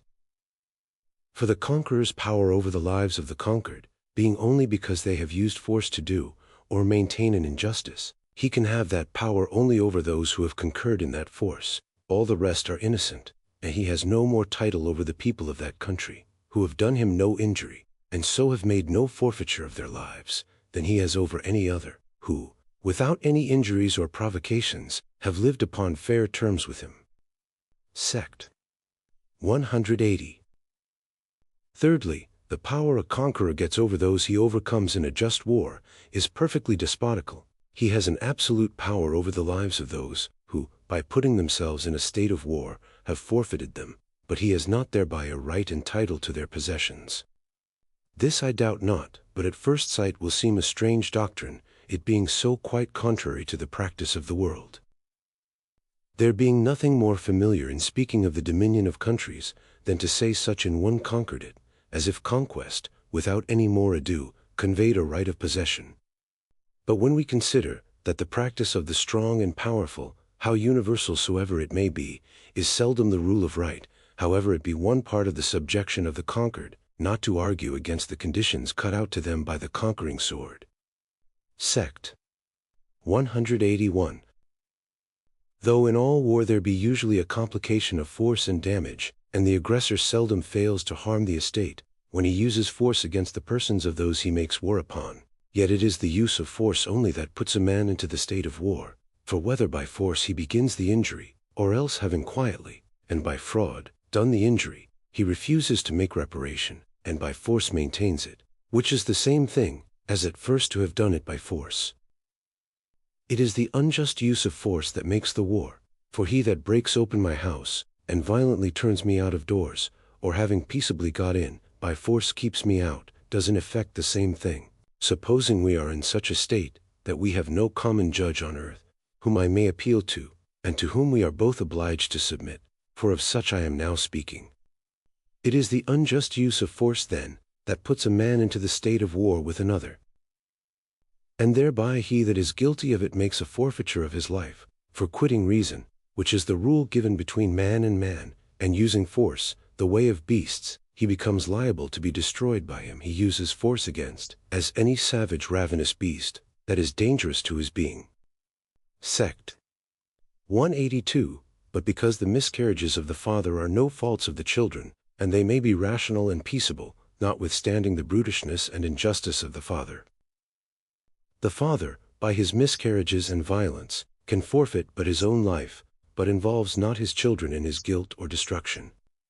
His goods, which nature, that will at the preservation of all mankind as much as is possible, hath made to belong to the children to keep them from perishing, do still continue to belong to his children, for supposing them not to have joined in the war, either through infancy, absence, or choice, they have done nothing to forfeit them. Nor has the conqueror any right to take them away, by the bare title of having subdued him that by force attempted his destruction, though perhaps he may have some right to them, to repair the damages he has sustained by the war, and the defense of his own right, which how far it reaches to the possessions of the conquered, we shall see by and by. So that he that by conquest has a right over a man's person to destroy him if he pleases, has not thereby a right over his estate to possess and enjoy it, for it is the brutal force the aggressor has used that gives his adversary a right to take away his life, and destroy him if he pleases, as a noxious creature, but it is damage sustained that alone gives him title to another man's goods. For though I may kill a thief that sets on me in the highway, yet I may not, which seems less, take away his money, and let him go, this would be robbery on my side. His force, and the state of war he put himself in, made him forfeit his life, but gave me no title to his goods. The right then of conquest extends only to the lives of those who joined in the war, not to their estates, but only in order to make reparation for the damages received, and the charges of the war, and that too with reservation of the right of the innocent wife and children. Sect. 183. Let the conqueror have as much justice on his side as could be supposed. He has no right to seize more than the vanquished could forfeit. His life is at the victor's mercy, and his service and goods he may appropriate to make himself reparation. But he cannot take the goods of his wife and children. They too had a title to the goods he enjoyed, and their shares in the estate he possessed. For example, I in the state of nature, and all commonwealths are in the state of nature one with another, have injured another man, and refusing to give satisfaction, it comes to a state of war, wherein my defending by force what I had gotten unjustly makes me the aggressor. I am conquered. My life, it is true, as forfeit, is at mercy, but not my wife's and children's. They made not the war, nor assisted in it. I could not forfeit their lives, they were not mine to forfeit. My wife had a share in my estate, that neither could I forfeit. And my children also, being born of me, had a right to be maintained out of my labor or substance. Here then is the case. The conqueror has a title to reparation for damages received, and the children have a title to their father's estate for their subsistence, for as to the wife's share, whether her own labor, or compact, gave her a title to it, it is plain, her husband could not forfeit what was hers. What must be done in the case? I answer, the fundamental law of nature being, that all, as much as may be, should be preserved, it follows, that if there be not enough fully to satisfy both, viz., for the conqueror's losses, and children's maintenance, he that hath, and to spare, must omit something of his full satisfaction, and give way to the pressing and preferable title of those who are in danger to perish without it. Sect. 184. But supposing the charge and damages of the war are to be made up to the conqueror, to the utmost farthing, and that the children of the vanquished, spoiled of all their father's goods, are to be left to starve and perish, yet the satisfying of what shall, on this score, be due to the conqueror, will scarce give him a title to any country he shall conquer. For the damages of war can scarce amount to the value of any considerable tract of land, in any part of the world, where all the land is possessed, and none lies waste. And if I have not taken away the conqueror's land, which, being vanquished, it is impossible I should, scarce any other spoil I have done him can amount to the value of mine, supposing it equally cultivated, and of an extent anyway coming near what I had overrun of his. The destruction of a year's product or two, for it seldom reaches 4 or 5, is the utmost spoil that usually can be done, for as to money, and such riches and treasure taken away, these are none of nature's goods, they have but a fantastical imaginary value. Nature has put no such upon them. They are of no more account by her standard than the wampum-peak of the Americans to an European prince, or the silver money of Europe would have been formerly to an American. And 5 years' product is not worth the perpetual inheritance of land, where all is possessed, and none remains waste, to be taken up by him that is decised, which will be easily granted, if one do but take away the imaginary value of money, the disproportion being more than between 5 and 500. Though, at the same time, half a year's product is more worth than the inheritance, where there being more land than the inhabitants possess and make use of, any one has liberty to make use of the waste, but their conquerors take little care to possess themselves of the lands of the vanquished. No damage therefore, that men in the state of nature, as all princes and governments are in reference to one another, suffer from one another, can give a conqueror power to dispossess the posterity of the vanquished, and turn them out of that inheritance, which ought to be the possession of them and their descendants to all generations. The conqueror indeed will be apt to think himself master, and it is the very condition of the subdued not to be able to dispute their right. But if that be all, it gives no other title than what bare force gives to the stronger over the weaker. And, by this reason, he that is strongest will have a right to whatever he pleases to seize on. Sect. 185. Over those then that joined with him in the war, and over those of the subdued country that opposed him not, and the posterity even of those that did, the conqueror, even in a just war, hath, by his conquest, no right of dominion, they are free from any subjection to him, and if their former government be dissolved, they are at liberty to begin and erect another to themselves. Sect. 186. The conqueror, it is true, usually, by the force he has over them, compels them, with a sword at their breasts, to stoop to his conditions, and submit to such a government as he pleases to afford them. But the inquiry is, what right he has to do so. If it be said, they submit by their own consent, then this allows their own consent to be necessary to give the conqueror a title to rule over them. It remains only to be considered, whether promises extorted by force, without right, can be thought consent, and how far they bind. To which I shall say, they bind not at all, because whatsoever another gets from me by force, I still retain the right of, and he is obliged presently to restore. He that forces my horse from me, ought presently to restore him, and I have still a right to retake him. By the same reason, he that forced a promise from me, ought presently to restore it, i.e., quit me of the obligation of it, or I may resume it myself, i.e., choose whether I will perform it, for the law of nature laying an obligation on me only by the rules she prescribes, cannot oblige me by the violation of her rules, such as the extorting anything from me by force. Nor does it at all alter the case to say, I gave my promise, no more than it excuses the force, and passes the right, when I put my hand in my pocket, and deliver my purse myself to a thief, who demands it with a pistol at my breast. Sect. 187. From all which it follows, that the government of a conqueror, imposed by force on the subdued, against whom he had no right of war, or who joined not in the war against him, where he had right, has no obligation upon them. Sect. 188. But let us suppose that all the men of that community, being all members of the same body politic, may be taken to have joined in that unjust war wherein they are subdued, and so their lives are at the mercy of the conqueror. Sect. 189. I say this concerns not their children who are in their minority, for since a father hath not, in himself, a power over the life or liberty of his child, no act of his can possibly forfeit it. So that the children, whatever may have happened to the fathers, are freemen, and the absolute power of the conqueror reaches no farther than the persons of the men that were subdued by him, and dies with them, and should he govern them as slaves, subjected to his absolute arbitrary power, he has no such right of dominion over their children. He can have no power over them but by their own consent, whatever he may drive them to say or do. And he has no lawful authority, whilst force, and not choice, compels them to submission. Sect.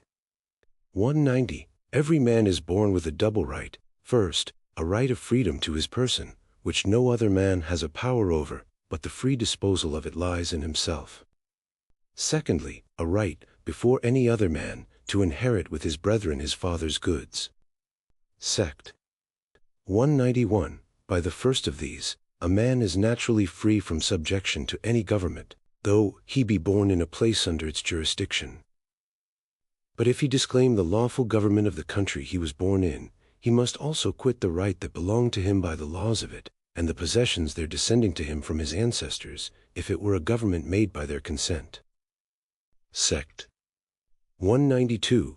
By the second, the inhabitants of any country, who are descended, and derive a title to their estates from those who are subdued, and had a government forced upon them against their free consents, retain a right to the possession of their ancestors, though they consent not freely to the government, whose hard conditions were by force imposed on the possessors of that country.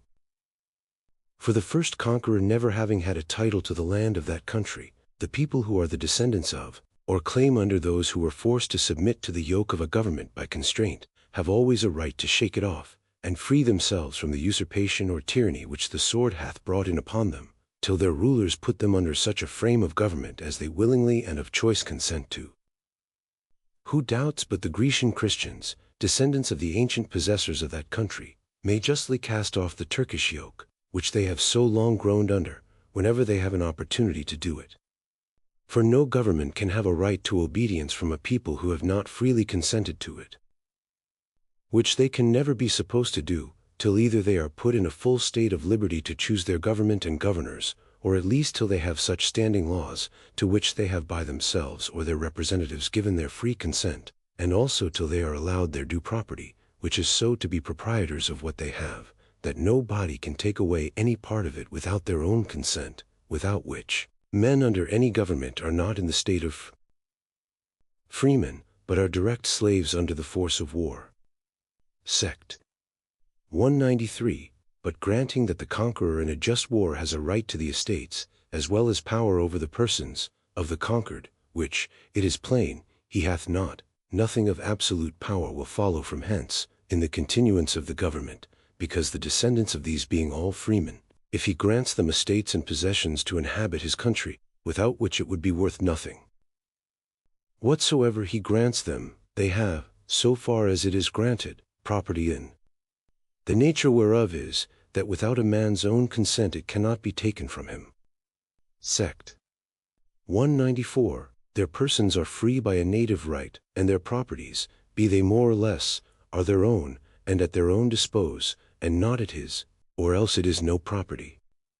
Supposing the conqueror gives to one man 1,000 acres, to him and his heirs forever. To another he lets 1,000 acres for his life, under the rent of £50, or £500 per, and has not the one of these a right to his 1,000 acres forever, and the other, during his life, paying the said rent? And hath not the tenant for life a property in all that he gets over and above his rent, by his labor and industry during the said term, supposing it be double the rent? Can any one say, the king, or conqueror, after his grant, may by his power of conqueror take away all, or part of the land from the heirs of one, or from the other during his life, he paying the rent? Or can he take away from either the goods or money they have got upon the said land, at his pleasure? If he can, then all free and voluntary contracts cease, and are void in the world. There needs nothing to dissolve them at any time, but power enough. And all the grants and promises of men in power are but mockery and collusion, for can there be anything more ridiculous than to say, I give you and yours this forever, and that in the surest and most solemn way of conveyance can be devised, and yet it is to be understood, that I have right, if I please, to take it away from you again tomorrow. Sect. 195. I will not dispute now whether princes are exempt from the laws of their country. But this I am sure, they owe subjection to the laws of God and nature. No body, no power, can exempt them from the obligations of that eternal law. Those are so great, and so strong, in the case of promises, that omnipotency itself can be tied by them. Grants, promises, and oaths are bonds that hold the Almighty. Whatever some flatterers say to princes of the world, who altogether, with all their people joined to them, are, in comparison of the great God, but as a drop of the bucket, or a dust on the balance, inconsiderable, nothing. Sect. 196. The short of the case in conquest is this. The conqueror, if he have a just cause, has a despotical right over the persons of all that actually aided and concurred in the war against him, and a right to make up his damage and cost out of their labor and estates, so he injure not the right of any other. Over the rest of the people, if there were any that consented not to the war, and over the children of the captives themselves, or the possessions of either, he has no power. And so can have, by virtue of conquest, no lawful title himself to dominion over them, or derive it to his posterity, but is an aggressor, if he attempts upon their properties, and thereby puts himself in a state of war against them, and has no better a right of principality, he, nor any of his successors, than Hinger, or Hubba, the Danes, had here in England, or Spartacus, had he conquered Italy, would have had. Which is to have their yoke cast off, as soon as God shall give those under their subjection courage and opportunity to do it. Thus, notwithstanding whatever title the kings of Assyria had over Judah, by the sword, God assisted Hezekiah to throw off the dominion of that conquering empire. And the Lord was with Hezekiah, and he prospered, wherefore he went forth, and he rebelled against the king of Assyria, and served him not. 2 Kings 18. 7. Whence it is plain, that shaking off a power, which force, and not right, hath set over any one, though it hath the name of rebellion, yet is no offense before God, but is that which he allows and countenances, though even promises and covenants, when obtained by force, have intervened. For it is very probable, to any one that reads the story of Ahaz and Hezekiah attentively, that the Assyrians subdued Ahaz, and deposed him, and made Hezekiah king in his father's lifetime.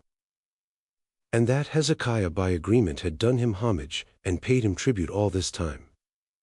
Chapter 17. Of Usurpation. Sect. 197. As conquest may be called a foreign usurpation, so usurpation is a kind of domestic conquest, with this difference, that an usurper can never have right on his side, it being no usurpation, but where one is got into the possession of what another has right to. This, so far as it is usurpation, is a change only of persons, but not of the forms and rules of the government. For if the usurper extend his power beyond what of right belonged to the lawful princes, or governors of the commonwealth, it is tyranny added to usurpation. Sect. 198. In all lawful governments, the designation of the persons, who are to bear rule, is as natural and necessary a part as the form of the government itself, and is that which had its establishment originally from the people, the anarchy being much alike, to have no form of government at all. Or to agree, that it shall be monarchical, but to appoint no way to design the person that shall have the power, and be the monarch.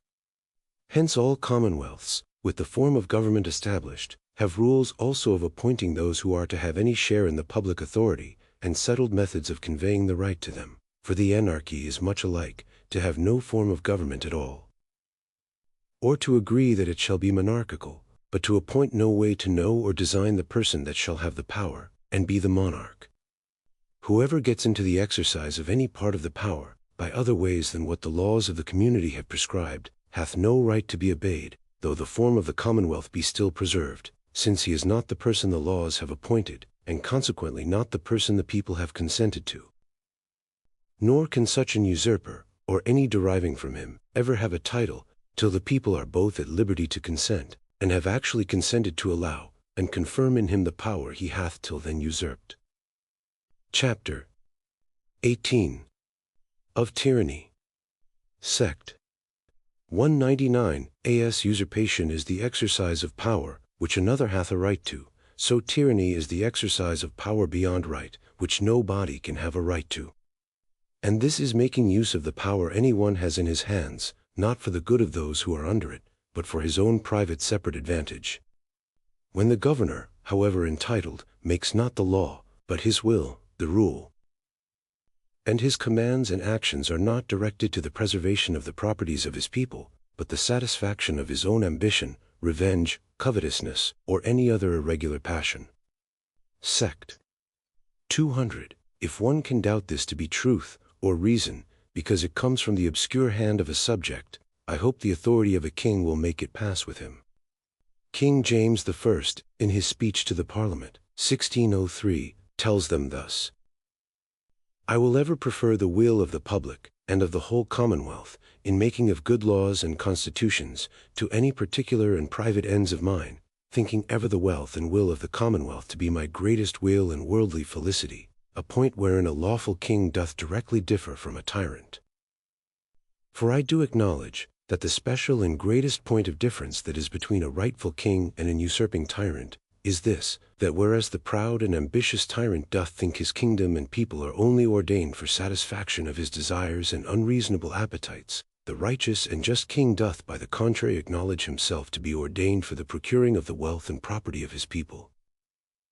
And again, in his speech to the Parliament, 1609, he hath these words: The king binds himself by a double oath, to the observation of the fundamental laws of his kingdom, tacitly, as by being a king, and so bound to protect as well the people, as the laws of his kingdom. And expressly, by his oath at his coronation, so as every just king, in a settled kingdom, is bound to observe that pactium made to his people, by his laws, in framing his government agreeable thereunto, according to that pactium which God made with Noah after the deluge. Hereafter, seed time and harvest, and cold and heat, and summer and winter, and day and night, shall not cease while the earth remaineth. And therefore a king governing in a settled kingdom leaves to be a king, and degenerates into a tyrant, as soon as he leaves off to rule according to his laws. And a little after. Therefore all kings that are not tyrants or perjured will be glad to bound themselves within the limits of their laws, and they that persuade them the contrary are vipers and pests both against them in the commonwealth.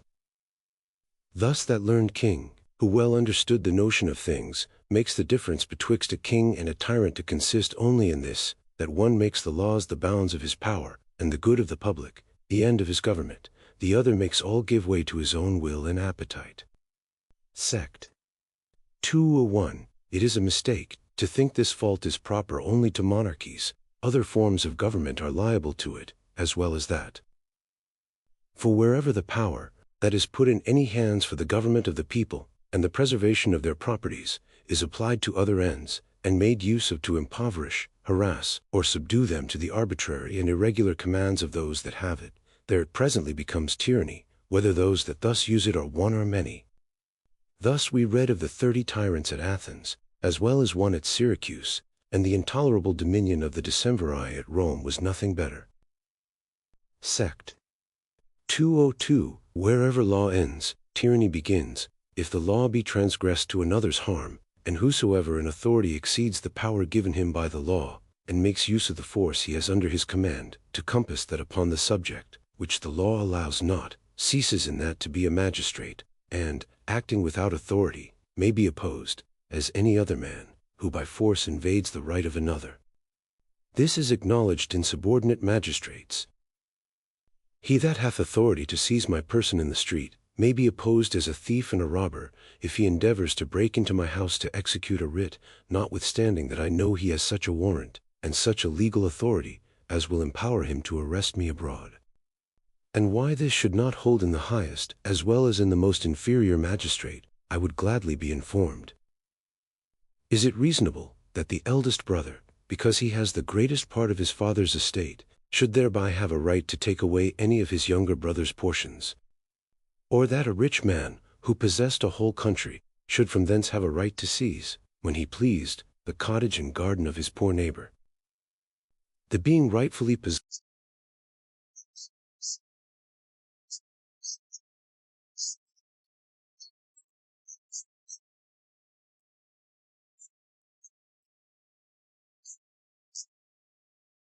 for the exceeding the bounds of authority is no more a right in a great than in a petty officer, no more justifiable in a king than a constable, but is so much the worse in him, in that he has more trust put in him, has already a much greater share than the rest of his brethren, and is supposed, from the advantages of his education, employment, and counselors, to be more knowing in the measures of right and wrong. Sect. 203. May the commands then of a prince be opposed. May he be resisted as often as any one shall find himself aggrieved, and but imagine he has not right done him. This will unhinge and overturn all polities, and, instead of government and order, leave nothing but anarchy and confusion. Sect. 204. To this I answer, that force is to be opposed to nothing, but to unjust and unlawful force. Whoever makes any opposition in any other case, draws on himself a just condemnation both from God and man, and so no such danger or confusion will follow, as is often suggested. 4. Sect. 205. First, as, in some countries, the person of the prince by the law is sacred.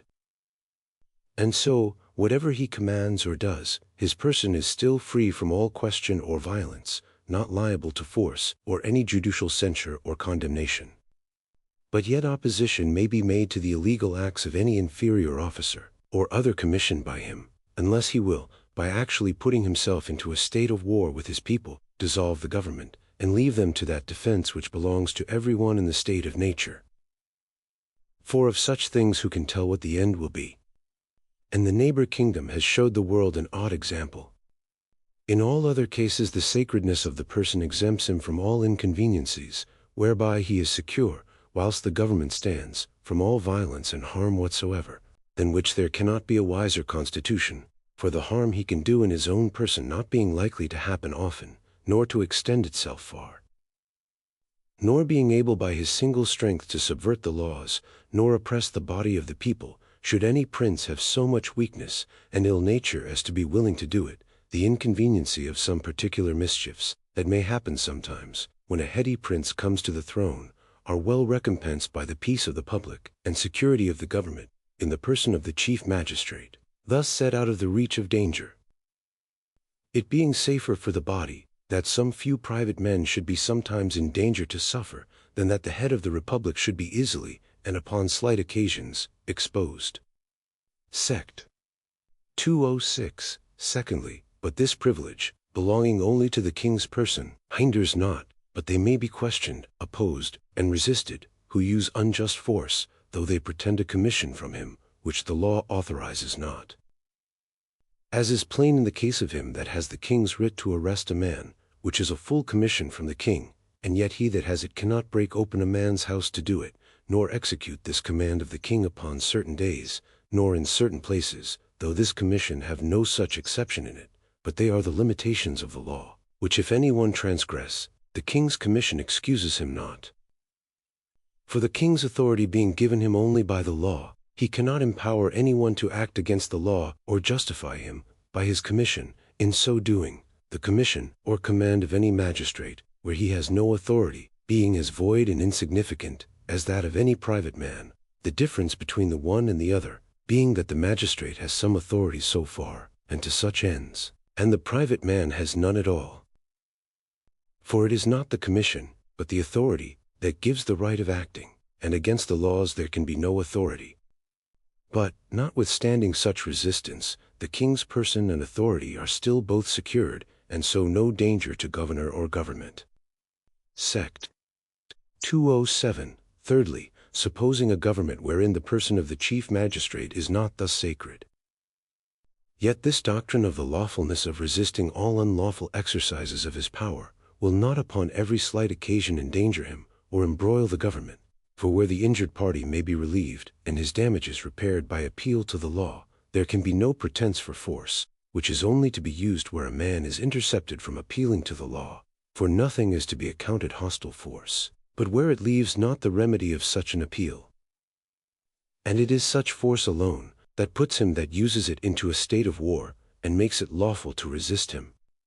A man with a sword in his hand demands my purse in the highway, when perhaps I have not 12 pence in my pocket. This man I may lawfully kill. To another I deliver 100 pounds to hold only whilst I alight, which he refuses to restore me, when I am got up again, but draws his sword to defend the possession of it by force, if I endeavor to retake it. The mischief this man does me is 100, or possibly 1,000 times more than the other perhaps intended me, whom I killed before he really did me any, and yet I might lawfully kill the one, and cannot so much as hurt the other lawfully. The reason whereof is plain, because the one using force, which threatened my life, I could not have time to appeal to the law to secure it, and when it was gone, it was too late to appeal. The law could not restore life to my dead carcass. The loss was irreparable, which to prevent, the law of nature gave me a right to destroy him, who had put himself into a state of war with me, and threatened my destruction. But in the other case, my life not being in danger, I may have the benefit of appealing to the law, and have reparation for my 100 pounds that way. Sect. 208. Fourthly, but if the unlawful acts done by the magistrate be maintained by the power he has got, and the remedy which is due by law be by the same power obstructed, yet the right of resisting, even in such manifest acts of tyranny, will not suddenly, or on slight occasions, disturb the government, for if it reach no farther than some private men's cases, though they have a right to defend themselves, and to recover by force what by unlawful force is taken from them, yet the right to do so will not easily engage them in a contest, wherein they are sure to perish. It being as impossible for one, or a few oppressed men to disturb the government, where the body of the people do not think themselves concerned in it, as for a raving madman, or heady malcontent to overturn a well-settled state, the people being as little apt to follow the one, as the other. Sect. 209. But if either these illegal acts have extended to the majority of the people, or if the mischief and oppression has lighted only on some few, but in such cases, as the precedent and consequences seem to threaten all, and they are persuaded in their consciences, that their laws, and with them their estates, liberties, and lives are in danger, and perhaps their religion too, How they will be hindered from resisting a legal force used against them, I cannot tell. This is an inconvenience, I confess, that attends all governments whatsoever, when the governors have brought it to this pass, to be generally suspected of their people, the most dangerous state which they can possibly put themselves in, wherein they are the less to be pitied, because it is so easy to be avoided. It being as impossible for a governor, if he really means the good of his people, and the preservation of them, and their laws together, not to make them see and feel it, as it is for the father of a family, not to let his children see he loves, and takes care of them. Sect. 210. But if all the world shall observe pretenses of one kind, and actions of another.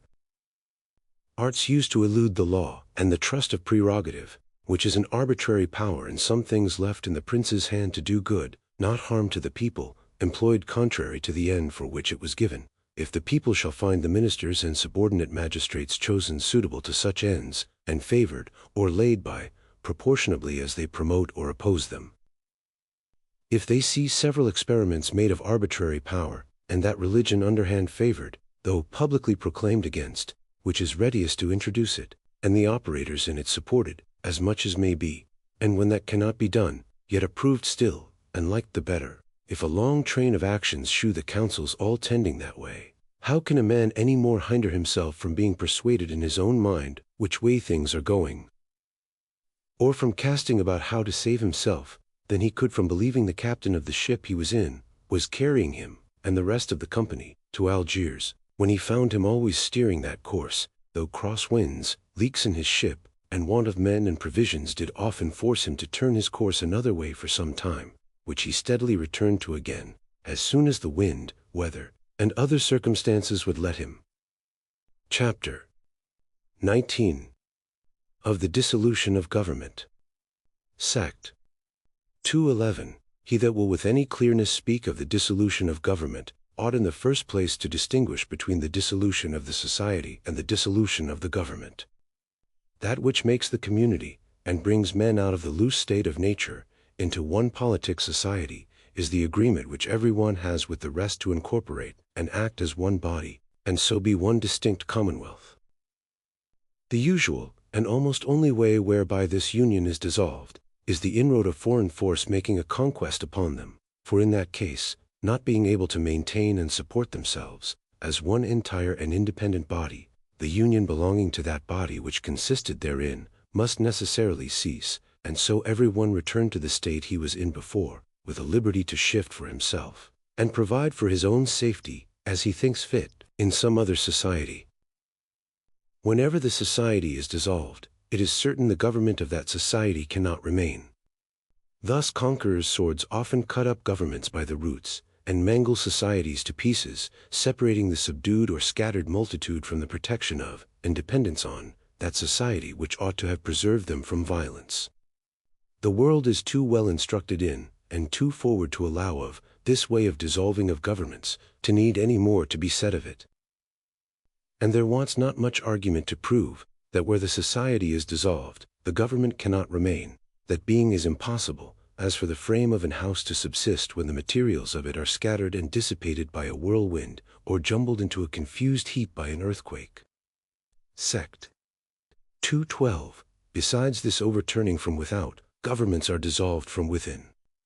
First, when the legislative is altered. Civil society being a state of peace, amongst those who are of it, from whom the state of war is excluded by the umpirage, which they have provided in their legislative, for the ending all differences that may arise amongst any of them, it is in their legislative, that the members of a commonwealth are united, and combined together into one coherent living body. This is the soul that gives form, life, and unity to the commonwealth. From hence the several members have their mutual influence, sympathy, and connection, and therefore, when the legislative is broken, or dissolved, dissolution and death follows, for the essence and union of the society consisting in having one will, the legislative, when once established by the majority, has the declaring, and as it were keeping of that will. The constitution of the legislative is the first and fundamental act of society, whereby provision is made for the continuation of their union, under the direction of persons, and bonds of laws, made by persons authorized thereunto, by the consent and appointment of the people, without which no one man, or number of men, amongst them, can have authority of making laws that shall be binding to the rest. When any one, or more, shall take upon them to make laws, whom the people have not appointed so to do, they make laws without authority, which the people are not therefore bound to obey, by which means they come again to be out of subjection, and may constitute to themselves a new legislative, as they think best, being in full liberty to resist the force of those, who without authority would impose anything upon them. Every one is at the disposure of his own will, when those who had, by the delegation of the society, the declaring of the public will, are excluded from it, and others usurp the place, who have no such authority or delegation. Sect. 213. This being usually brought about by such in the commonwealth who misuse the power they have, it is hard to consider it a right, and know at whose door to lay it, without knowing the form of government in which it happens. Let us suppose then the legislative placed in the concurrence of three distinct persons. 1. A single hereditary person, having the constant, supreme, executive power, and with it the power of convoking and dissolving the other two within certain periods of time. 2. An assembly of hereditary nobility. 3. An assembly of representatives chosen, pro tempore, by the people. Such a form of government supposed, it is evident. Sect. 214. First, that when such a single person, or prince, sets up his own arbitrary will in place of the laws, which are the will of the society, declared by the legislative, then the legislative is changed, for that being in effect the legislative, whose rules and laws are put in execution, and required to be obeyed, when other laws are set up, and other rules pretended, and inforesaid, than what the legislative, constituted by the society, have enacted, it is plain that the legislative is changed.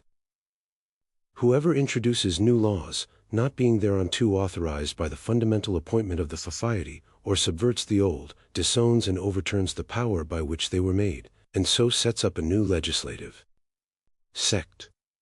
215. Secondly, when the prince hinders the legislative from assembling at its due time, or from acting freely, pursuant to those ends for which it was constituted, the legislative is altered.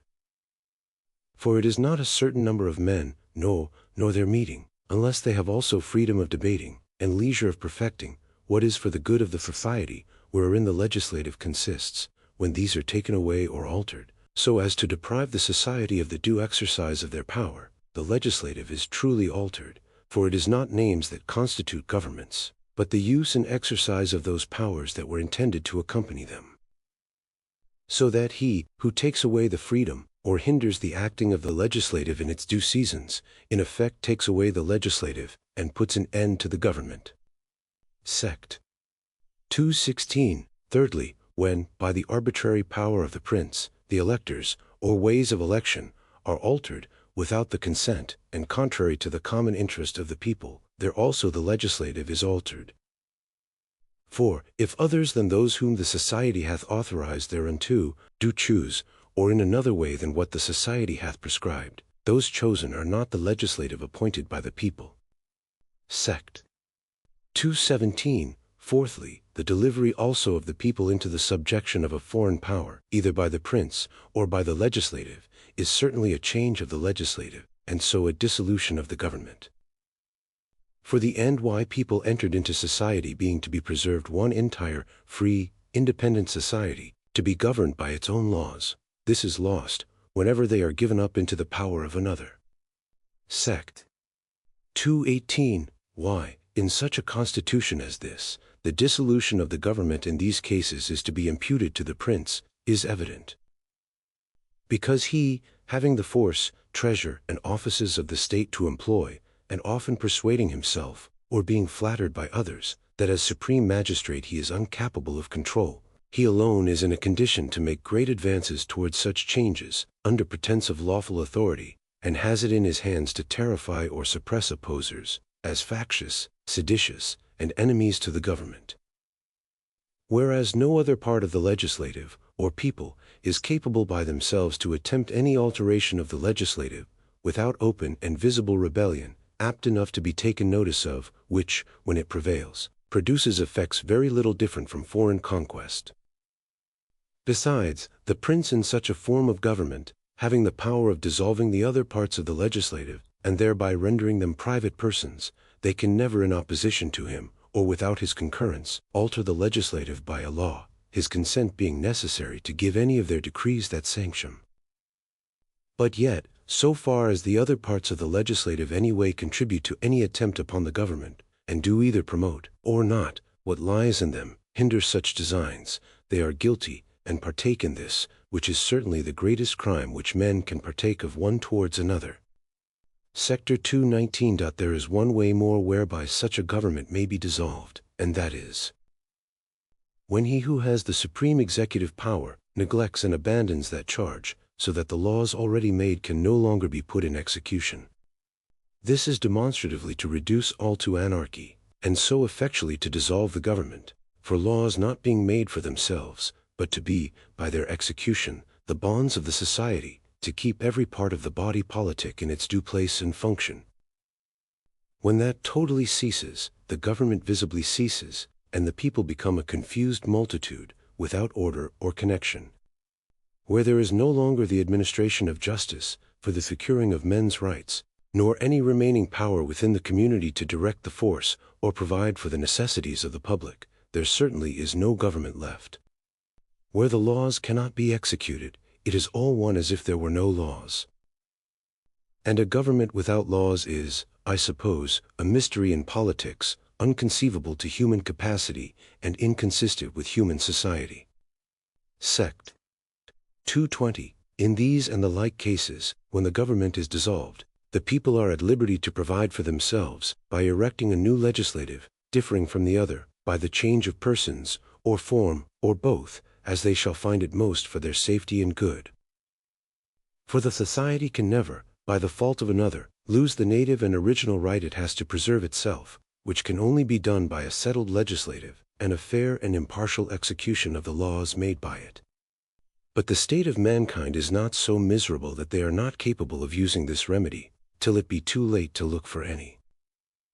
To tell people they may provide for themselves, by erecting a new legislative, when by oppression, artifice, or being delivered over to a foreign power, their old one is gone, is only to tell them, they may expect relief when it is too late, and the evil is past cure. This is in effect no more than to bid them first be slaves, and then to take care of their liberty, and when their chains are on, tell them, they may act like freemen. This, if barely so, is rather mockery than relief. And men can never be secure from tyranny, if there be no means to escape it till they are perfectly under it, and therefore it is, that they have not only a right to get out of it, but to prevent it. Sect. 221. There is therefore, secondly, another way whereby governments are dissolved, and that is, when the legislative, or the prince, either of them, act contrary to their trust. First, the legislative acts against the trust reposed in them, when they endeavor to invade the property of the subject, and to make themselves, or any part of the community, masters, or arbitrary disposers of the lives, liberties, or fortunes of the people. Sect. 222. The reason why men enter into society is the preservation of their property.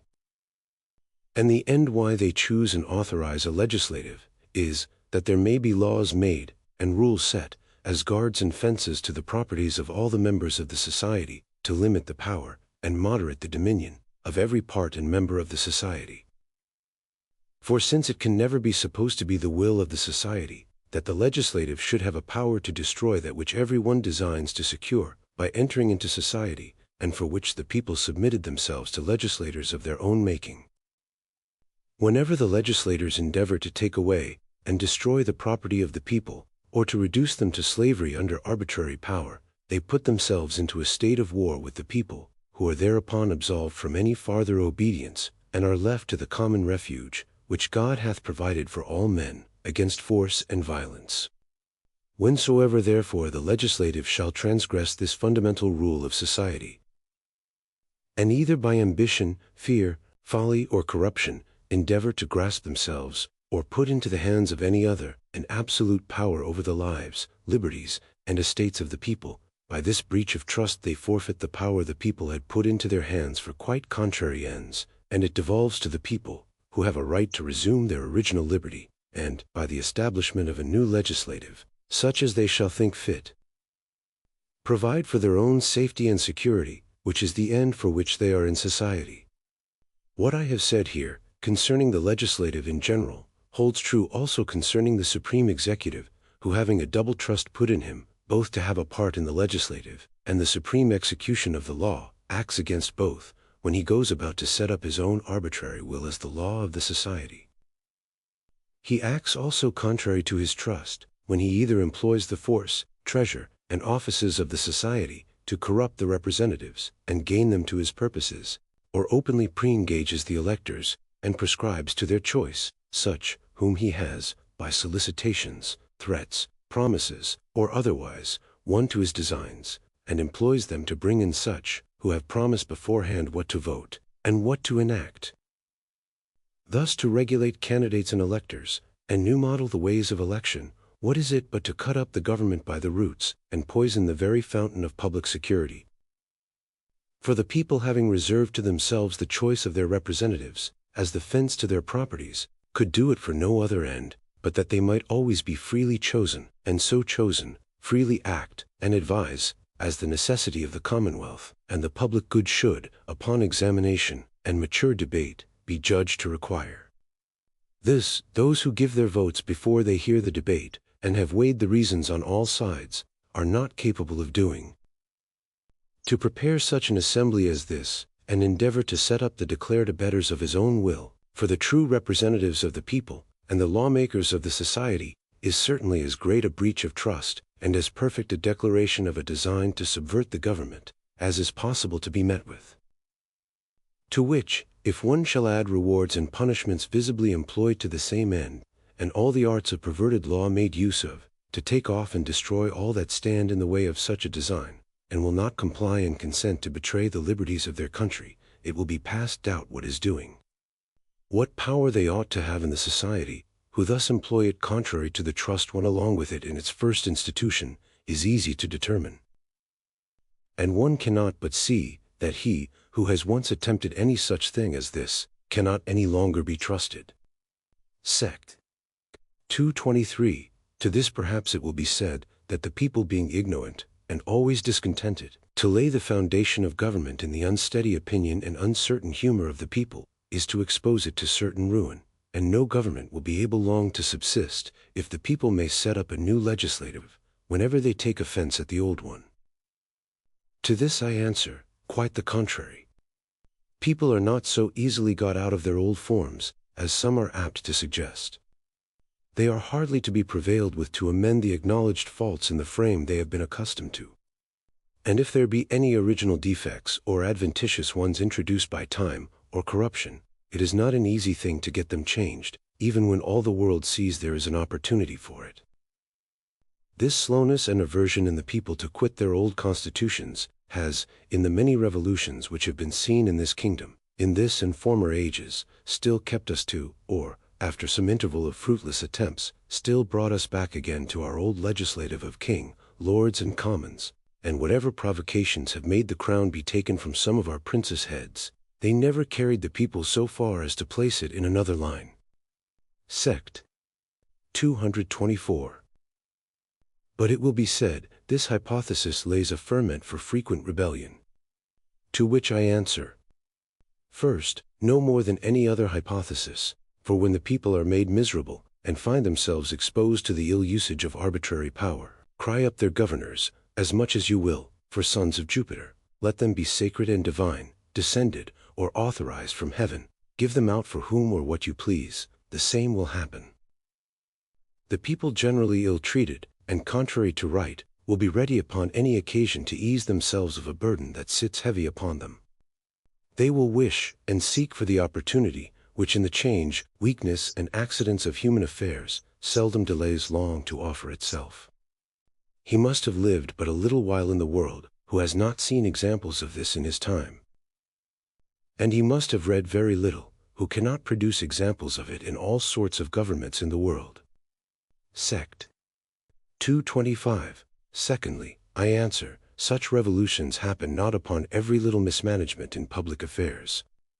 Great mistakes in the ruling part, many wrong and inconvenient laws, and all the slips of human frailty, will be borne by the people without mutiny or murmur.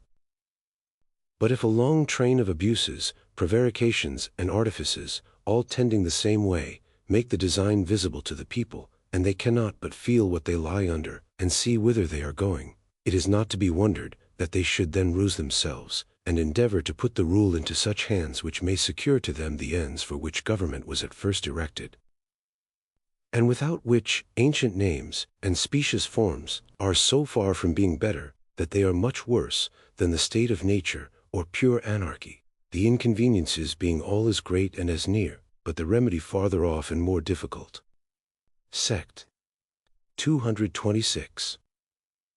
Thirdly, I answer, that this doctrine of a power in the people of providing for their safety anew, by a new legislative, when their legislators have acted contrary to their trust, by invading their property, is the best fence against rebellion, and the probablest means to hinder it, for rebellion being in opposition, not to persons, but authority, which is founded only in the constitutions and laws of the government.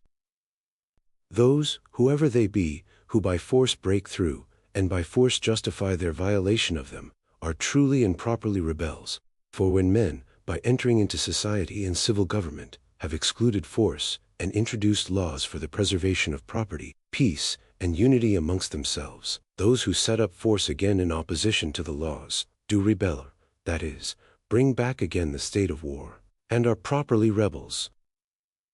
Which they who are in power, by the pretense they have to authority, the temptation of force they have in their hands, and the flattery of those about them, being likeliest to do, the properest way to prevent the evil, is to shew them the danger and injustice of it, who are under the greatest temptation to run into it. Sect. 227. In both the forementioned cases, when either the legislative is changed, or the legislators act contrary to the end for which they were constituted, those who are guilty of rebellion. For if any one by force takes away the established legislative of any society, and the laws by them made, pursuant to their trust, he thereby takes away the umpirage, which every one had consented to, for a peaceable decision of all their controversies, and a bar to the state of war amongst them. They, who remove or change the legislative, take away this decisive power, which no body can have, but by the appointment and consent of the people.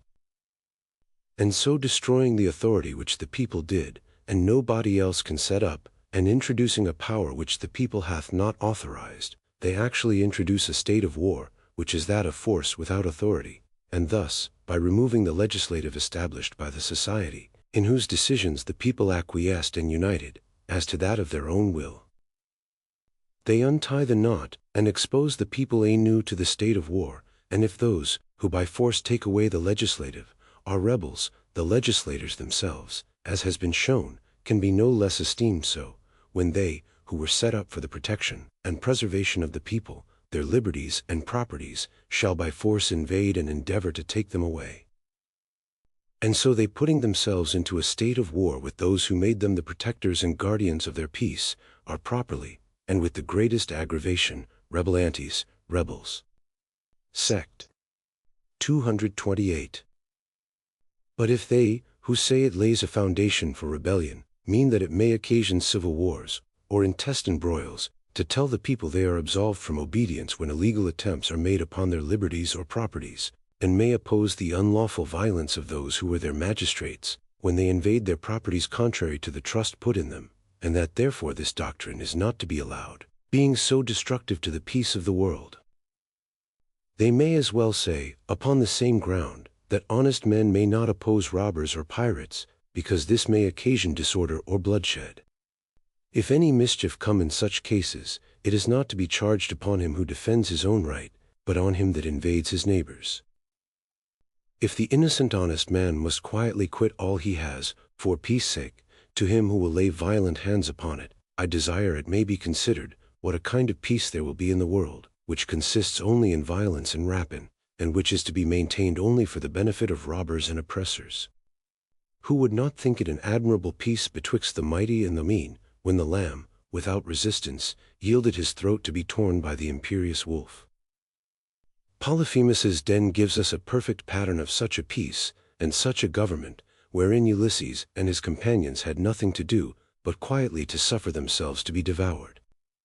And no doubt Ulysses, who was a prudent man, preached up passive obedience, and exhorted them to a quiet submission, by representing to them of what concernment peace was to mankind, and by showing the inconveniences might happen, if they should offer to resist Polyphemus, who had now the power over them.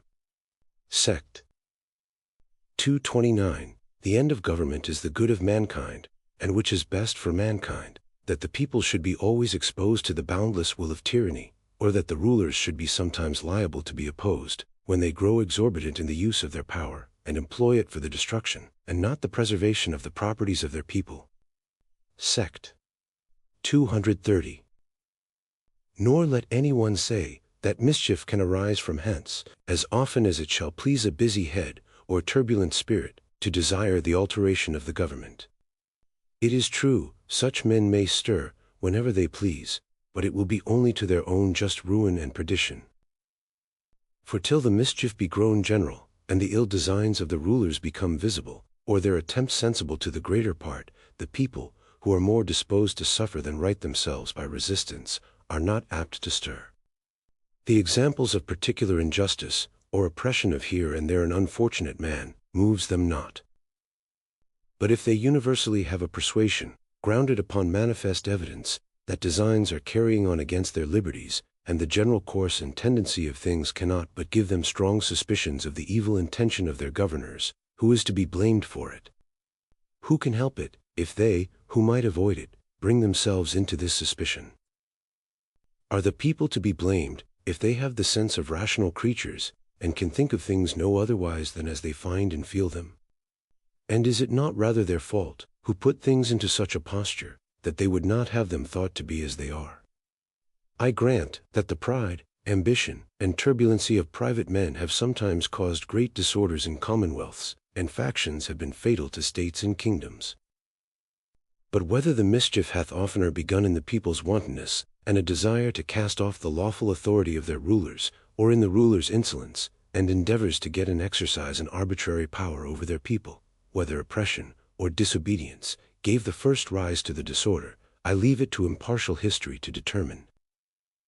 This I am sure, whoever, either ruler or subject, by force goes about to invade the rights of either prince or people, and lays the foundation for overturning the constitution and frame of any just government, is highly guilty of the greatest crime, I think, a man is capable of, being to answer for all those mischiefs of blood, rapine, and desolation, which the breaking to pieces of governments bring on a country.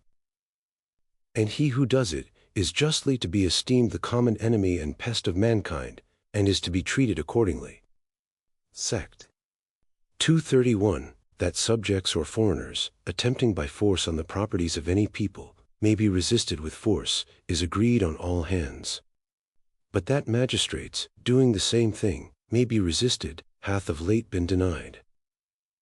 As if those who had the greatest privileges and advantages by the law, had thereby a power to break those laws, by which alone they were set in a better place than their brethren, whereas their offense is thereby the greater, both as being ungrateful for the greater share they have by the law, and breaking also that trust, which is put into their hands by their brethren. Sect. 232.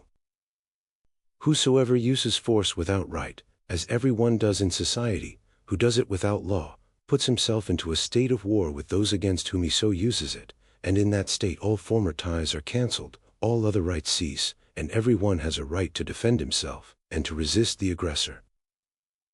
This is so evident, that Berkeley himself, that great asserter of the power and sacredness of kings, is forced to confess, that it is lawful for the people, in some cases, to resist their king, and that too in a chapter, wherein he pretends to shew, that the divine law shuts up the people from all manner of rebellion. Whereby it is evident, even by his own doctrine, that, since they may in some cases resist, all resisting of princes is not rebellion. His words are these: Quid sicis dicat, Burgon populos tyrannicae credelitati et furori jugulum semper prebebit. Burgon multitude civitate suas fame, ferro, et flamma vastari, sic, injuses, et liberos fortuni ludibrio et tyranni libidini exponi, inc omnia vitae pericula omnesque miserias and molestias are reached to dissipation tour. Number illis quod omni animantium generi est natura tributum, denegere debet, UTSC vem sex repellent, sesec, of injuria, to injure. Huic provida responsum set, populo universo negari defensionum, quae juris naturalis est, nec oceanum quae preo naturam est versus regem concedi debir. Operaturus I rets non insigiores tientum personas aliquat praevedum odium exerciate, sed corpus etiam rea publici, cogis ipsi capit est, i.e. totum populum, valens sinum aliquam aegis partem amani et intolerantia civissa seu tyranniae divexit. Populo, cadem hoc casu resistendi ac tuendi ac ab injuria potestas competi, sed tuendi ac tantum, non enim in principem invidendi, in restituendi injurii illati, non residendia debita reverentia propter septem injuriam. Presentum denique impetum propulsendi non vim praeteritum ossendi jus habet. Horum enim alterum natura est, ut vitam silis et corpusque tumorum. Alterum vero contra naturam, ut inferiorem de superiori supplicium sumat. Quod octac populus malum, antiquam factum sit, impedier potest, ne fiat, id post quam factum est, in regem autherum celeris vindicarum non potest, populist igitur hoc ampliest quam privatus quispium habet, quod huic, ellipsis adversaries judicibus, excepto bucanato, nullum nisi in patientia remedio superist. Cum ilsi intolerabilis tyrannus est, modicum enim fure ovino debet, resistra cum reverentia posit, Barclay contra monarchum. 1, 3. C. 8. In English thus. Sect. 233. But if anyone should ask, must the people then always lay themselves open to the cruelty and rage of tyranny? Must they see their cities pillaged, and laid in ashes, their wives and children exposed to the tyrant's lust and fury, and themselves and families reduced by their king to ruin, and all the miseries of want and oppression, and yet sit still? Must men alone be debarred the common privilege of opposing force with force, which nature allows so freely to all other creatures for their preservation from injury? I answer, self-defense is a part of the law of nature, nor can it be denied the community, even against the king himself, but to revenge themselves upon him must by no means be allowed them, it being not agreeable to that law. Wherefore if the king shall shew in hatred, not only to some particular persons, but sets himself against the body of the commonwealth, whereof he is the head, and shall, with intolerable ill usage, cruelly tyrannize over the whole, or a considerable part of the people, in this case the people have a right to resist and defend themselves from injury, but it must be with this caution, that they only defend themselves, but do not attack their prince. They may repair the damages received, but must not for any provocation exceed the bounds of due reverence and respect. They may repulse the present attempt, but must not revenge past violences, for it is natural for us to defend life and limb, but that an inferior should punish a superior, is against nature. The mischief which has designed them, the people may prevent before it be done, but when it is done, they must not revenge it on the king, though author of the villainy. This therefore is the privilege of the people in general, above what any private person hath, that particular men are allowed by our adversaries themselves, Buchanan only excepted, to have no other remedy but patience, but the body of the people may with respect resist intolerable tyranny, for when it is but moderate, they ought to endure it. Sect. 234. Thus far that great advocate of monarchical power allows of resistance. Sect. 235. It is true, he has annexed two limitations to it, to no purpose. First, he says, it must be with reverence. Secondly, it must be without retribution, or punishment, and the reason he gives is, because an inferior cannot punish a superior. First, how to resist force without striking again, or how to strike with reverence, will need some skill to make intelligible. He that shall oppose an assault only with a shield to receive the blows, or in any more respectful posture, without a sword in his hand, to abate the confidence and force of the assailant, will quickly be at an end of his resistance, and will find such a defense serve only to draw on himself the worse usage. This is as ridiculous a way of resisting, as Juvenal thought it of fighting, to be two pulses, ego vapio tantum. And the success of the combat will be unavoidably the same he there describes it. Libertas pauperis haec est. pulsatus rogat, edi pugnus concisus, et durat. Ut liceat pausus cum dentibus ingraverti. This will always be the event of such an imaginary resistance, where men may not strike again. He therefore who may resist, must be allowed to strike. And then let our author, or anybody else, join a knock on the head, or a cut on the face, with as much reverence and respect as he thinks fit. He that can reconcile blows and reverence, may, for aught I know, desire for his pains, a civil, respectful cudgeling wherever he can meet with it. Secondly, as to his second, an inferior cannot punish a superior. That is true, generally speaking, whilst he is his superior. But to resist force with force, being the state of war that levels the parties, cancels all former relation of reverence, respect, and superiority. And then the odds that remains, is, that he, who opposes the unjust aggressor, has this superiority over him, that he has a right, when he prevails, to punish the offender, both for the breach of the peace, and all the evils that followed upon it. Berkeley therefore, in another place, more coherently to himself, denies it to be lawful to resist a king in any case. But he there assigns two cases, whereby a king may unking himself. His words are, quid ergo, nullum casus incidere possum capas populo cici erigere actum regem impotentius dominantem arma capra et invadur jura suum swac authoritate liceat. Nulli cert quandi rex mine. Semper nmx divinis id obstat, regem non orificato, and capotestati resistit, de ordinatione resistit, non alias igitur in eum populo potestos est quam siid committat propter quod ipso jure rex esse divinis. Tunc enim esse ipsi principito exut actum privatus constitutiber. Hoc modo populus et superior efficitur, reverso ad eum esse jure illo quod entirigem inauguram and interrepno ebuit. At sunt pauquam genmum com isi justmiti quae hunc effectum partiet.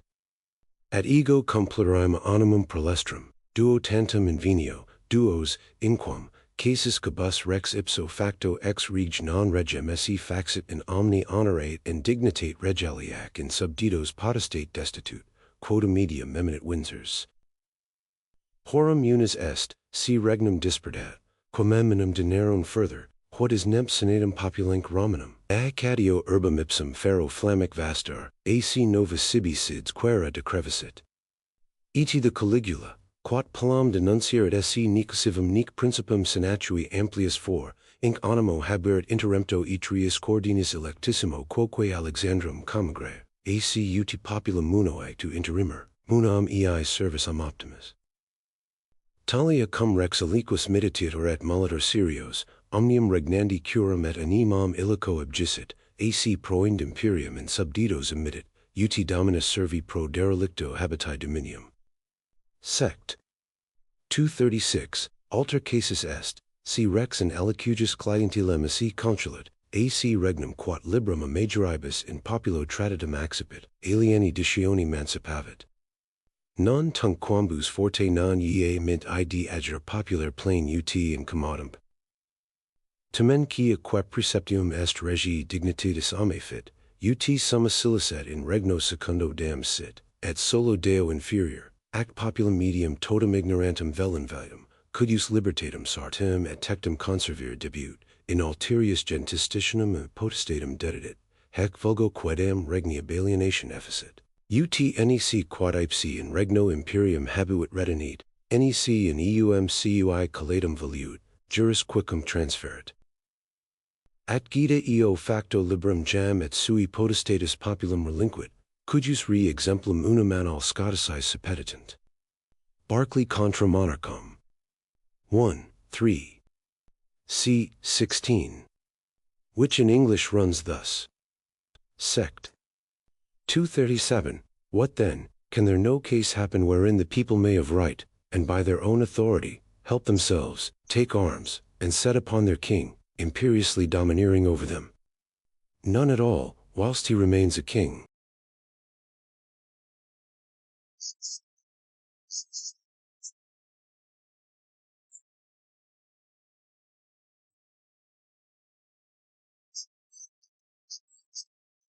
For then he divests himself of his crown and dignity, and returns to the state of a private man, and the people become free and superior, the power which they had in the interregnum, before they crowned him king, devolving to them again.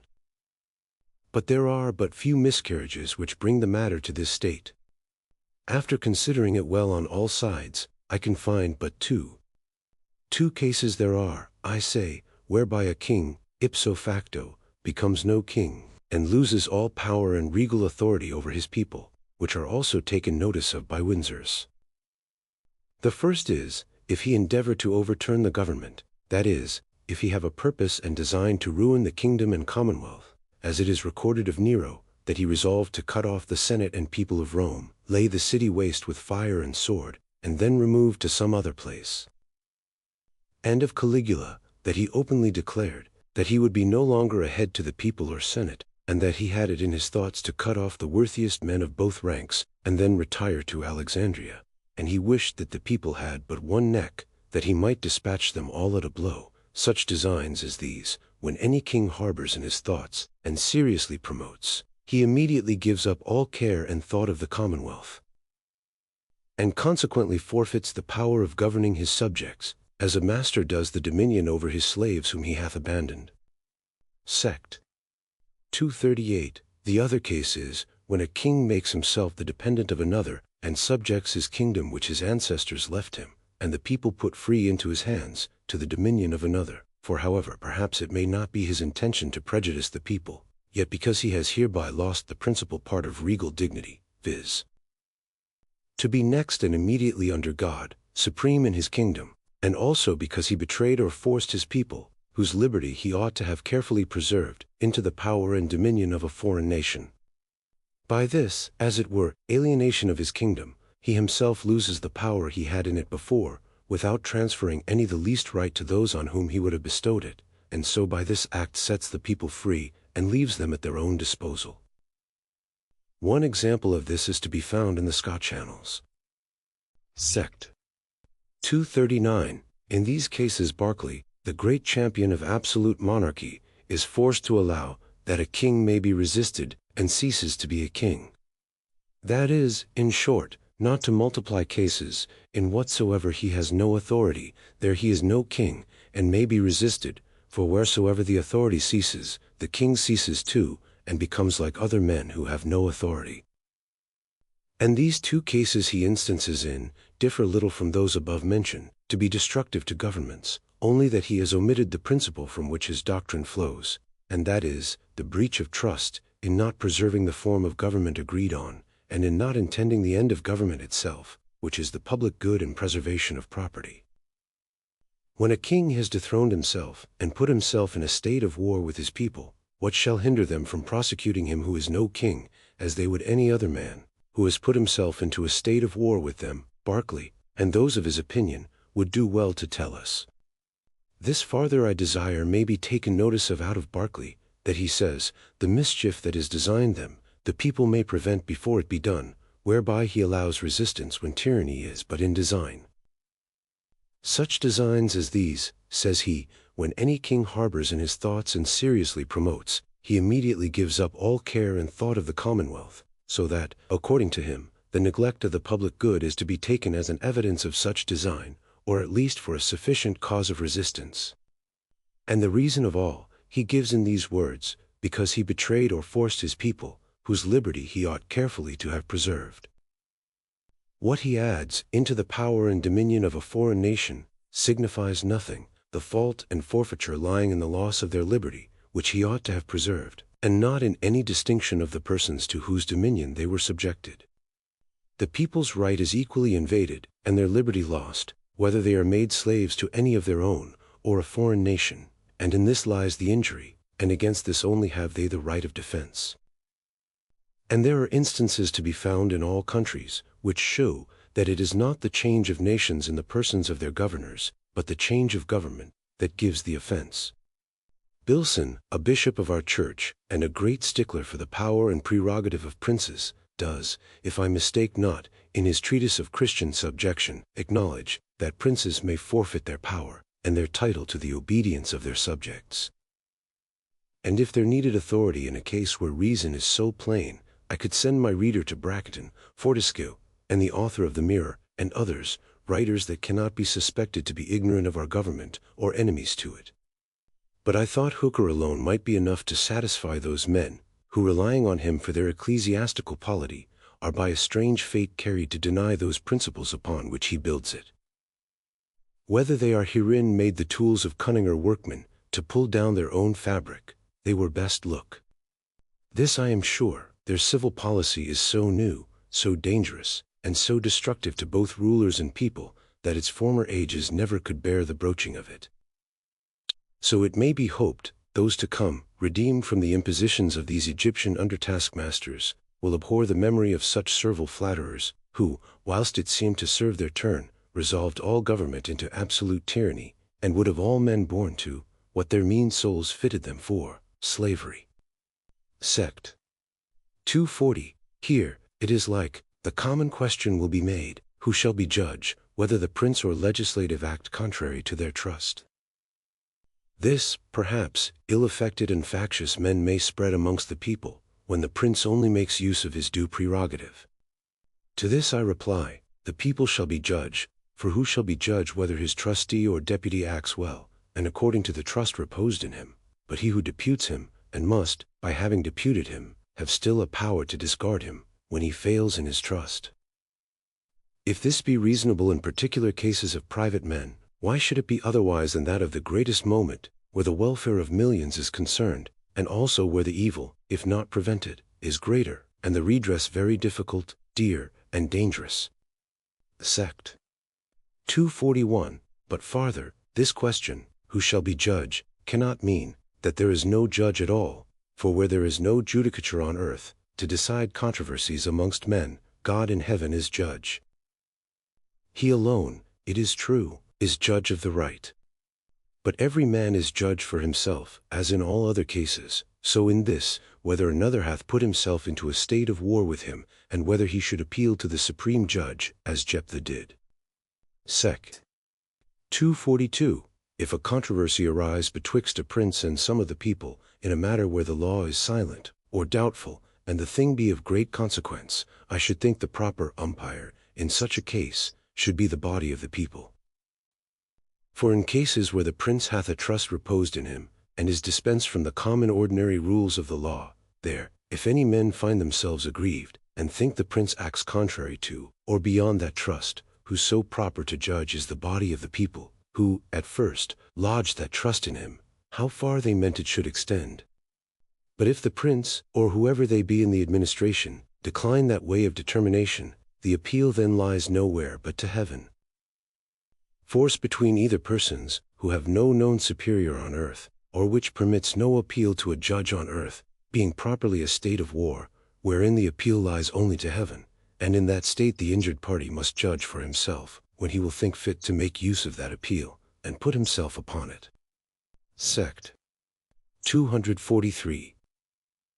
To conclude, the power that every individual gave the society, when he entered into it, can never revert to the individuals again, as long as the society lasts, but will always remain in the community, because without this there can be no community, no commonwealth, which is contrary to the original agreement. So also when the society hath placed the legislative in any assembly of men, to continue in them and their successors, with direction and authority for providing such successors, the legislative can never revert to the people whilst that government lasts, because having provided a legislative with power to continue forever, they have given up their political power to the legislature, and cannot resume it. But if they have set limits to the duration of their legislative, and made this supreme power in any person, or assembly, only temporary, or else, when by the miscarriages of those in authority, it is forfeited, upon the forfeiture, or at the determination of the time set, it reverts to the society, and the people have a right to act as supreme, and continue the legislative in themselves, or erect a new form, or under the old form place it in new hands, as they think good.